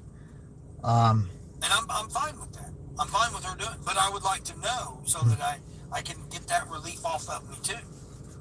But I'm seeing you with that, with that M&M's hat on there. I'm just like, I said, you're thinking about those Kyle Busch days. I mean, there might be some times you'll see me wearing an 18. So, I'm fine with that. But I would just like to know. I don't want to have to. I mean, there were some races that I saw that he just had the car. I mean, I think there was one race that he did to where he passed nearly every every But it's driver only on fair to in let Bristol you know, except two. hey, I'm going to I'm just trying to remember I'm what worry race about that it. was. I'm going to go on my own. Yeah. And then 3 weeks when she Nieces, goes there to you see go, her doctor, Nieces. she'll Yeah. probably go to her doctor on her own. She won't need me there. Shoot, And, guys, I know that hopefully guy. I'll tell Yeah. her in 3 weeks then she'll Yeah. take the boot off and put a shoe on Yeah. and go from there. She's healing up real well. I mean, the x-rays look good. They're, physical appearance of her foot and everything. A little swollen, a little puffy, which is expected because, she's obese, so she's putting weight on it. So that's expected. Let's see. But it's nothing Yeah, unusual. Corey's Nothing over was here. unusual I'll about it. say to Corey on his on Dean's live. Slowed All right. down, but 64 Yeah. on DoorDash and 11 on Uber. Oh, you managed to get a couple of Ubers. Okay, cool. Yeah. No, I had only one Uber. Bucks. Let's go. Yep. Let's go. Yeah, DJ, you not really work Tuesdays very often, have you? Mm-hmm. Yeah, Tuesdays have been very slow. $11 on Uber, man. That's Oh, got an order. Well, I really don't want to do this, but it's $2.50, but it's going to like 1.1 miles. All right, I'll do it. Drive north. I mean, it's an order I normally would not take, but I think I'll just go on ahead and just do it. Because if it's going to be slow and it's not even 11 yet, I might as well just do a small little pick up one of these Sally Beauty orders and just go ahead and do it, just to do it to pass the time. So, because I still got some time before some of these lunch places open up, so I might as well just go on ahead and do this. I mean, I know it's $2.50. I know it's terrible, but if it's going like this little over a mile, I mean, it's not terrible. I mean, it's not the greatest thing in the world to do, but it's not the most awful thing. So yeah. I mean, I think I'd rather have $2.50 extra in my pocket than just sitting in over there and not getting an order until after 11 o'clock. So I might as well do that. And who knows, when I'm in there, an Uber might show up and I might end up getting a dirty stack. You never know. I could turn $2 into 10. You never know. You just never know.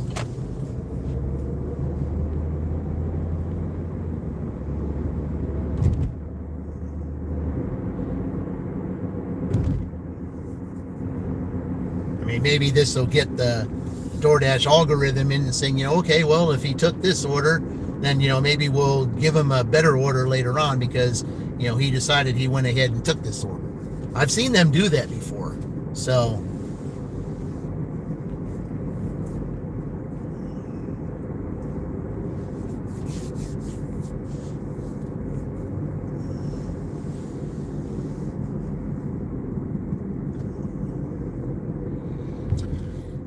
yeah, if it's not quite 11, I'll just go ahead and do this just to pass the time, and then maybe after I drop it off, then after 11, then things will start. Things might pick up. So, yep, you think that way also, yeah. Well, I mean, I could just sit there in the lot and just make things look boring. But if I go ahead and take this and just do a little bit to pass the time. Then when it does go past 11 o'clock, then I've got a better chance of getting things. Well, there's still, everybody else in this town is $3.29 in gas, but they're still $2.82. I probably better take advantage of that before too long. That's a difference of 47 cents right there. Yeah, I better take advantage of that. I didn't know they were still that price.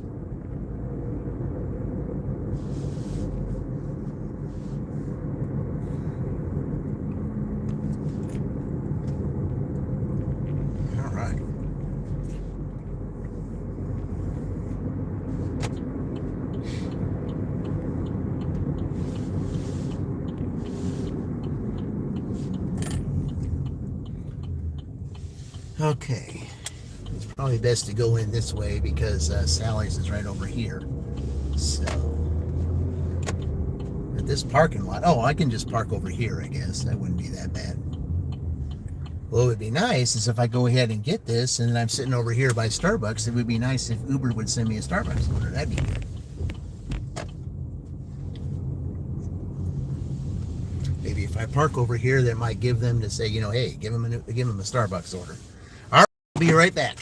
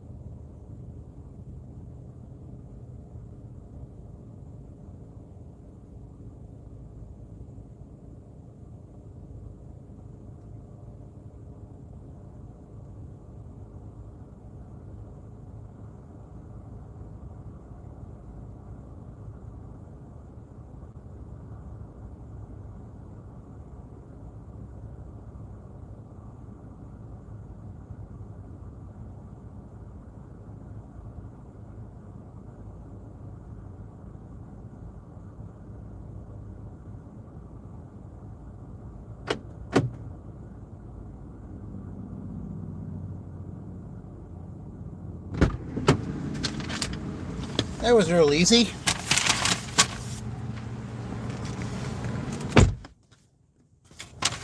And I had one of the ladies in there get that stuff for me because, like I said, I don't know ladies' hair products and stuff like that. So I had one of them help me out with that. So they went ahead and did that for me. So Made it a lot easier. Okay. All right, where are we going here? Oh, okay, it's not that far. It's close to my W-2. That'll work. All right. So I can go the back way. Very good.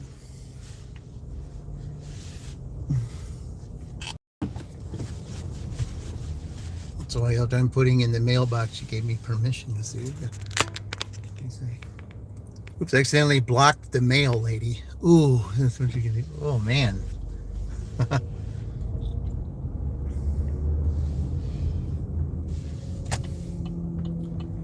I'm putting in the mailbox. You gave me permission. Okay. All right. Yeah, it was like I blocked the mail lady. Oops. Didn't even do that. All right.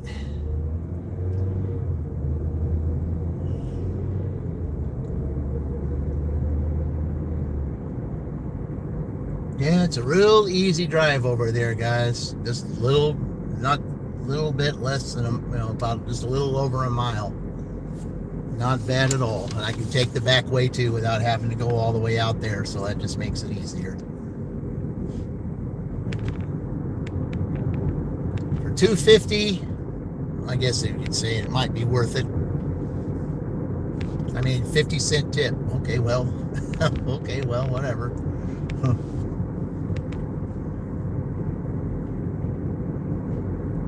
Roads look clear also. Yep, they do. They're better than they were. I mean, and I'm kind of glad it's a little bit overcast out. I mean, there's still a little bit of fog, but not as bad as it's been.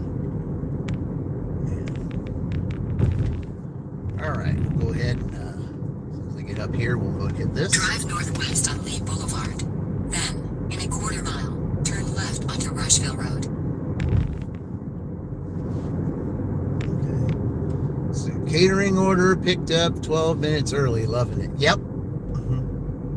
Yep, we got two with catering right here. I said Sheila and Gig Life, doing their catering orders.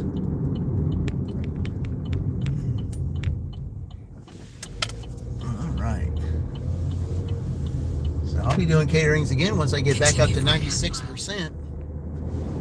It's going to be a little bit before I get there, though.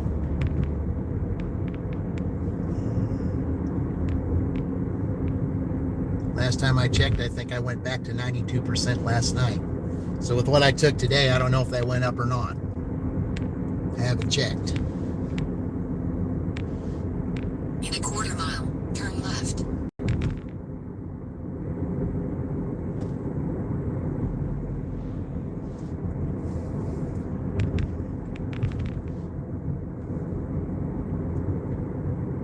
All right, let's see here.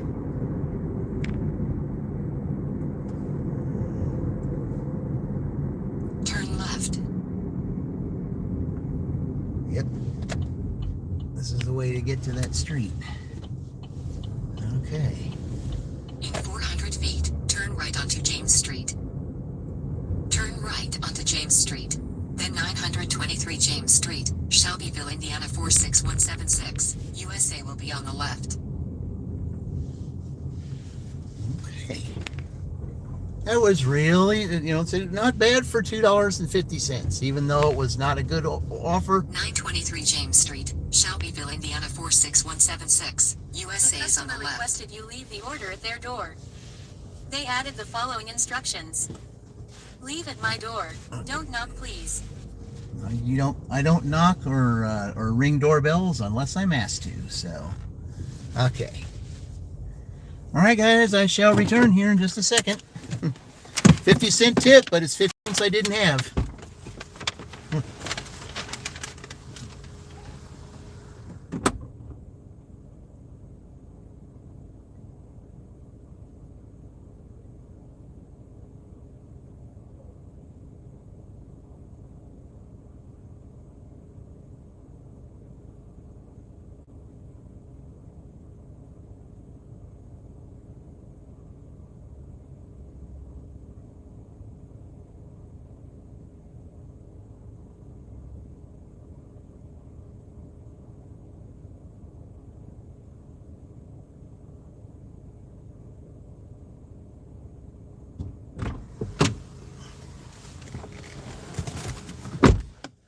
right, DoorDash, let's see what you got now for the next time. I went ahead and took that lowball offer of yours. But like I said, it's 15%. They say, hey, Mr. Rakesh, welcome in. Yeah, this will be $90 in 3 hours. Not bad to start the day. You did $355 yesterday. Well, with all those apps you got, yeah, it's easy to make that. I only got 2 apps. But then again, I got a W-2 that takes care of everything else, and I'm okay. Yeah. All right. Yeah, just go out this way. Be right back where I started.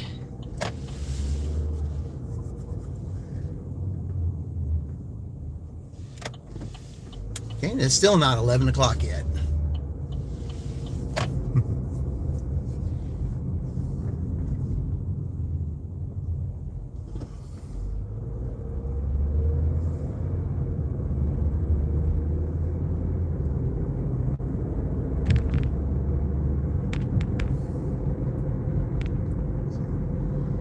You had an overrun that paid 75 of it? Oh, really? Okay.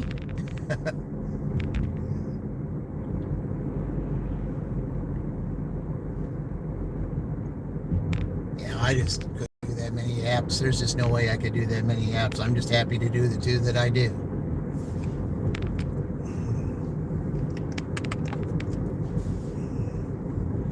Or it not over. Okay.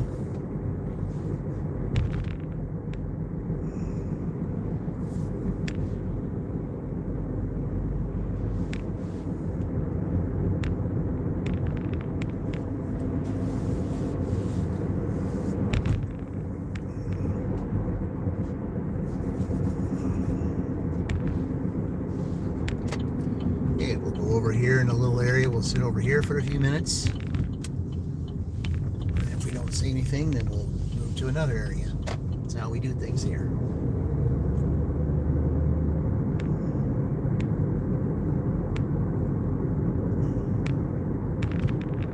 With it being a Tuesday, not sure what to expect. But I'm just happy that I got what I got when I was over there.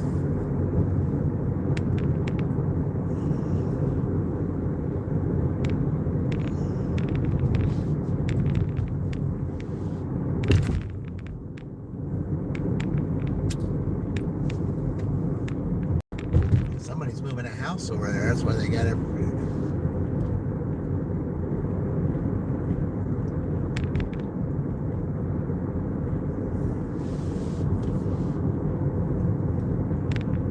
don't know how they do that, but say, when one of those big oversized vehicles that you put a manufactured house on there, I don't know how in the world you do that. I just don't.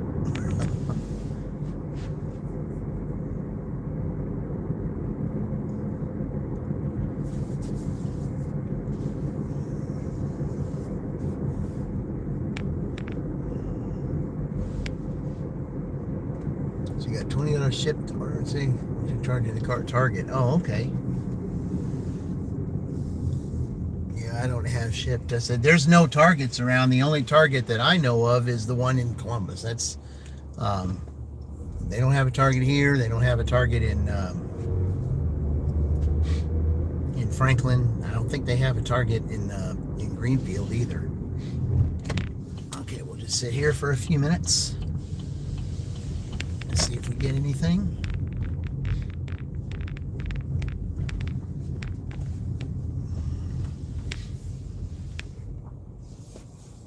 There's like several places around here that might be able to offer something. We'll see. You delivered half of your packages already. Well, you had a whole lot to deliver though. Like 29 or something. Half of that would be like 15. Yeah, that's a lot. That's a lot of driving for that, though. But it's pretty good money for that. I mean, if it's a couple of like $3 for every delivery. I said 22 stop. Okay, yeah, 22 stop. So half of that, that's 11. Okay.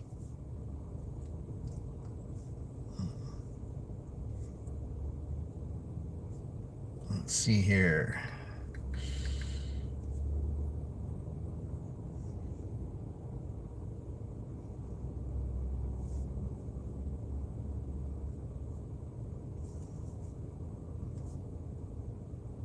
All right, we'll just sit here. I see that it's close to Dunkin', Taco Bell, and KFC. All right, well, we'll just see. It just turned after 11, so some places are just opening up. So we'll just sit here and wait for a few minutes. If I don't get anything here, we'll just drive over to the other side and we'll see if I get anything there. That's kind of what I did yesterday.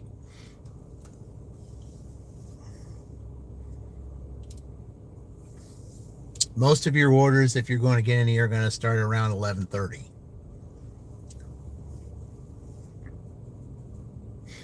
And I was hoping, since I've had Uber on the whole time, I was, especially after I took that one order that they offered me, that they would give me one. It said autocorrect is working overtime today. Oh, okay.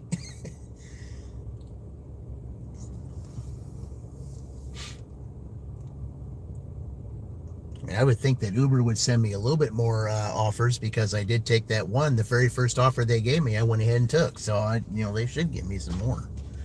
Even though my acceptance rate isn't that great on there, still, I would think they would give me something.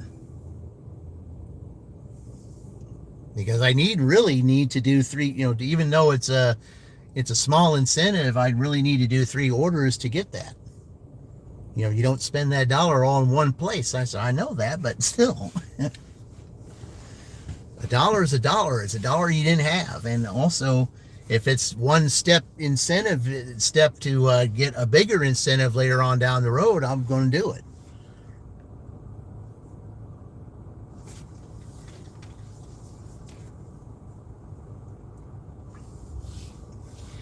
Now, I don't drive that far at night, but there was an incentive they had the other night that said that if you take an order between like 9 and midnight or something like that, and I'm not out at that time of night, especially in this town. I'm not out at that time of night. If you take an order between 9 and 12 o'clock, they give you like $15 extra or something. I mean, sure, I would love to have the $15, but not at the expense of the time of night that it would be. Because there's some places in this town that you don't want to be at night. There's some places in Franklin you don't want to be at night. A lot of places in Greenwood you don't want to be at night. Yeah. I mean, the $15 sounds great and all, but if it's in a place that you don't want to be, that's where you don't feel, where you don't feel comfortable, that $15 isn't worth your time. It isn't.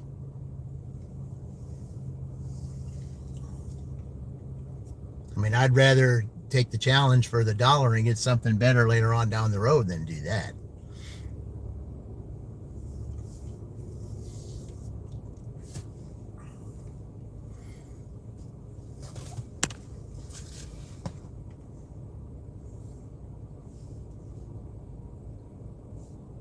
All right, let's see here.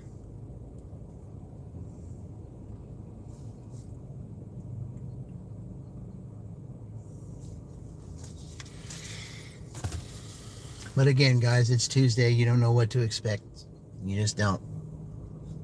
Almost everybody that I usually watch. Oh, here, let me see. While we're waiting, I might probably better, if he's still on, I better put Dean back on. Let me see. Yep, he's still on. There we go. Diaper for Pedialyte or something like that. I mean, I made enough money today, I can do a couple of charity rides. I just don't like the idea of having to shop that I've never shopped there.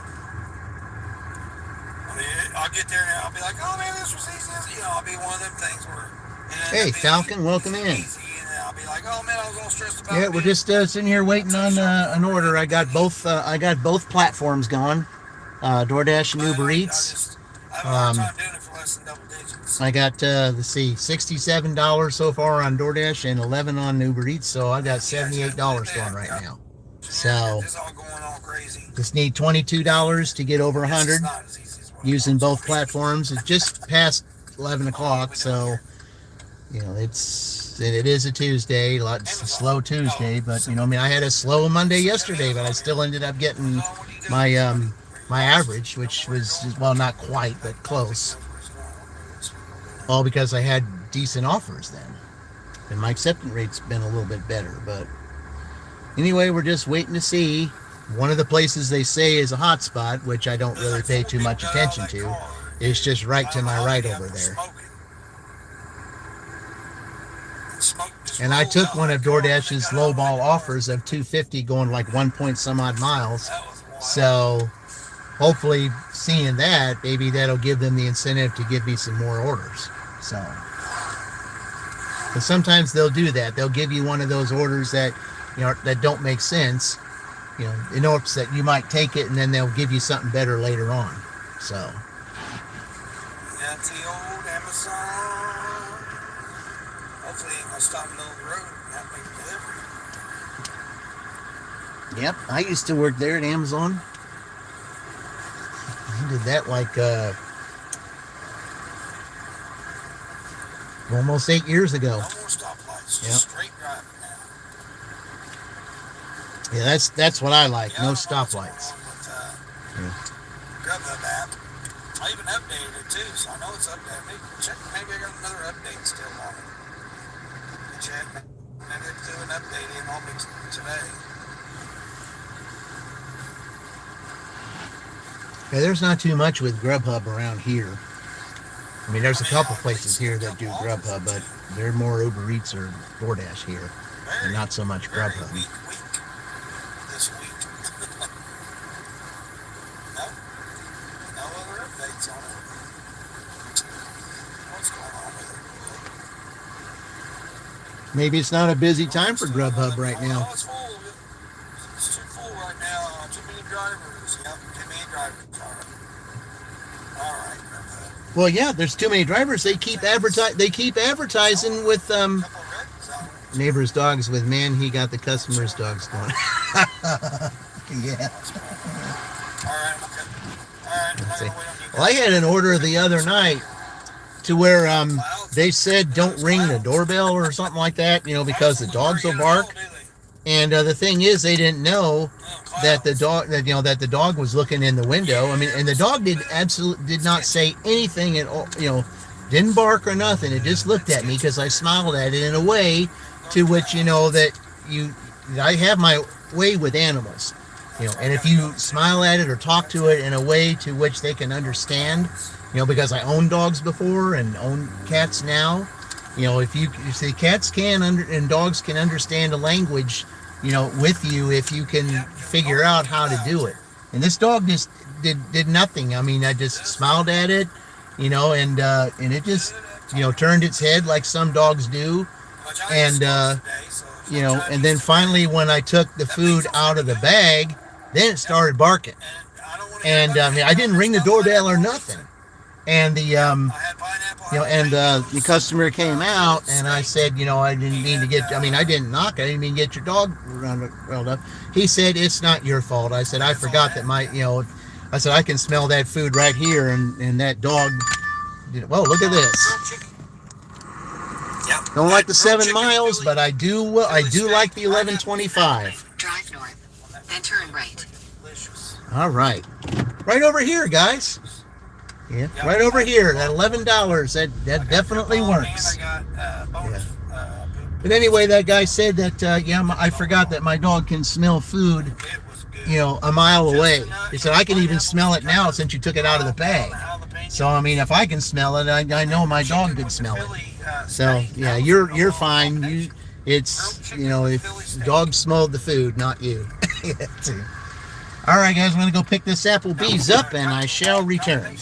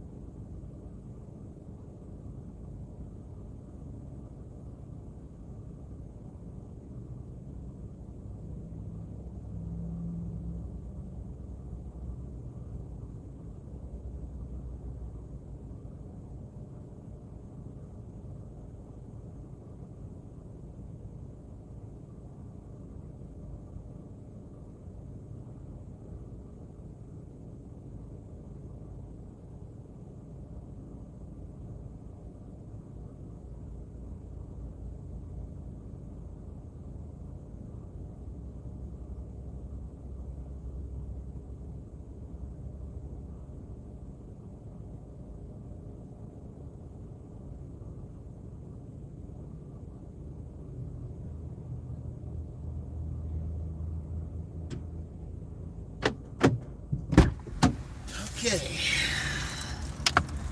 Let's stick this in the bag.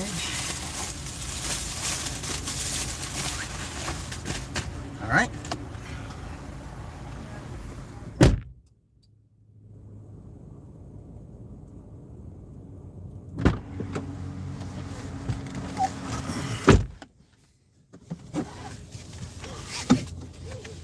All right. Squirrel run across the road. Yep, before I left Franklin, I had one run across the road on me too.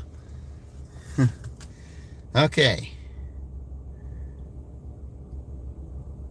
It's a Waldron. Okay, so we have a Waldron address. All right. Let's see, they're going that way. Okay.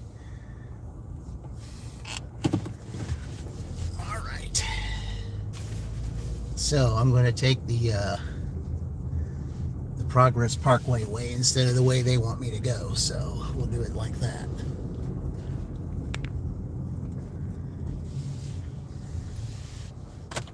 All right, we'll do it this way.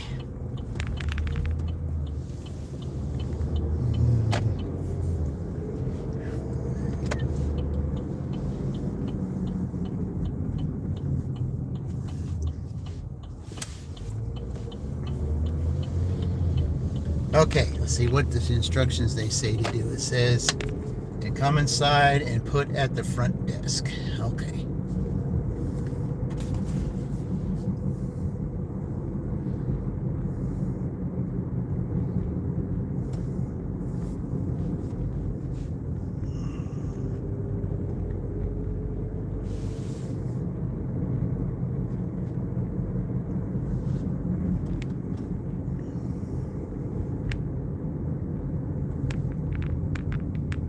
Alrighty then.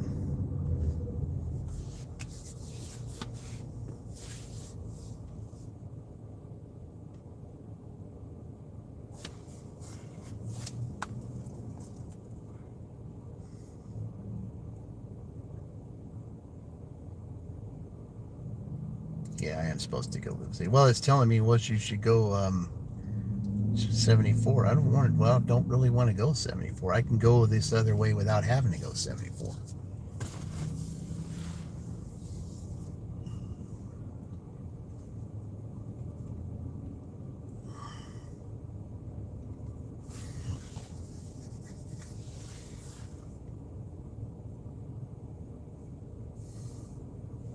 I mean, it might seem to be a little faster going that way, but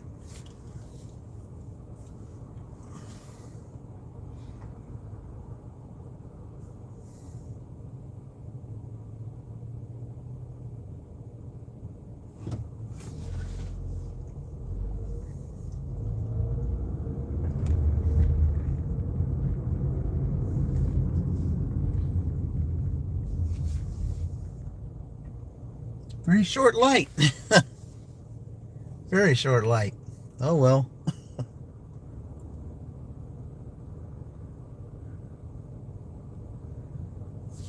Well, then I guess, in that case, while I'm waiting for that, I'll go ahead and put him back on. There we go. Get a screenshot of you guys. May use you guys as a thumbnail. Look at the donkey there. What do you say, guys? I ain't got nothing for you. Look, they want to come up and say hi to me. Oh. Look at that, guys. They want to come and say hi to me.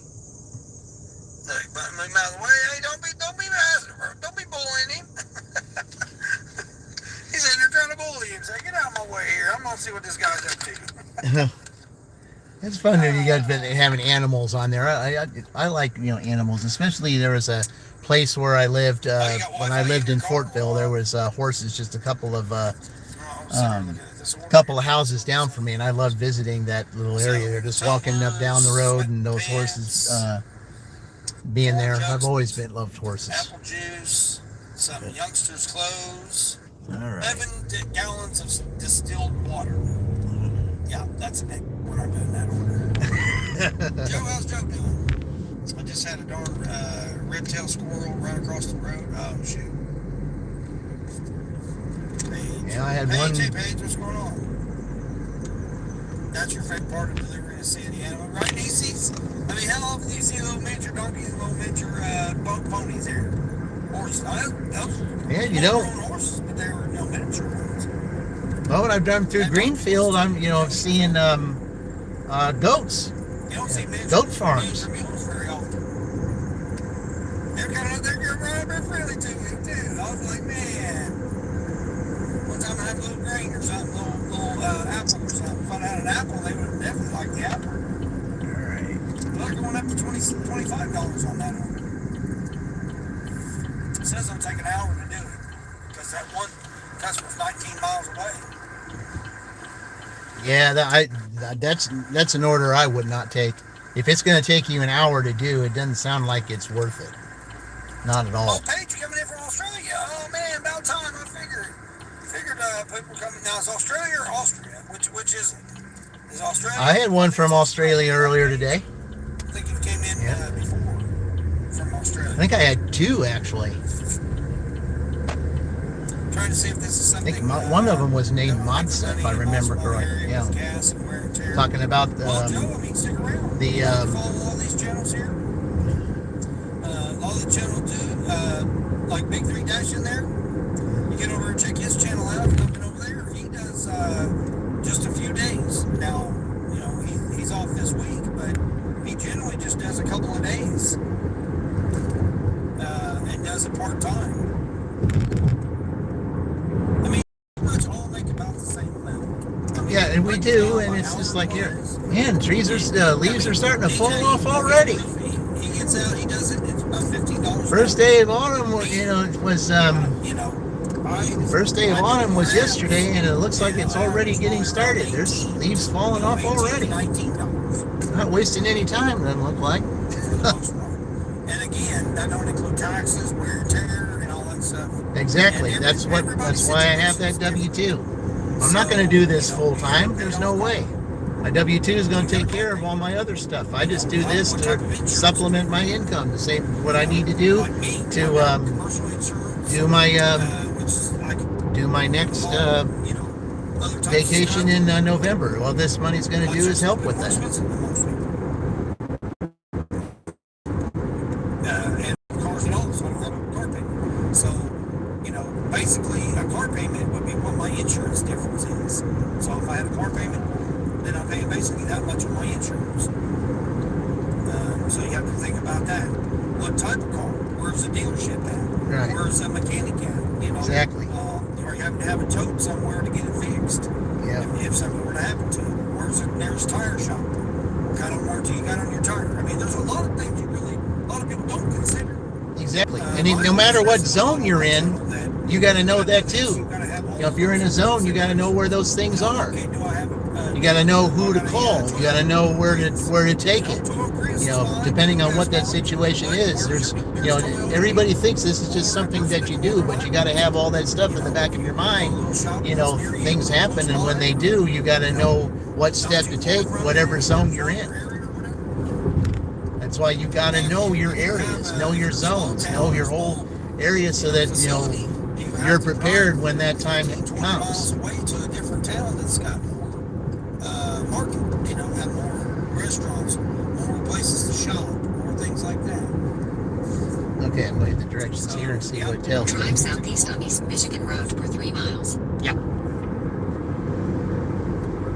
The main thing is what type of vehicle you got and how can you deal with the maintenance of your vehicle. If something were to happen to your vehicle, because it takes your vehicle to make that money. That's right. Exactly what it does. It takes the vehicle to make the money. To a shop. Yeah. Or, a tire. Your vehicle's your bread and butter. That's what it Those is. type of things. How abundant is your vehicle to get parts for? A lot of people don't consider that, but you go to a shop and they say, oh, well, it's going to take us, 3 days to get your part. Or we don't have your tires in stock. It's going to be 2 to 3 days before we get your tires in. You have to take that stuff into consideration.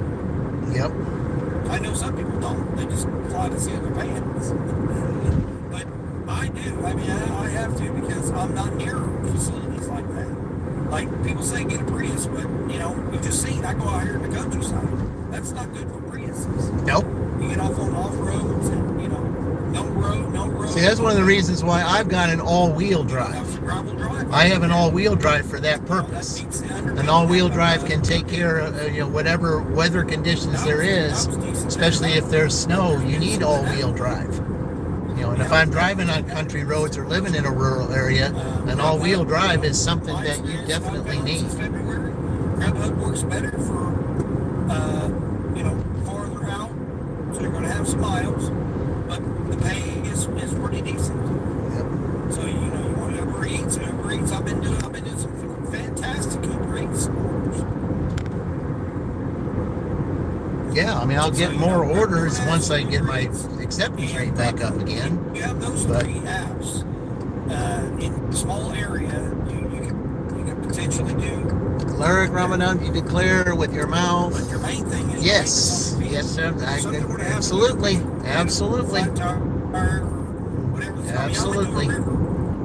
I got caught going through a river, and then I turned around. Welcome in there, Tarek. Appreciate it. So, I mean, you never know. You never know what kind of situations. We appreciate it. Time is short. I mentioned that today. I mentioned that today, how short time is. You've seen what's happened this year, 2025. Especially with a lot of those that we watched as celebrities. They're no longer here. And it makes you think about where you are right now.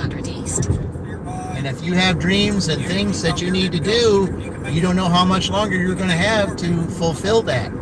And so you got to take the Dustin Hoffman approach at that and said, if there's something that you need to do, you need to think about it and you need to do it today, not tomorrow, not next week, not at the end of the holidays. You make a decision right now. Yep. As if you live in biometric, population of 70,000 or more. Most likely you want to get on some catering apps. Because the time is now. That market, and it is.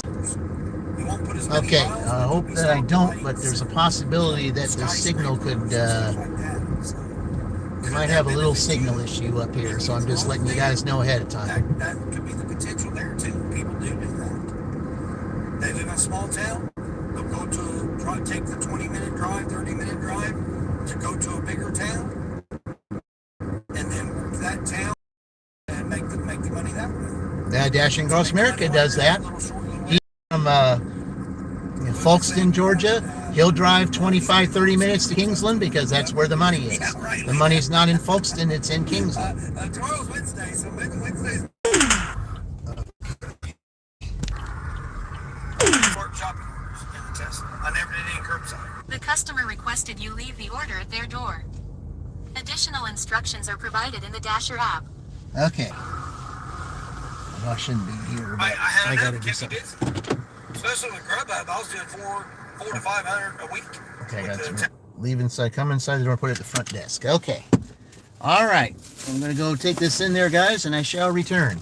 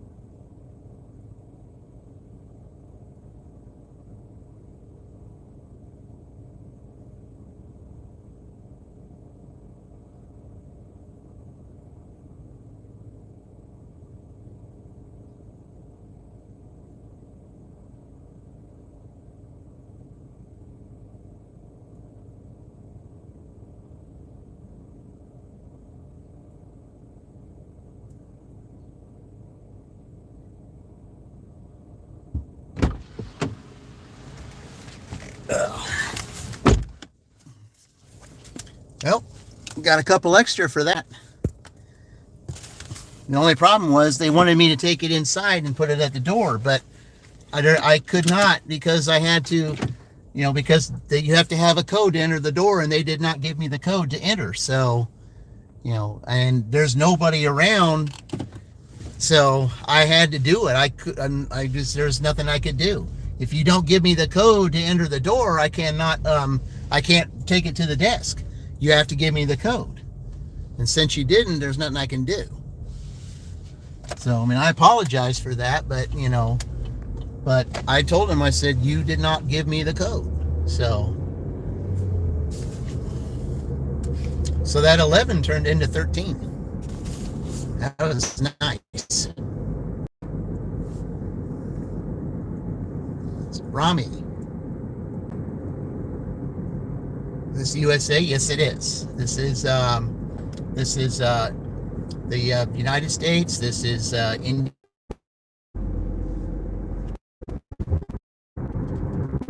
All right, there we go.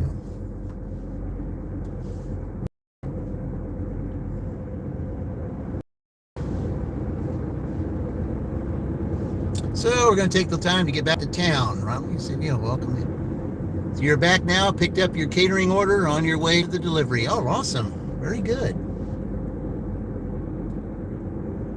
Yeah, I just took a $13 order there. Yeah, that 12 I ended up being 13. So there we go.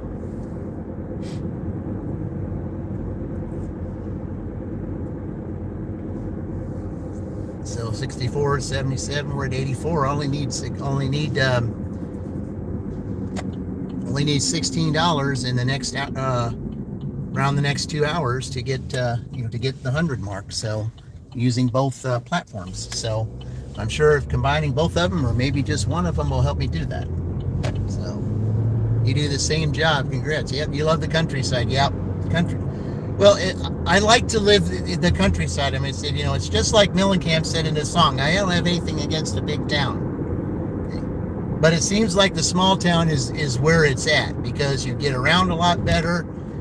There's not as much congestion, not as much issues and things. It's just really small, and the country roads are nice, and that's what I enjoy that. And doing this DoorDash and Uber Eats, it can be fun. It can, if you're getting orders and you're not driving thousands of miles. There's a lot of good to this. It's less stress, yes. I do have a W-2. I have to have a W-2 to take care of all my other things. And and this right here, I just do just as an extra to try to help, supplement the income that I have, so that I can, take vacations. I'm on vacation this week from my W-2, and I'm doing this all week, but all the money that I'm getting for this is being saved and put away to do the next, for my next vacation coming up in November. So Uber Eats, a job for life. You love it too. I said, yeah, I've had one Uber order today. That's the only order that I've had. There's only one, but it was a good order too. But since I'm here in Shelbyville, I have a chance to get more Uber orders that could be offered to me, and I would hopefully that I could take them,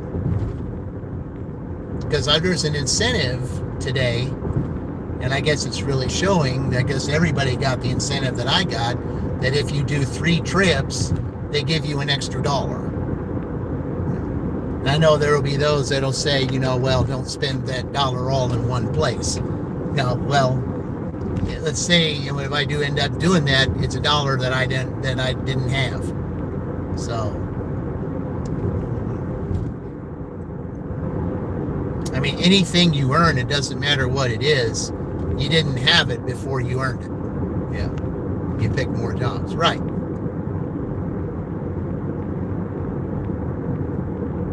And I like the fact with both of these is you take the order that makes sense to you. If it doesn't make sense, you don't take it.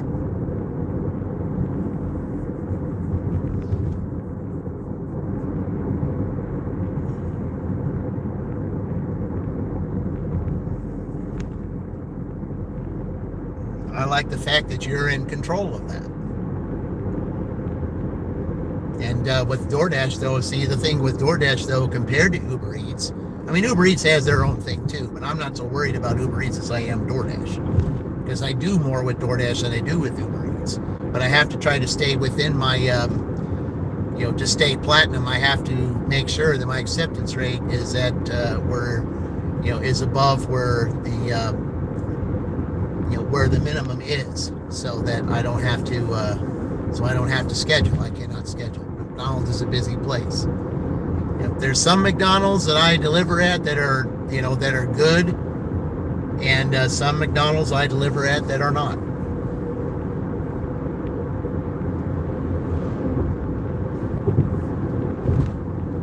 Some are so slow that it hurts your on-time rate,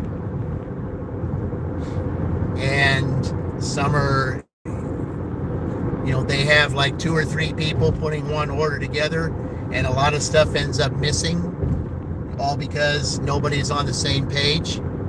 You don't have just one person taking an order. Someone gets busy or distracted, then someone else tries to finish the order, and it's incomplete because there's no communication. And I see that in a number of the McDonald's that I pick up from. There should be just one person just doing that, period. Then that way all the orders will be correct. Or at least 99% of the time they would be correct. Because not everybody's perfect.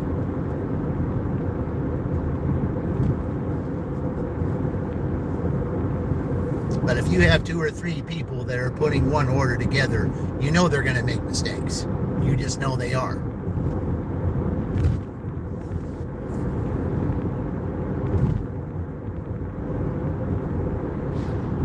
And then, of course, that will get customers upset. It'll make you look bad because you weren't back there watching them. Because in some places, you can't watch them. They've got a wall up there to where you can't see them putting the order together.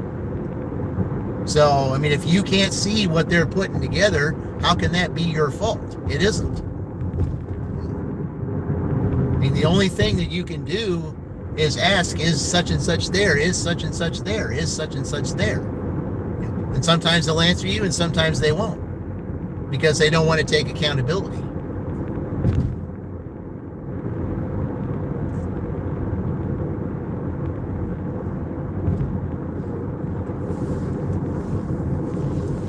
Like this McDonald's up here.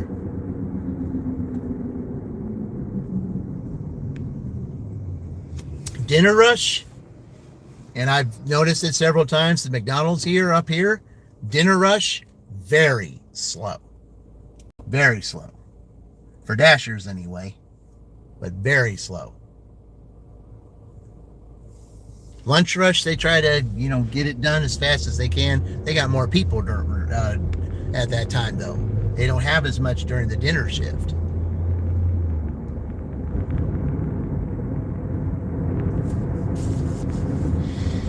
Okay, let me refresh this. So now that we're getting 20 minutes till 12, I mean, let's see. Haven't heard from Uber. Hey, what's going on, Uber? Let's get some orders here. I want that incentive. I know it's $1, but still. It's $1 I didn't have.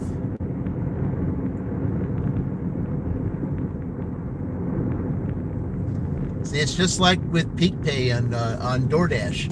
You have one of those, what happens? It just sends a signal, even though it's not really something to get all excited about. It sends every single Dasher out there. That's why they do that, so they can get all the Dashers out there for whatever the reason. And then when that happens, then there's too many Dashers, and then there's not enough to go around. So apparently that's why it's Uber. Hey, Gary, welcome in. Okay, let's see. Let's go back to this. Oh, got an order. What do we got? Oops. All right. Which one is this going to be? Good, it's this one. Well,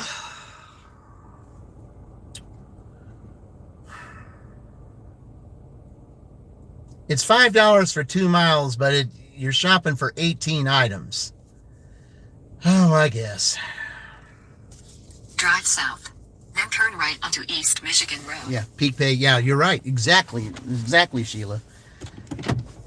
It's it's 13 items. I mean, a couple of them are some multiples, but it's only 2 miles and it's $5. I mean, I don't like the amount of items I'm picking, but I guess we'll take it. Drive south, then turn right. Drive east, then in 300 feet, turn right. Drive east, then in 300 feet, turn right. I mean, technically, if you look at it on paper, I mean, you're going 2 miles and it's almost $5. Because here in this town, they don't do even dollar amounts. They just do the odd dollar amounts for whatever the reason. But I mean, on paper, it looks like a really good order because it's more than $2 a mile. But then, when you're looking at the amount of items that you're picking, turn left onto State Road 44. You consider that, and it kind of takes a little bit away from it because you're taking away the time to shop for that stuff. Yeah. And 18 items is quite a big number of items, especially for Dollar General.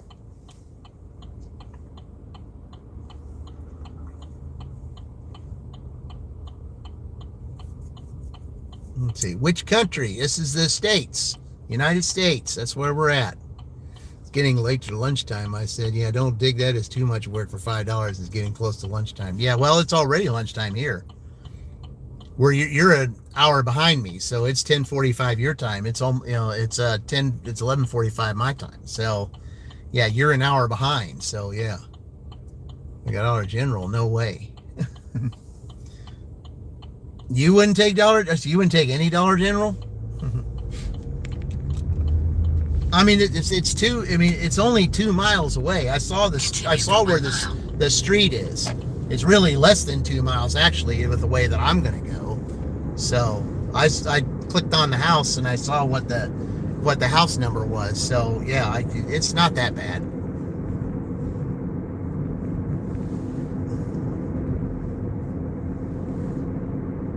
And sometimes what I do, if I see that, there's something that I have to refund and I'm able to do it because my, completion rate is pretty high, if I see that there's nothing there, or I know that my shopping rate's going to suffer, then I can unassign it. I mean, it's $5, okay?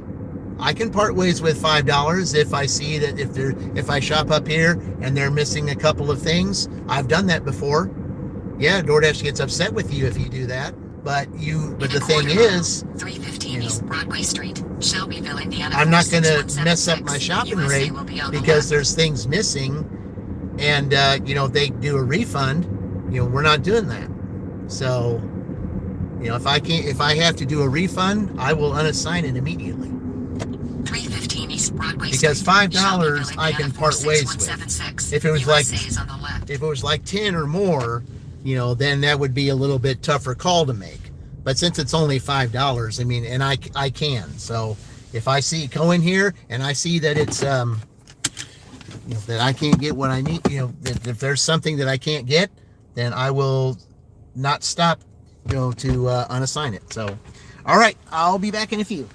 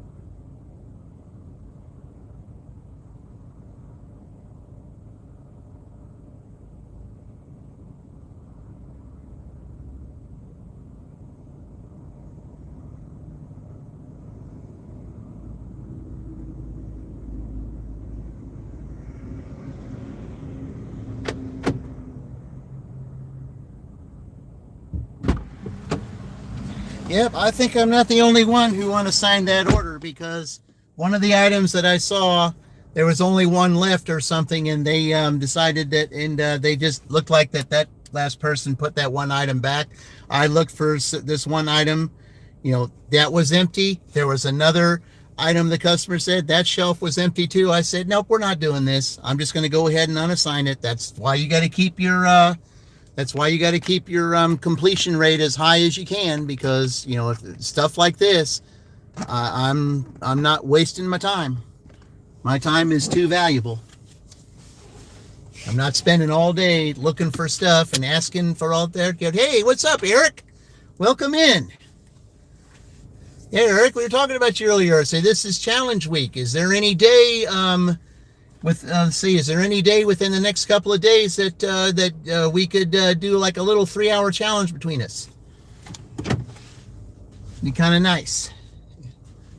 It would be Indiana versus North Carolina, or North Carolina versus Indiana, however you look at it. So that'd be kind of nice. Sure.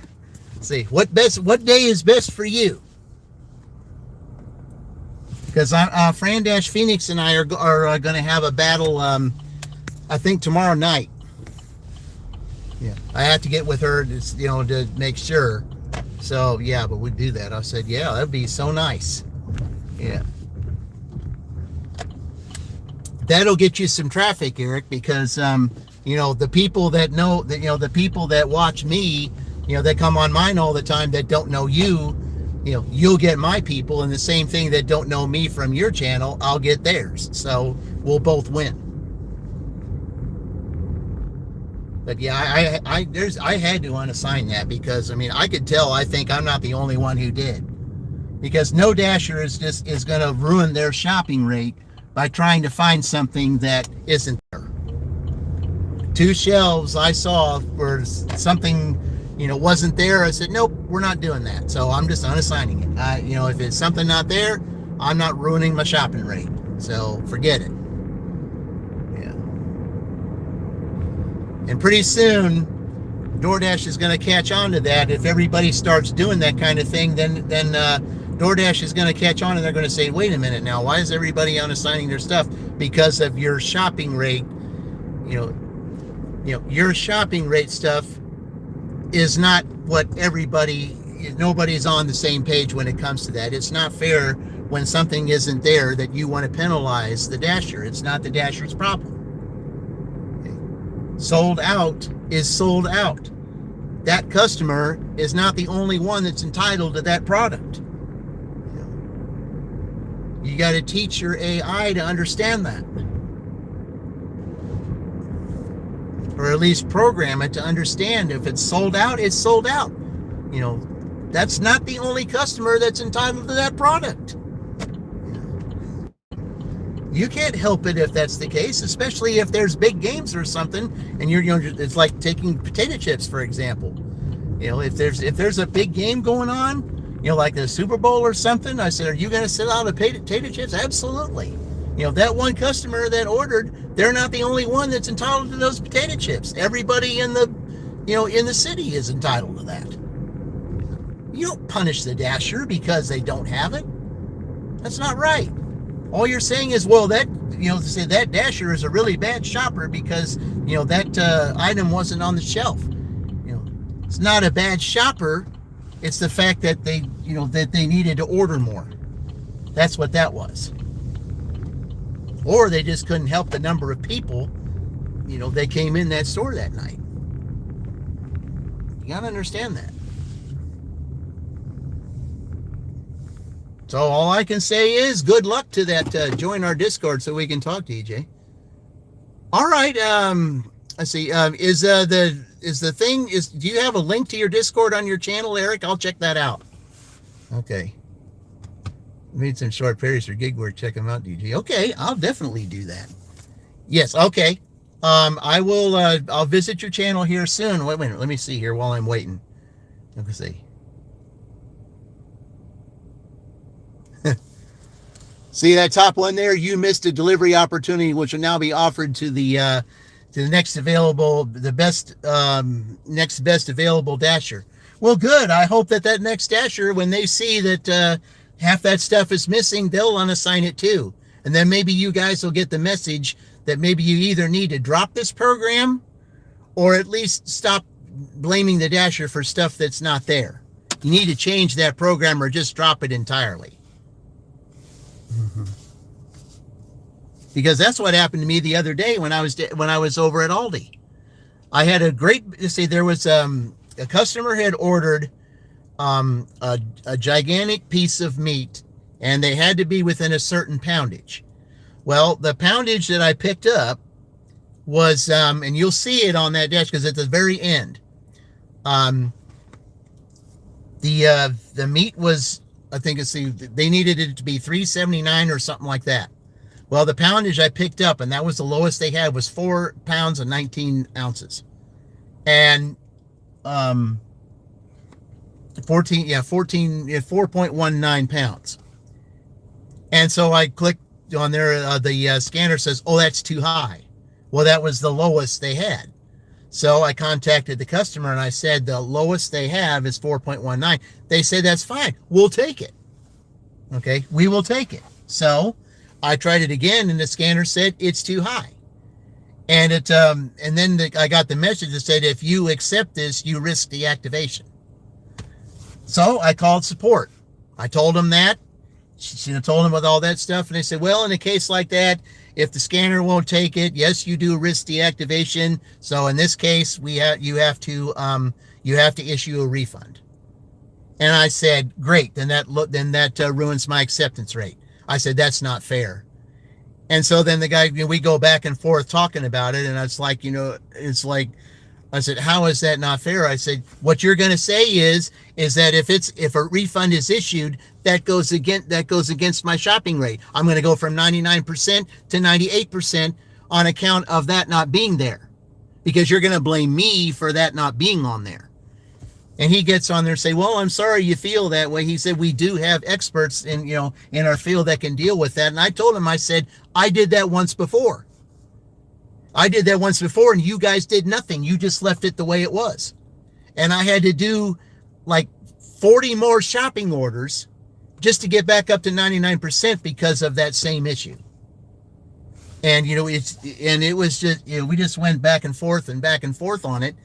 And finally, I guess we agreed to disagree or whatever. And so we just went on, and my shopping rate got ruined for that time. So now I'm getting all these short orders, again, because my shopping rate went back down, all on account of that.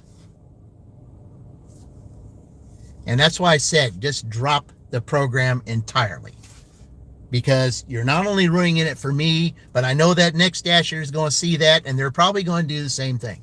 And I hope they do.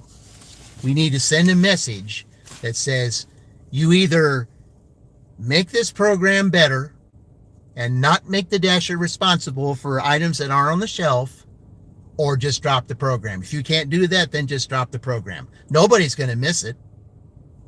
Nobody's going to miss that incentive. See, what'd you say, Queen? You had to contact support to complete delivery because the customer's address wasn't fully showing on maps and it wasn't giving me a direction. Yep, see? It's these kinds of things that we run into. And then, you contact support. First of all, you have to talk to AI first, and the AI thinks that you're an idiot by saying all that kind of stuff. And then, you have to tell it like 10 times, "I want to talk to an agent." 10 times you have to tell them, because it'll go to another screen and it'll say, "Are you sure this, that, and the other?" I said, "Bypass this. I want to talk to an agent. I don't need you to talk to me. You can't help me because you aren't programmed to help me. I need someone, someone physical who can help me, because they can understand my situation, to which you can't because you're not programmed to."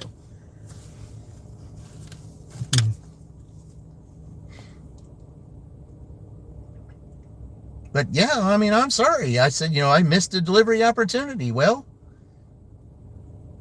that's on you. Okay. You have an illogical shopping incentive program that penalizes dashers if something is not there. When sold out, is not a concept that's used in this incentive. And it's unfortunate because it's ruining it for everybody. And I just think for the great of everybody here and for the platform and for the whole gig community, it needs to be dissolved. You need to get rid of that program because it's not doing anybody any good. All it's doing is frustrating people. And I see on all the DoorDash support things that I see all the time that, that I'm a part of, they're all complaining about it. They're all, upset about it. Sooner or later, you're going to have so much hate towards the DoorDash program because of stuff like this. And I think for the good of everybody, just shut it down. Just don't do it anymore. Nobody is going to miss it. Just let everybody shop the way they want to shop. And if something's not there, then just let it go. Don't penalize anybody. It's not fair. And now you're going to punish me because I did that. Well, I'm sorry. I didn't do it, to do it. I did it because I'm not going to take the penalty for half of that stuff not being there.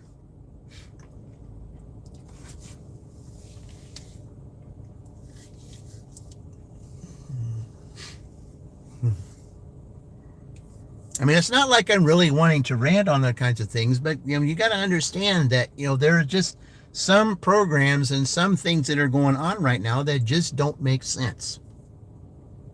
That if you're going to give us an incentive, make it to where to where everybody has a chance.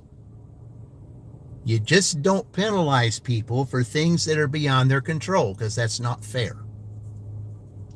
If it's not there, then it's not there. Don't count it against that dasher, because then all the dashers are going to do just like me. They're going to unassign the order. All because of that ridiculousness in the program. We're going to unassign the order. Everybody's going to come together, and then that customer's not going to get the order because of this.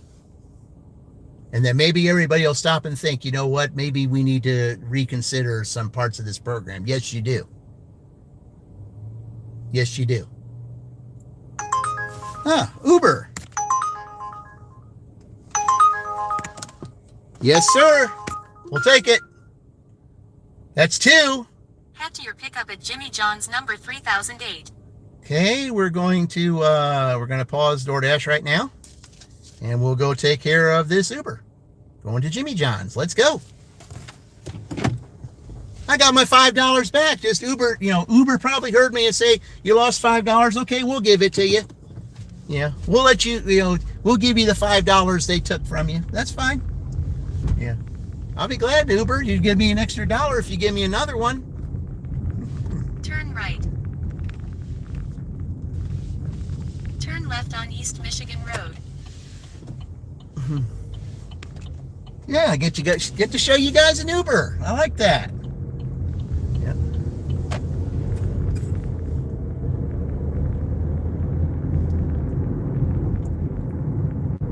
Just ahead, turn left on Duran Drive.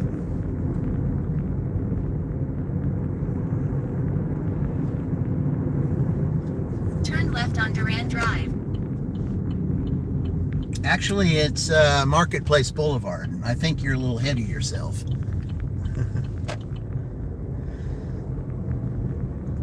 That's up here where he just turned.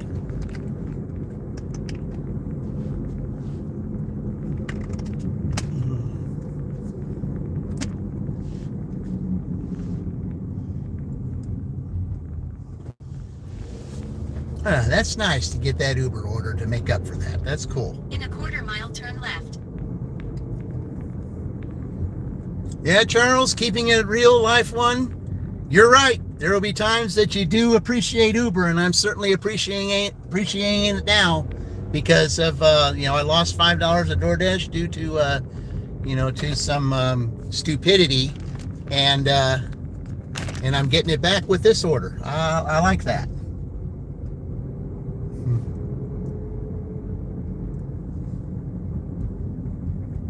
All right. Yeah, it's gonna have me go up this entrance right here. That'll work. Turn left, then turn right. All right.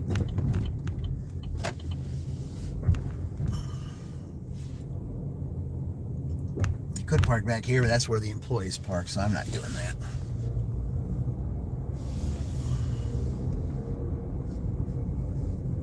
Generally at this time of day there's not too much parking up front. Well, yeah, I guess there is up here. Okay. All right.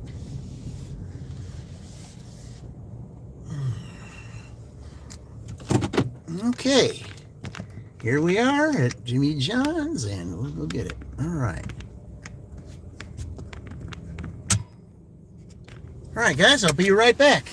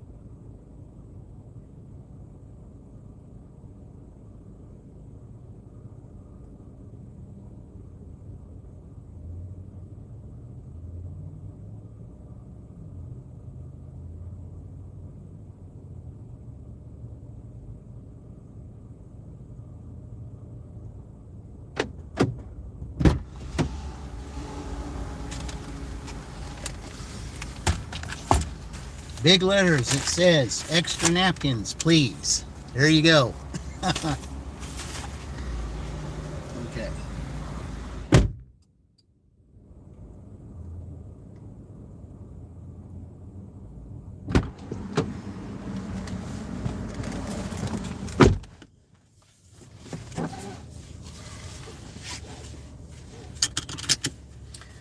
All right. Confirm it. Okay. Head to your drop-off at 904 South Miller Street. Okay, we'll do that. It's not that far. I think we're going to take the McKay roadway. That's what we'll do.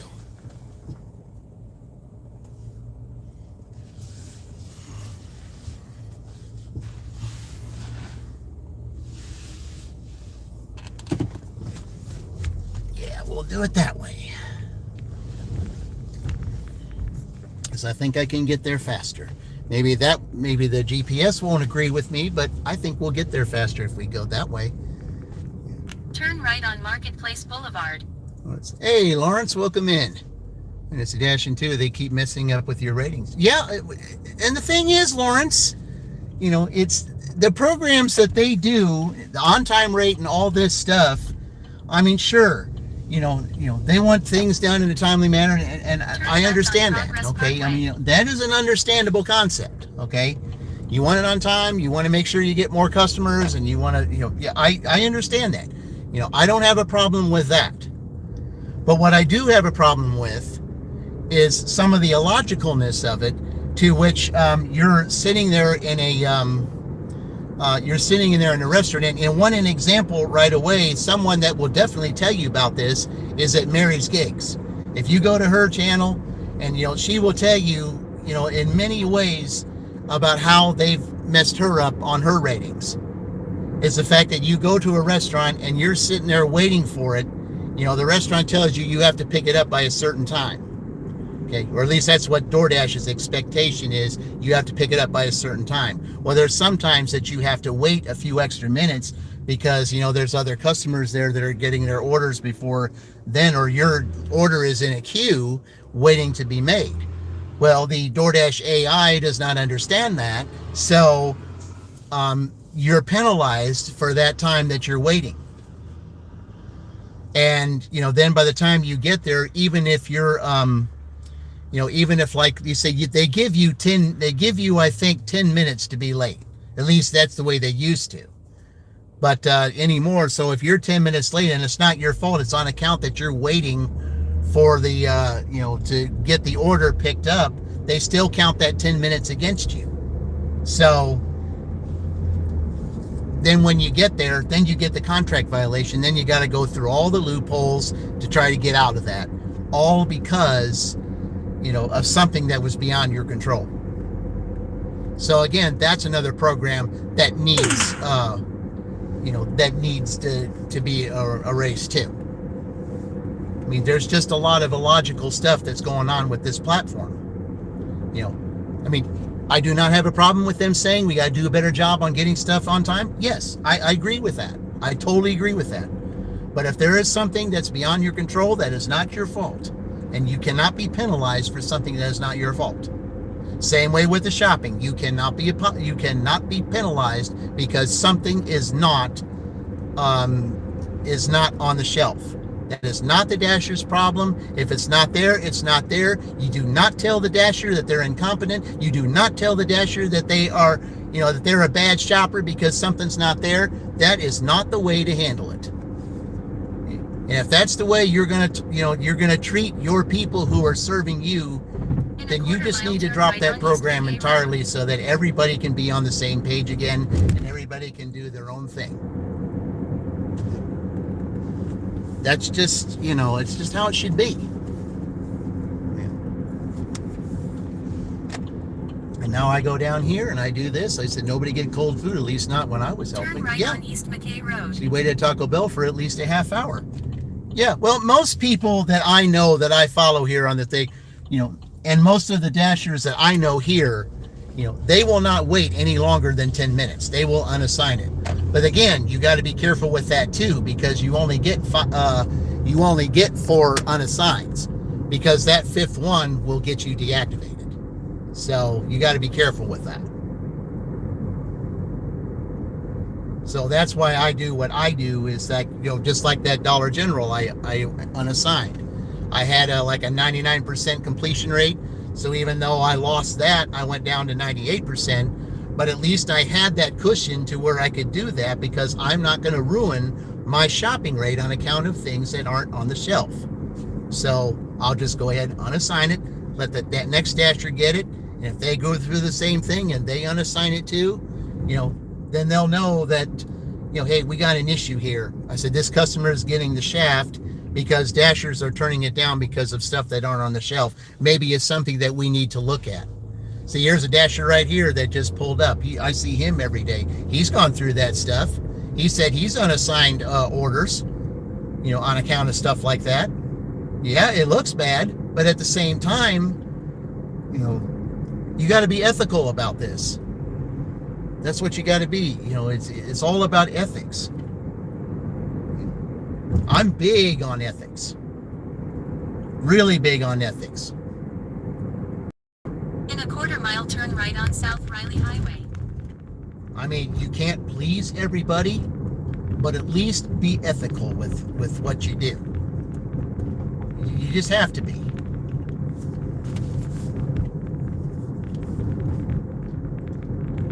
Have you tried? I'm doing that right now, Lawrence. This order right here is Uber Eats, right here. This order I'm delivering right now, this Jimmy John's, it's an Uber Eats order. It's a Jimmy John's Uber Eats. So yeah, I am doing Uber Eats. Yep, that's what I'm doing right now.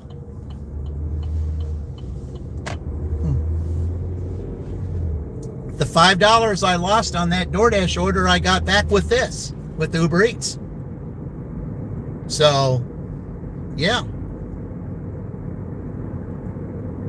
I had to do Uber Eats now because I want to supplement my income. Plus, there's an incentive going on right now, at least for today, is that if you deliver 3 trips throughout your entire time you're on the air with Uber Eats, you do 3 trips, they pay you an extra $1.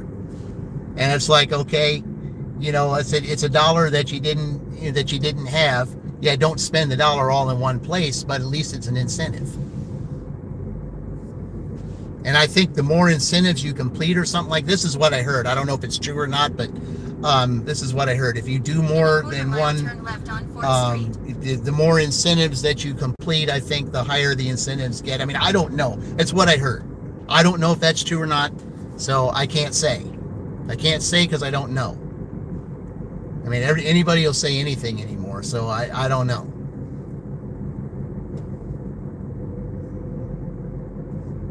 Turn left on 4th Street, then turn left on Jefferson Avenue. Okay. Well, this is an interesting way to do this. Turn left on Jefferson Avenue. I didn't know you could go back this way. This is, yeah. Okay, you learn something new every day. I'm glad I get to do this. Turn left on Jefferson Avenue, then turn right on 4th Street.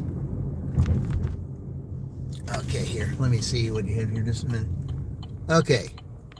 You said, well, that catering order was all messed up. For you to the wrong time in the system. You arrived at delivery 11:10. She was playing. She said it was ordered for 11:45. What? Oh my gosh. You see what I'm talking about? It's all these platforms just don't know what's going on. Oh, I gotta turn right here. Okay. All right. Wow. Wow, and wow. Sorry you had to go through that, Sheila. That's terrible. You see how nobody's on the same page anymore in business? It's amazing. I mean, it's amazing today to me how some businesses are still operating when stuff like that happens. I feel for you, Sheila. I'm sorry about that happening to you. That's terrible. Say, hey, it's delivered and all set up and done. Okay. Yeah, but at the expense of some upset stuff. Yeah, I mean, I get it. That's sorry you had to go through that. That's just, yeah, if it's over and done, you get it, but at the expense of illogical stuff. Yeah, it's exactly what we're talking about. I mean, I don't know.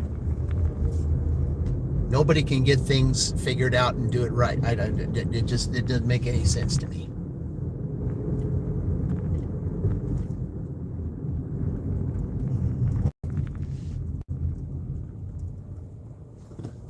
I just don't know anything about all these apps and how they can get things so messed up. Turn right on South Mill where it hurts you in the long run.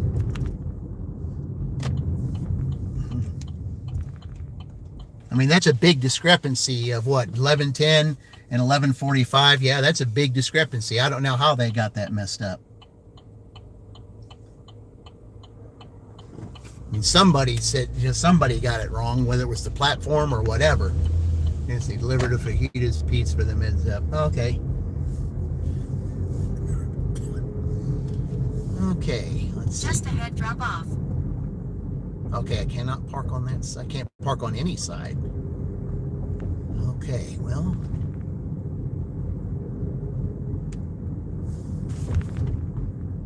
Oh, hold on. It's these apartments up here, I think.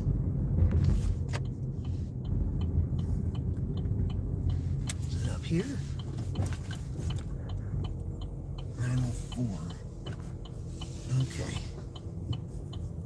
It's got to be this here. Let me see.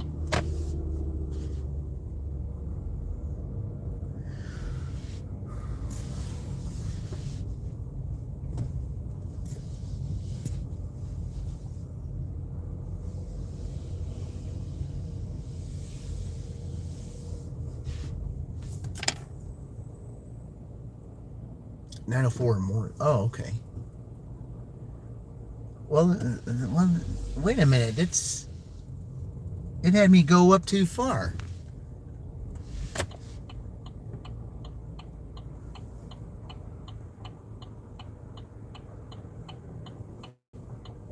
All right, had me go up too far. It's 9. Okay. So it's up here. Okay, so it's in there. Okay. All right, it's in there. All right, I get it. Okay. Yeah, it had me going too far. That's what it was. Okay. All right. Here's what we're going to do. Yeah, it had me go it was going to have me go in the wrong entrance. That's what that was.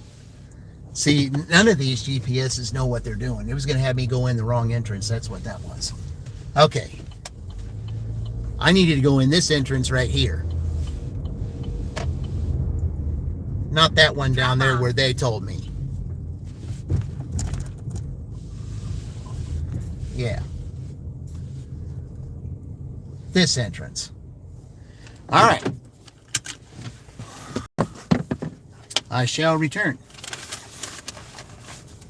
Make sure I grab those napkins. All right.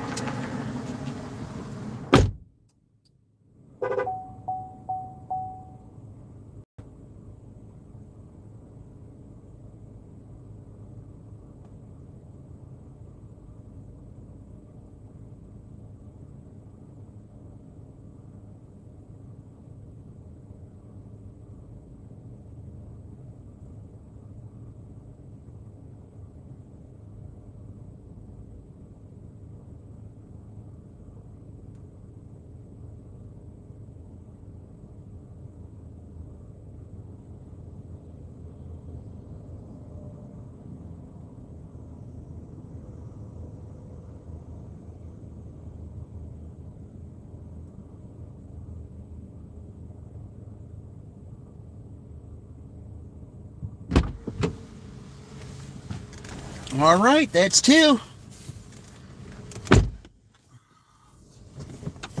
Okay, we'll resume that now.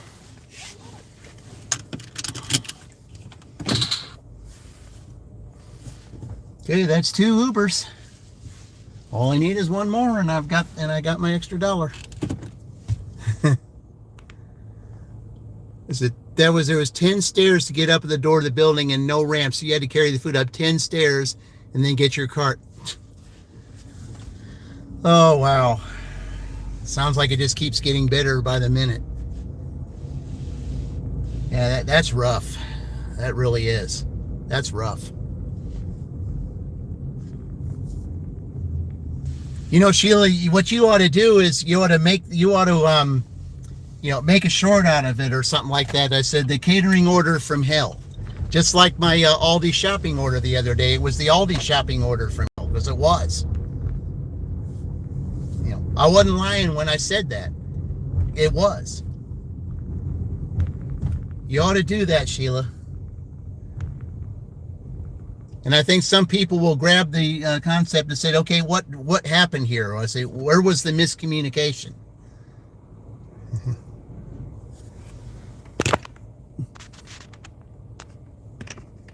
I really think that might, like I said, you don't do much of that anymore, and I understand, but I'm just saying that I think if those out there, so that they don't have to go through that kind of thing you went through. That's what I meant when I think you should do that.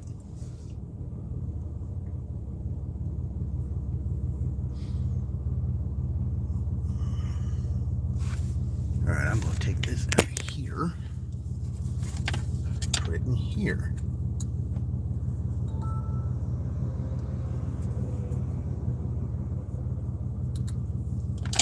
All right.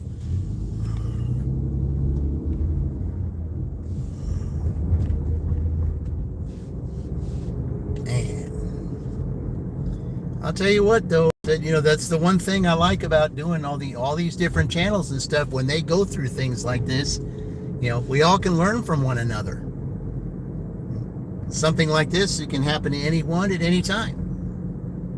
And and I think if everybody talks about it, it's not like so much of you say, oh, we're ranting about it and all that kind of thing. Well, maybe so, but I think if we can talk about it, and we can just and we can all get it off our minds, we can share similar stories. And then someone who's either a part of those platforms or something like that, say, maybe we need to do a better job. Maybe we need to figure out what we can do to improve the service, so that not everybody's upset with one another, that dashers and customers aren't upset with us, or whatever the case may be.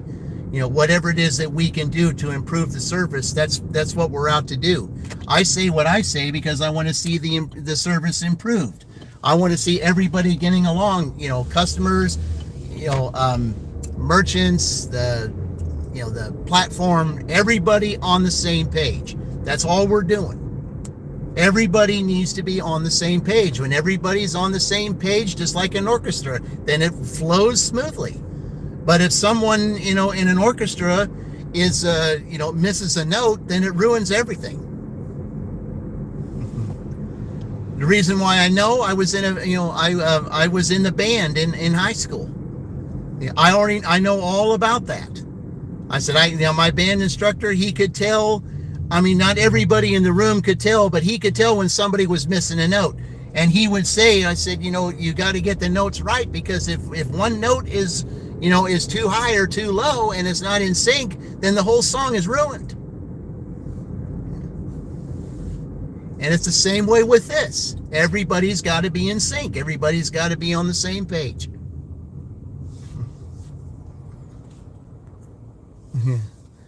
These are problems when it comes to factory workers, especially Amazon. Well, I used to work for Amazon. I saw the problems they had too. That's why I got out of there.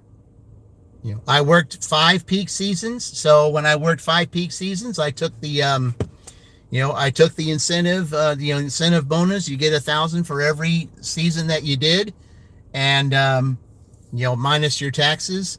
I know they say you can't work for Amazon again, but I don't ever want to work for Amazon again, because I saw what was behind the scenes. And now I have what I have, and I will never look back, because what I do right now, I enjoy way better than I ever enjoyed that. So,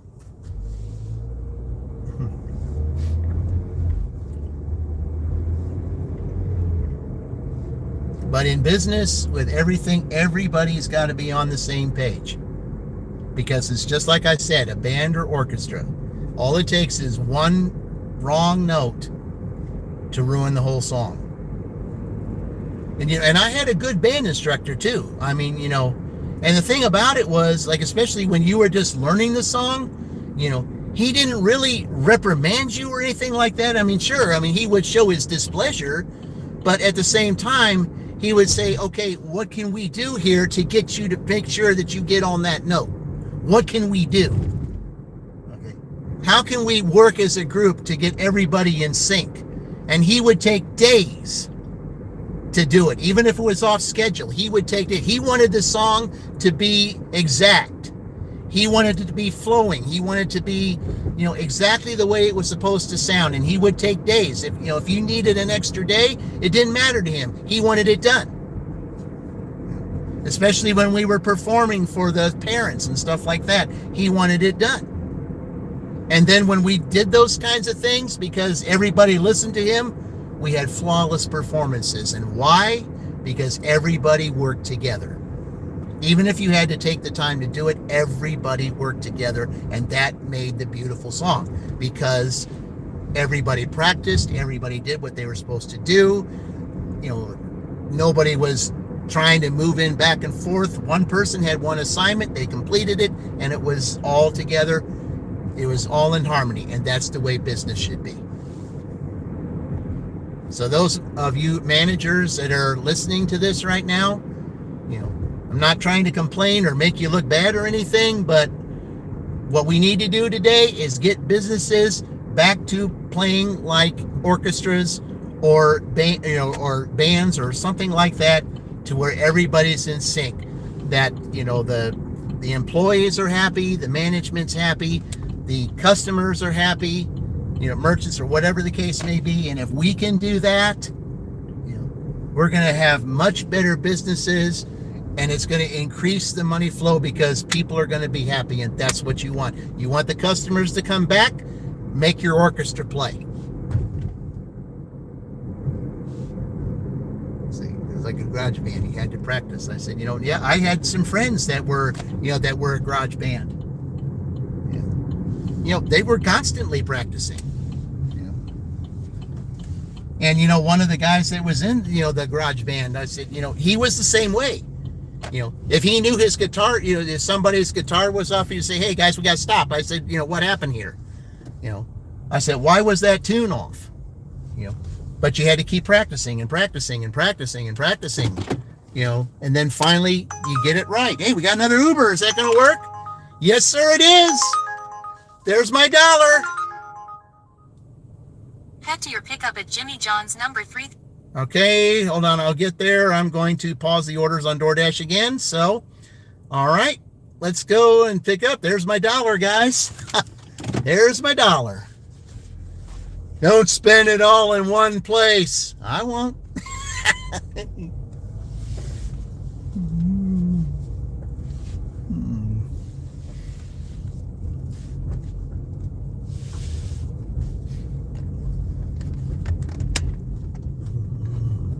Turn left on East Michigan Road. Yep. All right. Hey, it's $1 I didn't have, right? It's $1 I didn't have. Just ahead, turn left on Durand Drive. Think of it the Balky Bartakamas way. It's what you didn't have. Turn left on Durand Drive.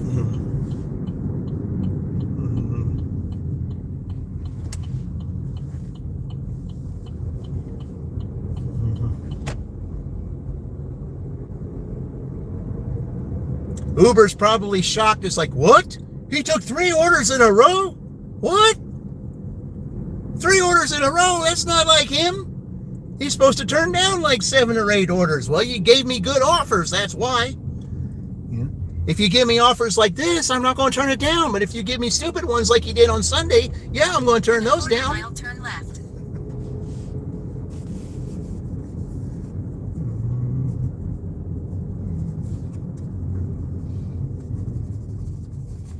Yeah, you gave me some really outrageous orders on Sunday.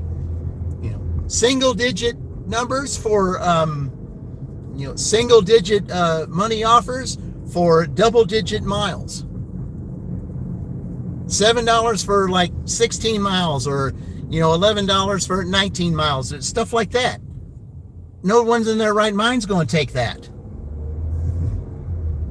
Because especially if you're going out of your zone, that's not 11 for 16, that's 11 for 32. Is anybody going to do 11 for 32? Not too many that I know.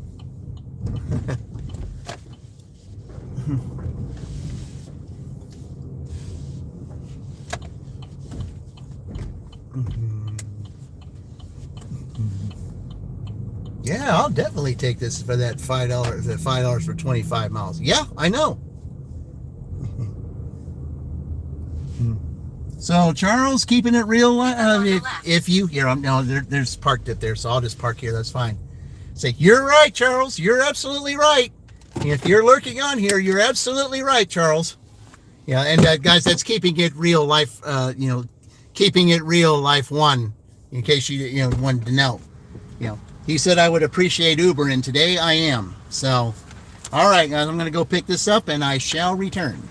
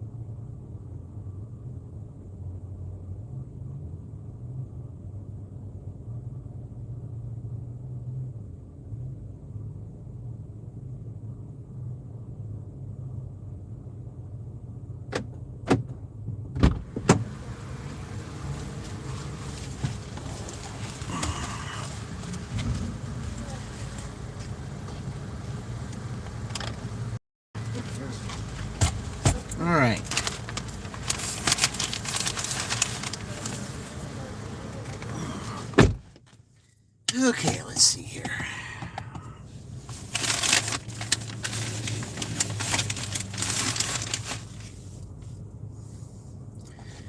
All right. Let's see. Confirm. All right. They didn't say to verify stuff, so that's good. If you take the plunge, she was worried we have a large lifted vehicle about the gas. Oh man, Uber is famous for that 525 miles. Yeah, but they've been nice to me today. After your drop off at 2565 Parkway Drive number 2. Okay. Yeah, I better do this on the way there. So, all right.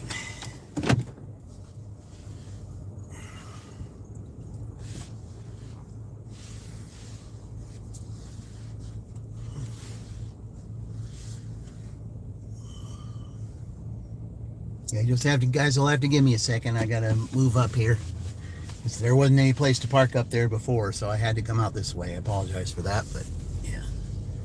All right. Turn right, then turn left.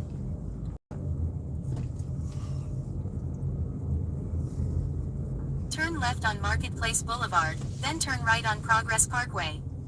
Yeah, that's the way we wanted to go. Okay. Turn right on Progress Parkway. Yep, that's the way I wanted to go. I think it'll be faster.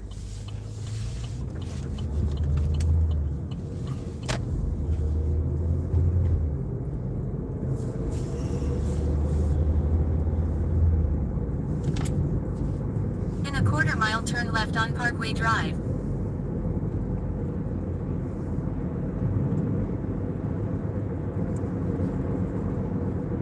What is this the way I went backwards before? No wonder.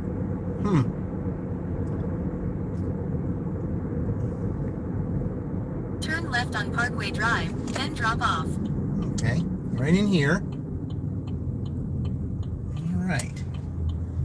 Okay, which one of those buildings down there is it? Drop off. Yeah, I got to drive a little ways to get there. It's 65, number 2. All right. Okay, I got to drop to number 2. All right, here we go. Drop off. Well, you got to wait till I get there. I'm not dropping off in the middle of this intersection here. There it is, right there. All right.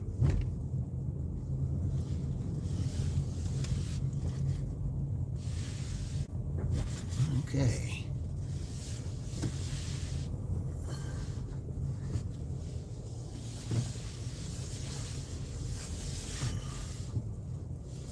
All right, guys, be right back.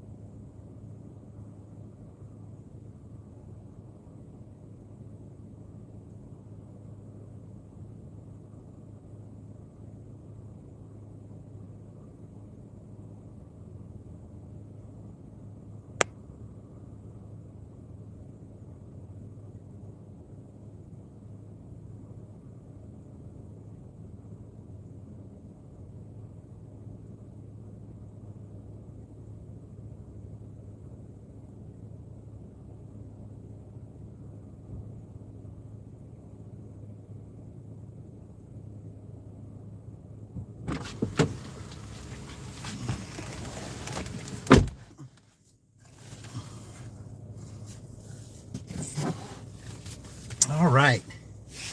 Now let's see. Well, I won't see that until all the tips come in and all that stuff, and it'll say, okay, what did it say? You just received, so and such from your trip. Congratulations, you have completed your quest. Good job.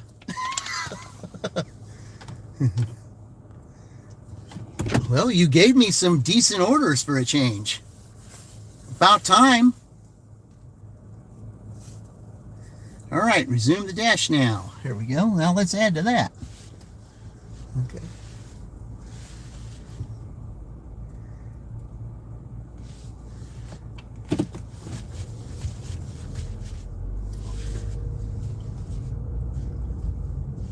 Okay. Can I get out this way? I guess, or not. I think I can. Yeah, I can. I'm surprised they didn't have me enter that way. Or wait, can I? Yeah, I can. Why didn't they have me enter that way? It would have made more sense. That's all right. Oh well. Well, I guess I can name this Uber Save the Day. I can rename it that because what I lost on DoorDash, that $5 shopping order, Uber, he said Uber gave it back to me double for my trouble. So Uber gets the credit for that one. Yeah, I think I just might do that. Yes, Charles, I appreciate it. Now we got DoorDash. But where is it going? That's the question.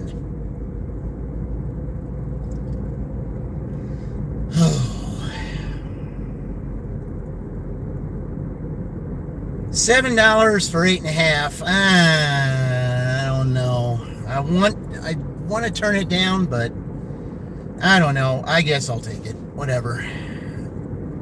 It is upside down, but you know. Quarter mile, turn left onto State Road 44. It is upside down, but I mean it is $7, so yeah, it'll give me 20 for DoorDash. Turn left onto State Road 44. Well, at least it'll put me over 100. I mean, I gotta be grateful for this, guys. I made over $100 on a Tuesday.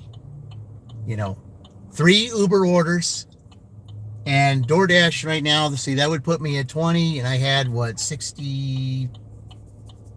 Let's see, I'd be 80, just a little over 80 for DoorDash, and then the Uber Eats on top of that. So yeah, that's, you know, I will have made over $100. So yep, you gotta go. Good luck. Thank you, Sheila. Appreciate it.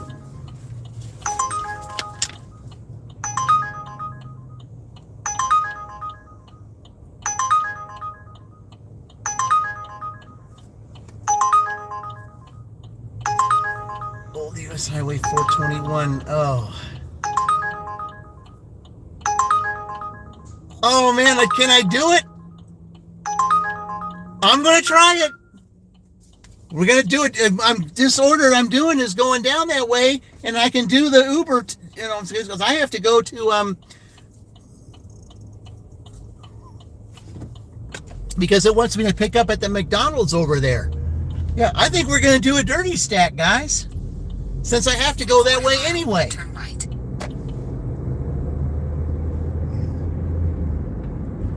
I think we're going to do a dirty stack.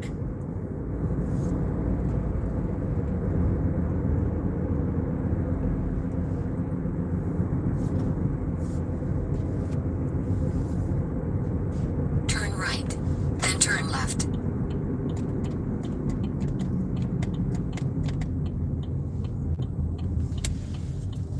Yeah, I have to go that way, so I wouldn't mind doing a dirty stack going over there. Feet, turn right. Man, that's pretty busy in there.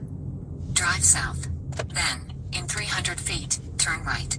Drive west. Then, in 200 feet, turn left. Yeah, we're going to park right here. I know I'll get a message from them saying, you know, hey, time is money and all that stuff. Well, I have to go that way anyway, so, you know, I think I'll just might as well try it because that's St. Paul. That's where I'm going. All right, be right back, guys.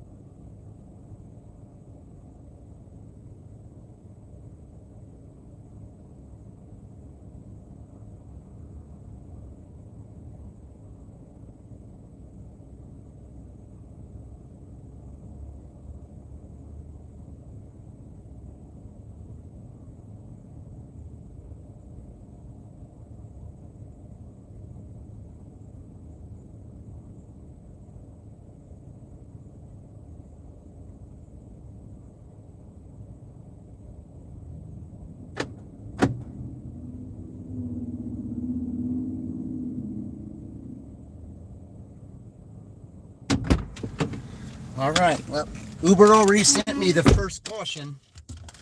So I am on the way. I just had to pick this up first because this order is going over there. This dirty stack is going to work out, guys. Yeah. It's going to work out. It's going to be awesome. All right.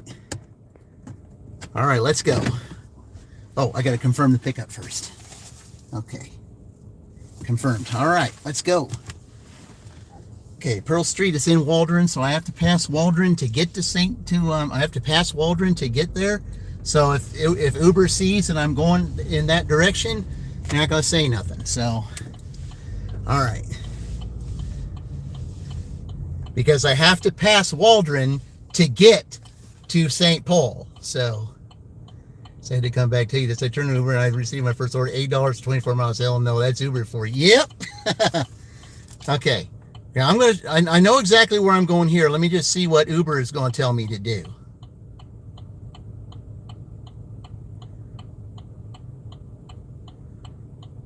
Expected by, well, there's no way I'm going to get there by then. Possibly. I don't know.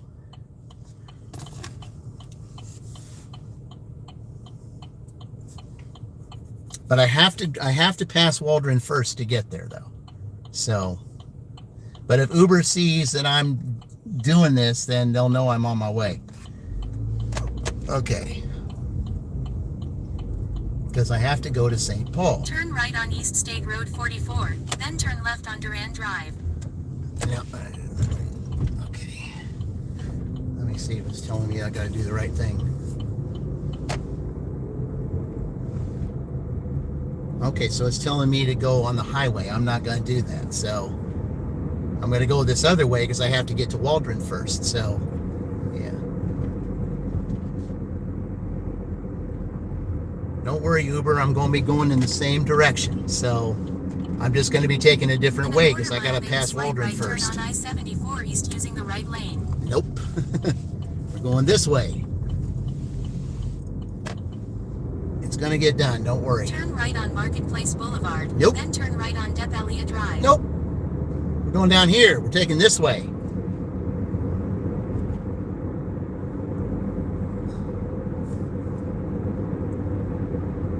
Turn right. We're not taking the highway. We're going down this way. It's still going to be the same thing. East Michigan Road using the left lane. There you go.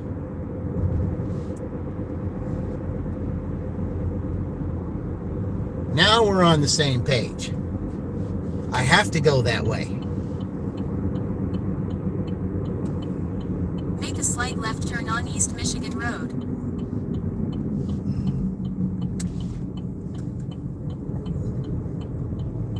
All right, here we go, guys. Doing a dirty stack at the end of the shift. Love it.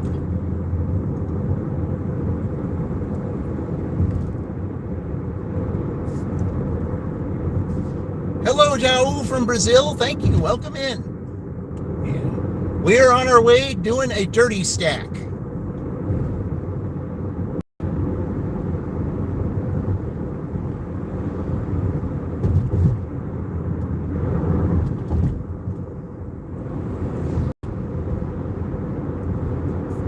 Yep, this stream will be renamed Uber Save the Day, to which they did.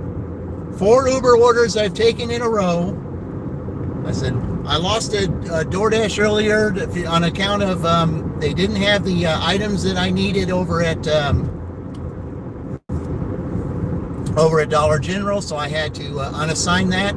Then I got 2 straight Uber orders of over $5, and now I've got a $9 Uber order I'm going to get after I drop this $7 DoorDash off. So this order, instead of it being $7, I mean, it's a little bit more miles, but it turned out to be 16 instead of 7. So that made it all worth it.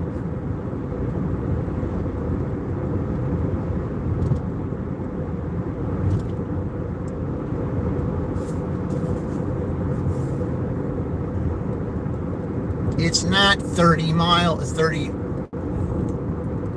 You got that all backwards.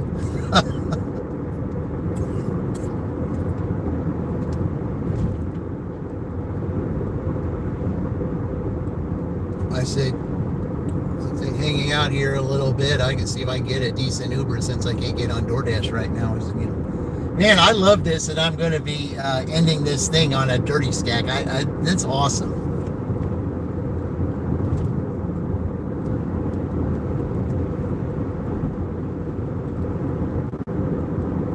I guess Vanessa Williams was right when she said saving the best for last, but I guess that's what this is.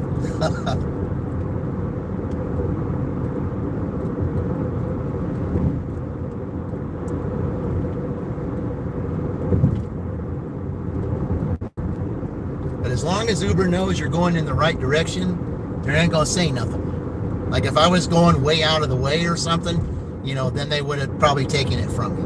But because I'm going in the right direction, they probably... Turn left on East Old State Road 244. Nope. Okay, well, see, since we're not doing that, we're just going to go straight down here. I'm still going the same direction, so... yeah. Turn left on East Old State Road 244. Nope, got to go to Waldron first, sorry. Turn left. Nope, sorry. You're going to do it my way. Turn left, then turn left. Nope, you're going to do it my way. A St. Paul. In a quarter mile, keep right.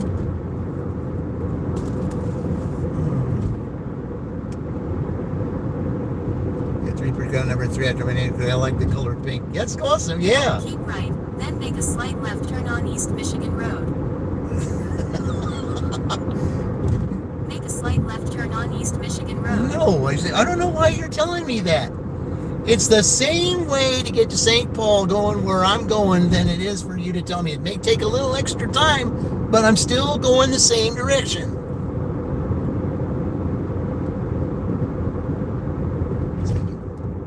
You don't like the GPS, I said. I don't like the way it's telling me to go. I'm doing a dirty stack here, Joe.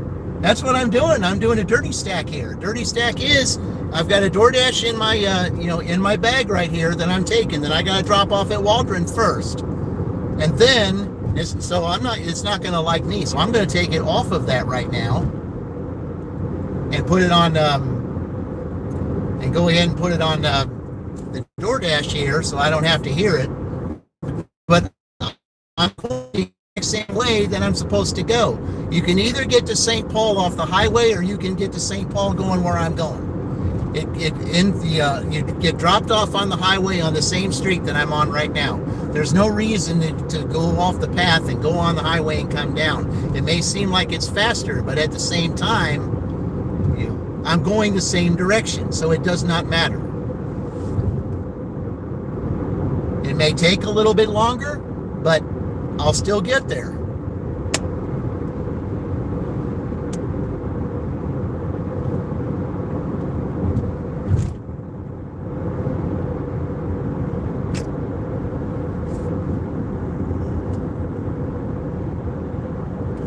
That's not the one. I gotta go.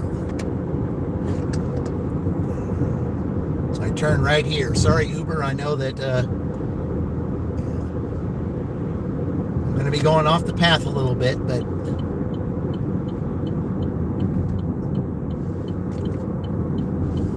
it may be just a tad late. But if I am, I said, if you feel like you need to take it, then go ahead. But I'm going in the same direction. That's why I had to attempt it.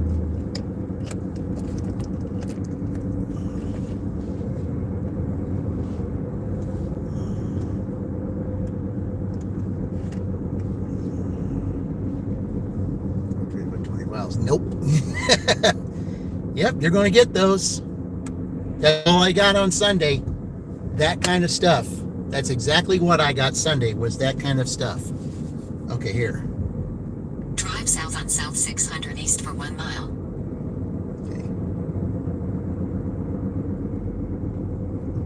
Okay. Uber's probably going to send me the second warning in a minute.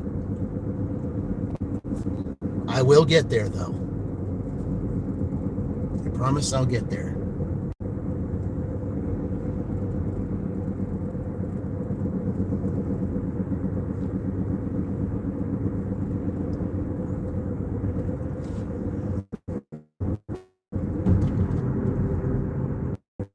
Yeah, this is the shit. I believe that it did that again. In here, that's why I don't like coming into this part of Waldron, because it does that. Some parts of Waldron, it's rough. See, I was just here taking an order down here. I just delivered there. Oh, there we go. You turn on Uber app. Yeah. Well, that's all I got on Sunday was stuff like that. In a quarter mile. That's all I got on onto Sunday West was Pearl that Street. stuff. Yeah. 7 for 16, 7, things like that. And then Sheila, I had this guy that was on there that came on. His name was Chucky. And, but there's stuff like that. He's like, man, you're lazy. And it's like, and laziness has nothing to do with it, Mr. Chucky. It has nothing to do with that. Turn right onto West Pearl Street. Then, in 300 feet, It's what we 201 West Pearl Street, it's what we Waldron, do Indiana that makes it 46182. USA will be on the left. it's not about laziness, it's what makes sense. And we're not going to take offers that don't make sense. You have to look at the big picture, not just is it this one here? 201 West Pearl Street, Waldron, Indiana 46182. USA is on the Customer left. requested you leave the order at their door. Okay, is it They front added door the or following side door? instructions. Leave at my door. Okay, hold on. Let's see, front door or side door? I guess it doesn't matter. Yeah, I guess it's this one. All right, I'll be right back, guys.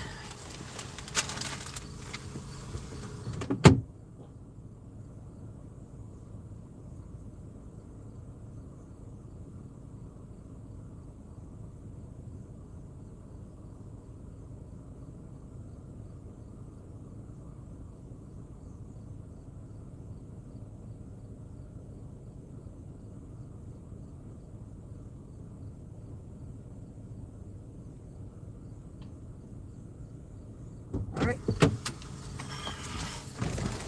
Now, still haven't got. Okay. Don't worry about it. I'm on my way. That's my second warning. Okay. Don't worry, Uber. I'm on my way.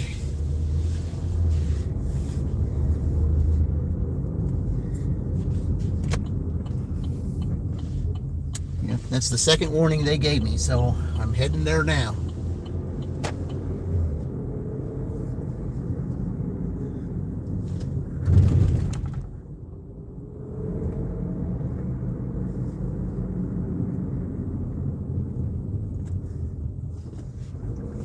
See, now I'm glad I'm out this far because DoorDash won't send me anything while I'm out this far. They won't, because I'm way too far away from the zone. They won't send me anything, so that's what I like about that. You did finally get that Spark order done. Oh, okay, great. Boy, how long did that take you, Queen? That took you a long time.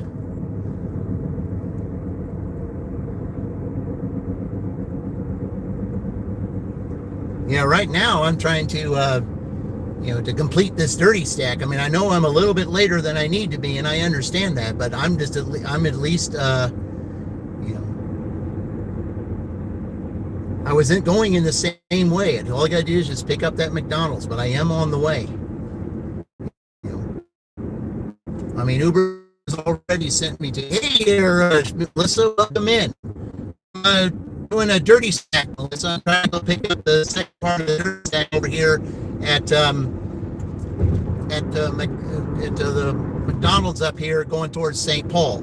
I'm not that far away from it. And I know I'm going a little bit faster than I need to be, but I've got to hurry. So, as long as they know I'm going in the same direction and I'm not stopped, they're gonna, they won't say nothing.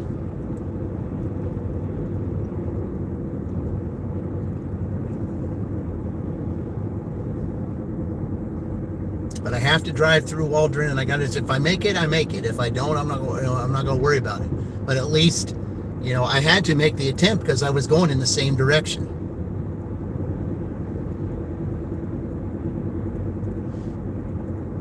Money stacking. Yep, dirty stacking. That's what we're doing. I just hope that they give me enough time to get there. I mean, I know I'm a little bit behind, but I will get there. All right. All right, Uber, here we go. I'm on my way.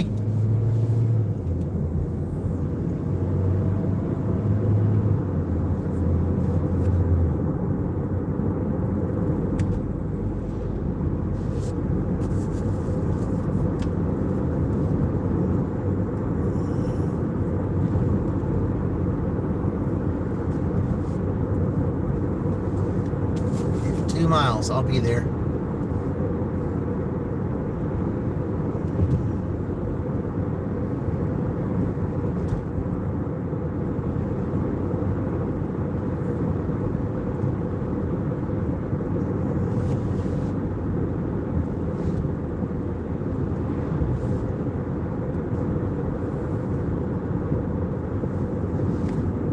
Now they know I'm going the right direction, so hopefully they'll let me go and get there. I'm almost say that McDonald's is not that far from down here.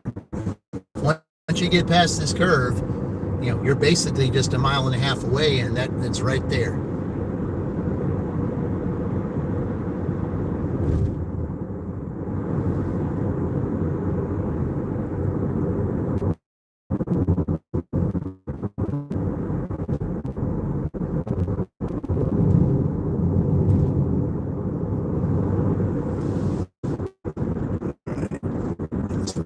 Here a little bit.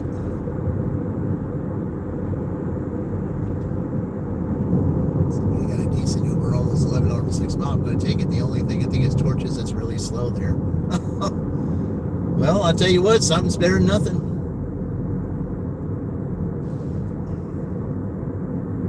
Just like earlier when, it was before 11 o'clock, there was a Sally's order that I got from DoorDash that, was $2.50. And, but it was only going like 1 some odd miles. Well, it wasn't quite 11 o'clock yet, so I decided, you know what, I'll just go ahead and take it. So, went ahead and delivered it. So there we go.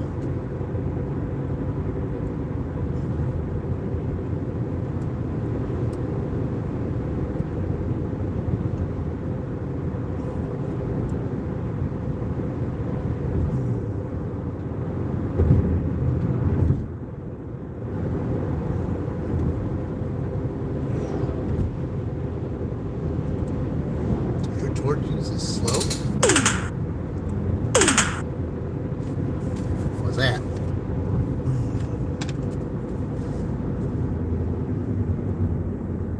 Nope, I didn't make it in time. No. Oh well. Oh well, that's all right. I gave it my best shot. I was almost there.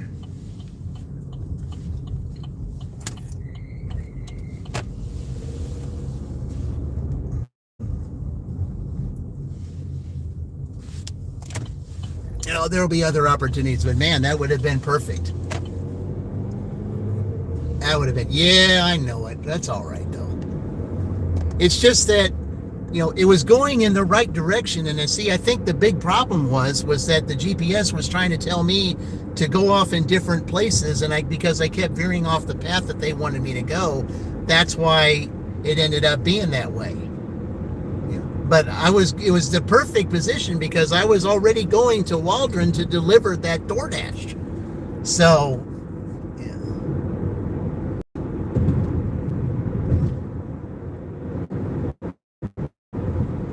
But see, here's the thing. I'm already there, so they're going to assign it to somebody that's probably halfway down probably back over there or in Greensburg or something that's going to take a lot longer to get there than I am.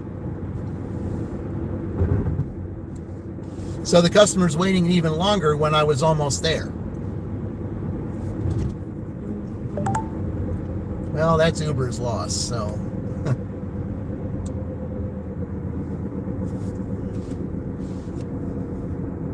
It's not mine.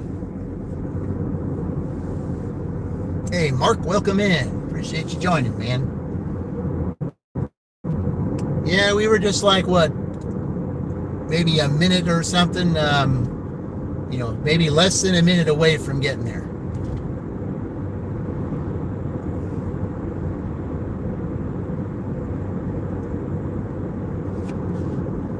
But anyway, I got my extra $1 for the 3 trips that I did. So,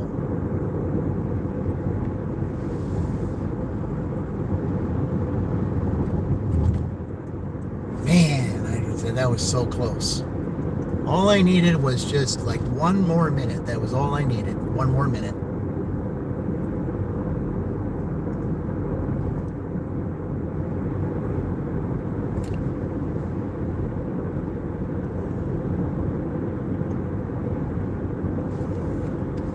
But I had to deliver the DoorDash first.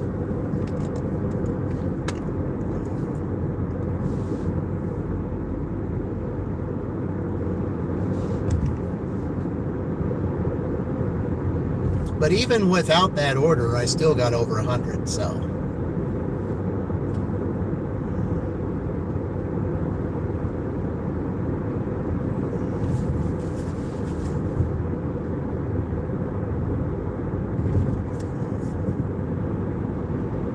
Oh, well.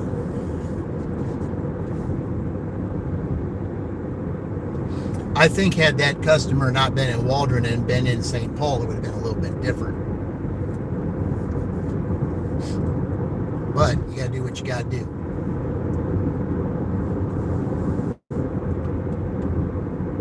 Now, had I got that offer after I picked up the Burger King order, then that would have been different. But see, I got that offer before I picked up the Burger King order, which made it that way.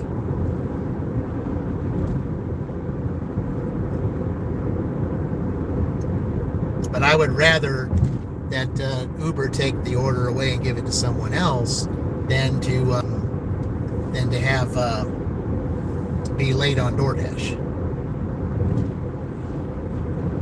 That's the only good thing I got with that. See, Uber to me is just secondary. It's just supplemental income. I only use it if it's at some point that I need it. And today it was a couple times to where it certainly benefited me. I mean, at least I did 3 orders in a row. I accepted 4 orders in a row. Even though they took that one, I still accepted 4 orders in a row. And that's unlike me to do for Uber. Very much unlike me to do, is to accept 4 orders in a row, especially like that. I never accept 4 orders in a row because I don't hardly ever get any good orders.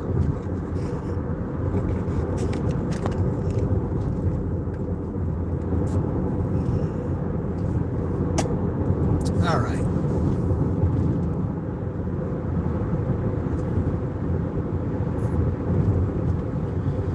Oh, that would have been such a great dirty stack. That would have been awesome.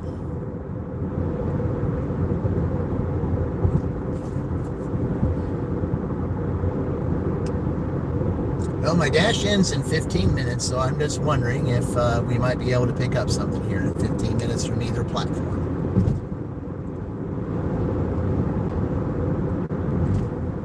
But to make over $100 on a Tuesday, which is rare in many zones, especially from the time I started, I gotta say I'm pretty pleased. And the one thing was, I kept busy today too. There was a couple times I might have sat and waited for some orders, but not as long as I usually did. It's not as long as I did yesterday.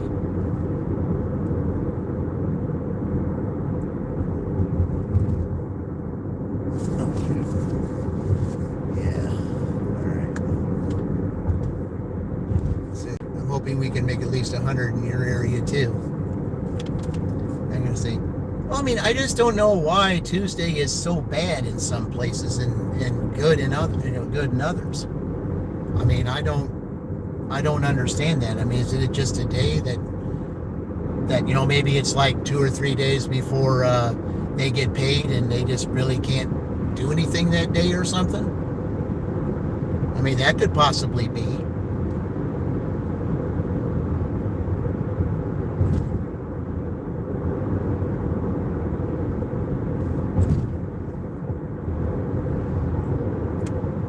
I mean, I was pleased at the orders I got in Franklin today, and even with that one Uber order I got there.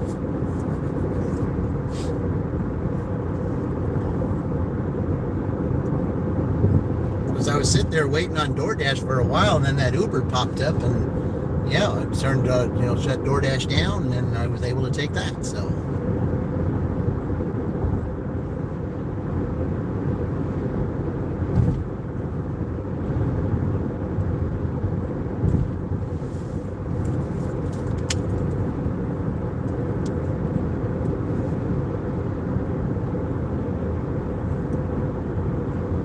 But my acceptance rate on Uber went up to 22%.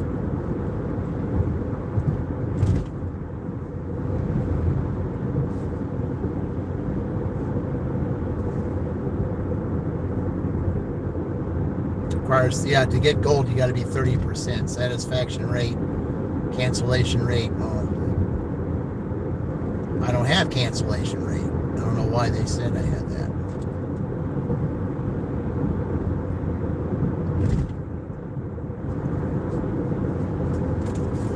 I didn't cancel it, you did.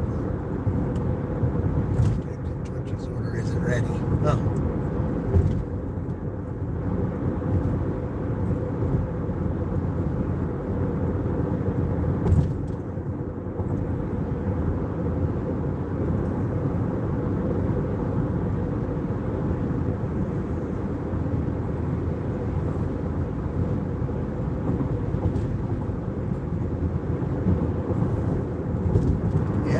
Tell now that autumn season's here. You see some of these leaves are already turning, and some of them are already falling. So it's that season.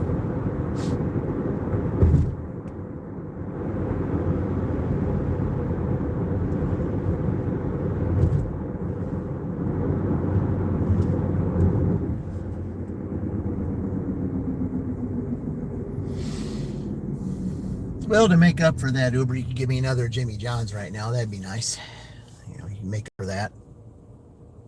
Yeah, I gave it my best effort. All you had to do is give me another minute, and I would have been there.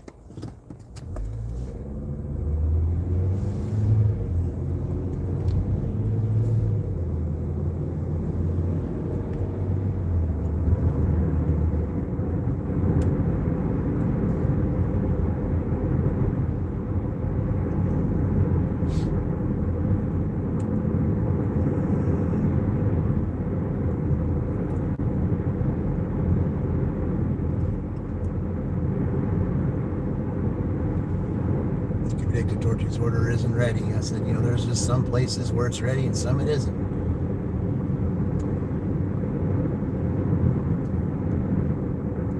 All right, well, we'll just sit up here in the shade for a little bit, guys, while we're waiting. Yep. We'll sit up here in the shade while we're waiting to see if we get one more order, whether it's from DoorDash or Uber Eats in the next 10 minutes. Someone's thinking like me, sitting in the shade. Yep.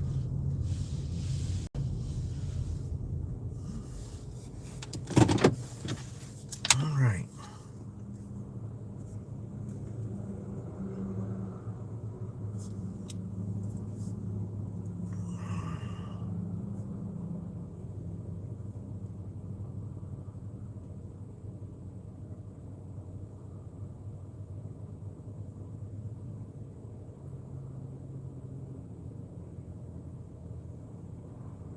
Wow, there's a lot of stuff going on here. Okay.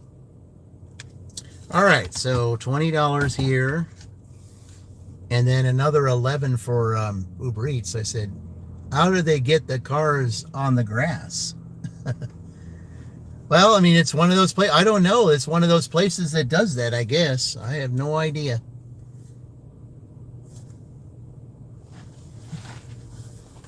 I mean, there's some places here where they have cars and, where they work on cars and stuff like that. I don't know too much of these businesses over here. But yeah, they put cars in the grass. And there's a couple other places in town where they do that too. So, yeah. Hey, welcome in, GD. I appreciate you joining. Thank you very much.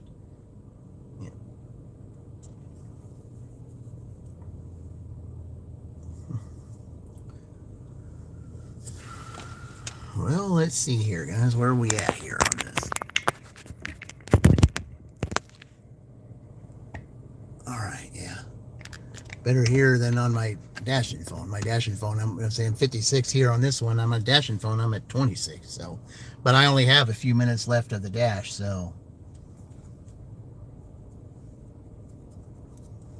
Usually when you get after 1 o'clock, then it really does start slowing down.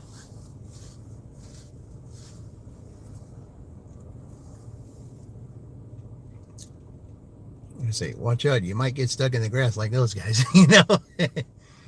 Nah, I'm not gonna do that.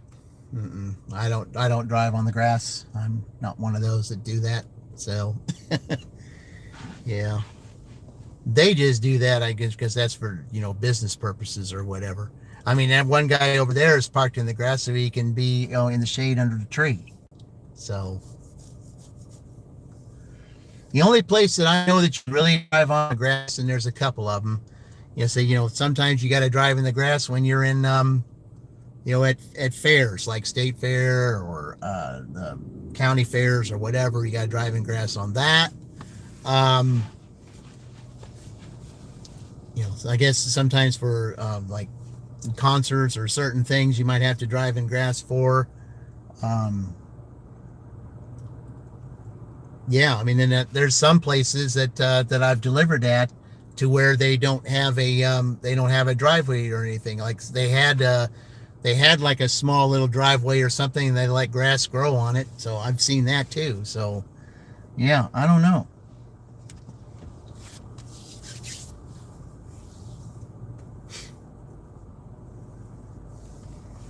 Or if there's like a get together or something, and there's no place to park in somebody's get together, you gotta park in the grass, I guess. Yeah, everybody's driveway got taken away once too. Well, yeah, I mean, it's the thing it was though, when I was delivering it, and it was right off of one of the main roads. It used to be like I don't know if it was a gravel driveway or if it was a driveway that was paved at one time or something, but grass had grown over it, and they're acting like as if they just want to leave it the way it is and not worry about having they maybe don't have the money to to pave it or whatever. But I mean, if it's their property, they do what they want to do.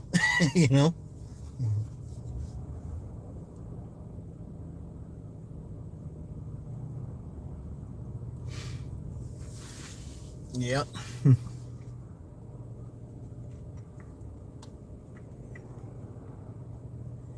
Oh, we're down to 5 minutes left, guys. 5 minutes left at the stash. So I will say overall it was, for a Tuesday, I want to say that I appreciate it, because most Tuesdays you're lucky to, in some places, to get even half of what I got today. And even though Uber did what they did, taking that one offer away, even though they did that, they still, came to the part to where, I hadn't got a DoorDash order for a while, and I lost the $5 on the DoorDash for the fact that I had to unassign the order because some of the stuff was not on the shelves in the shopping order, and I would have had refunds, and can't do that. So I had to unassign it for that reason. So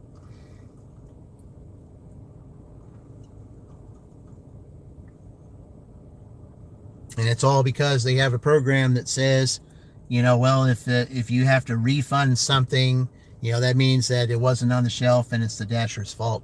And I'm not playing that game, so we're just not doing that.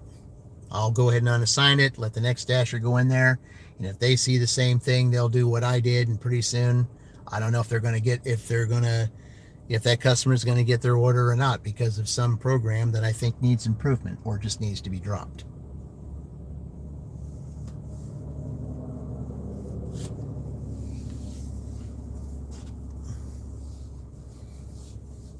I just think when they come up with incentives and things like this, they need to think about how they word stuff or how they do stuff.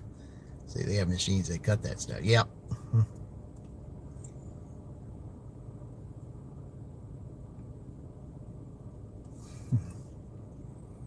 Well, we got a couple of minutes left, guys, and I know my dashing phone's getting down on battery power. So even if I was to get an order right now, that definitely would be the last one. But it's not looking like it, and it's okay, you know. See, I made my 100 today. I'm pleased with it. So,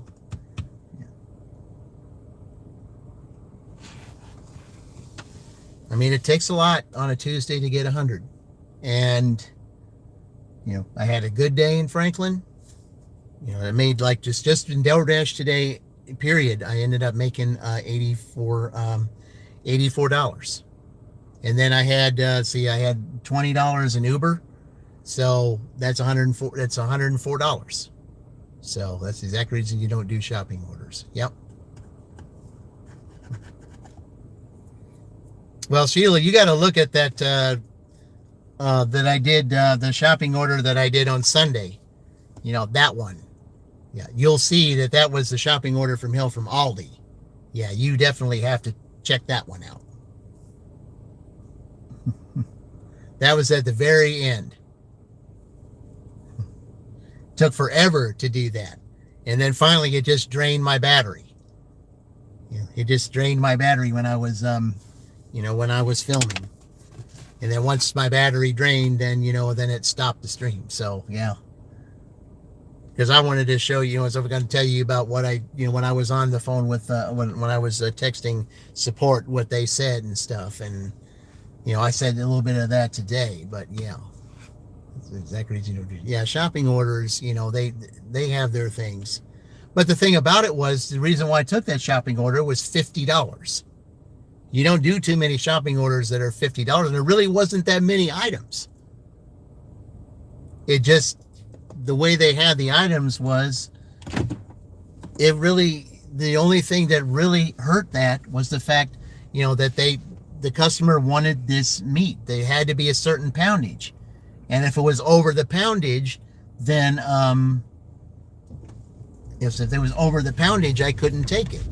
Because if I put it in there, and if I said accept, I said, it said, if you accept this poundage, you risk deactivation. So, and I wasn't going to play that game. So that's why I called support and told them that. Is there any way that, if the customer, you will see in the notes that the customer said they will accept, a higher poundage. And, they look, the support person said, yeah, well, I mean, we can look at it, but I think if the scanner isn't going to take it, then unfortunately we are going to have to refund it. Because, it is true, if you accept, even though the customer said they will take it, it will still have to be reviewed as, you went above and beyond what the customer originally asked. And, you do risk deactivation. So it's ridiculous that they blame the Dasher for products not in stock. Yeah. Oh, yeah. Absolutely. Yeah. I said, Sheila, did you ever watch that one segment where Charlie the Brash Dasher was talking about that? He's on tonight too, by the way. But the one thing, and like I said, and there's not a whole lot that gets Charlie all riled up. But ever since this one, to say, what's going on, your mom? But the one that gets all riled up, you see, he hardly ever does that, because any problem that comes up, he tries to find some kind of humor or some kind of way to make it funny. But ever since this shopping thing came up, I mean, he had one where he just ranted over it because he said how illogical it is, that only 98% is not good enough to get an incentive. And I just think it's just a dumb program if you're going to do that, Yeah. And it's just, it's crazy. But okay, well, we're after 1:30, so let's see. I think DoorDash is probably going to tell me that it's done. Let me see here. And yes. Okay.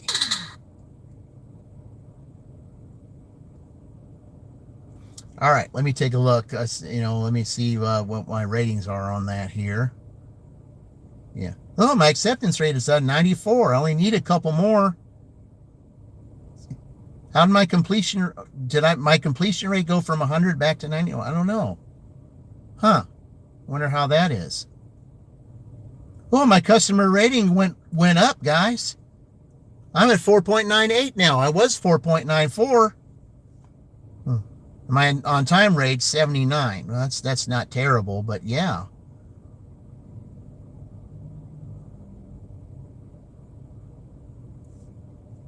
No, that's fantastic. Yeah, well, that's all dashing across America right there. That's what that is. Okay. Yep. Okay. So that's already telling me that I need to. So we need to turn Uber off now. Nice. You accepted and completed 3 trips in a row. Yep.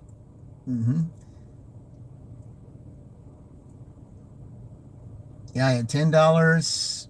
So yeah, I had $10 on these 2 trips here. I had $11 on the on my first trip when on Uber in Franklin, and then the extra dollar that I got for the incentive. So I ended up with $22, for Uber today. So yep, over $100. That's the way we do it, guys. Can you play the radio? I see, Dava, we don't. I said we don't discuss that kind of thing on here. That's all that is that it causes division. Okay, so, but I'm about to sign off here anyway right now. But say, can you play the radio? No, your mom. I'm not allowed to play the radio because it's anything that comes on the radio is subject to copyright infringement. So we're not doing that. So I'm sorry, I can't do that. So. Yeah, copyright infringement, we're not going to do that. I said I'm getting close to monetization, and I'm not going to risk that. And I already had someone that I watched that, that went through that kind of thing and had to redo his whole entire channel because of it. And, it's unfortunate, but, hey, you got to play by the rules. And, some rules you may think are, illogical and insane, but you've got to, they are what they are, and you got to do what you got to do. So, yeah, thank you for coming on, though, your mom. I really appreciate that. I say thank you for joining. I thank everybody for the 72 likes that I got today, and for those that, for watching me both in Franklin here and in Shelbyville. It was a great day. I got more lives that are coming up. Stay tuned later on. Helsenberg, thank you for joining. Stay tuned. I believe tomorrow night is going to be, I'll have to get with her to make sure of that, but tomorrow night you may be seeing me with Fran Dash Phoenix doing a 2, maybe 3 hour dual live stream, Arizona State versus Indiana. And you might see me doing that later this week with the Star Dashians. That would be North Carolina versus Indiana. So, yeah, I'm looking forward to that because Big Ten season's coming. I'm going to get my memberships going. And when my membership's going, since Big Ten season's coming, if you're a member of my channel, you can enter the Big Ten contest and win some prizes, because there will be a lot of prizes in that Big Ten contest this year, because it'll be done a lot differently than it was last year. You join that Big Ten conference, whoever wins, you will win whatever's in the pot, and you will also win opportunity to win for those that tie. So be looking forward to that, guys. So I'll have those memberships here probably within the next week, and you guys can sign up to be a member. Then when Big Ten season starts, we'll get that underway. Okay, so yeah, my batteries are about to go down, so I'm going to go ahead and sign off here. So as I always say, guys, I will see you in the future, and remember, we're all in this together.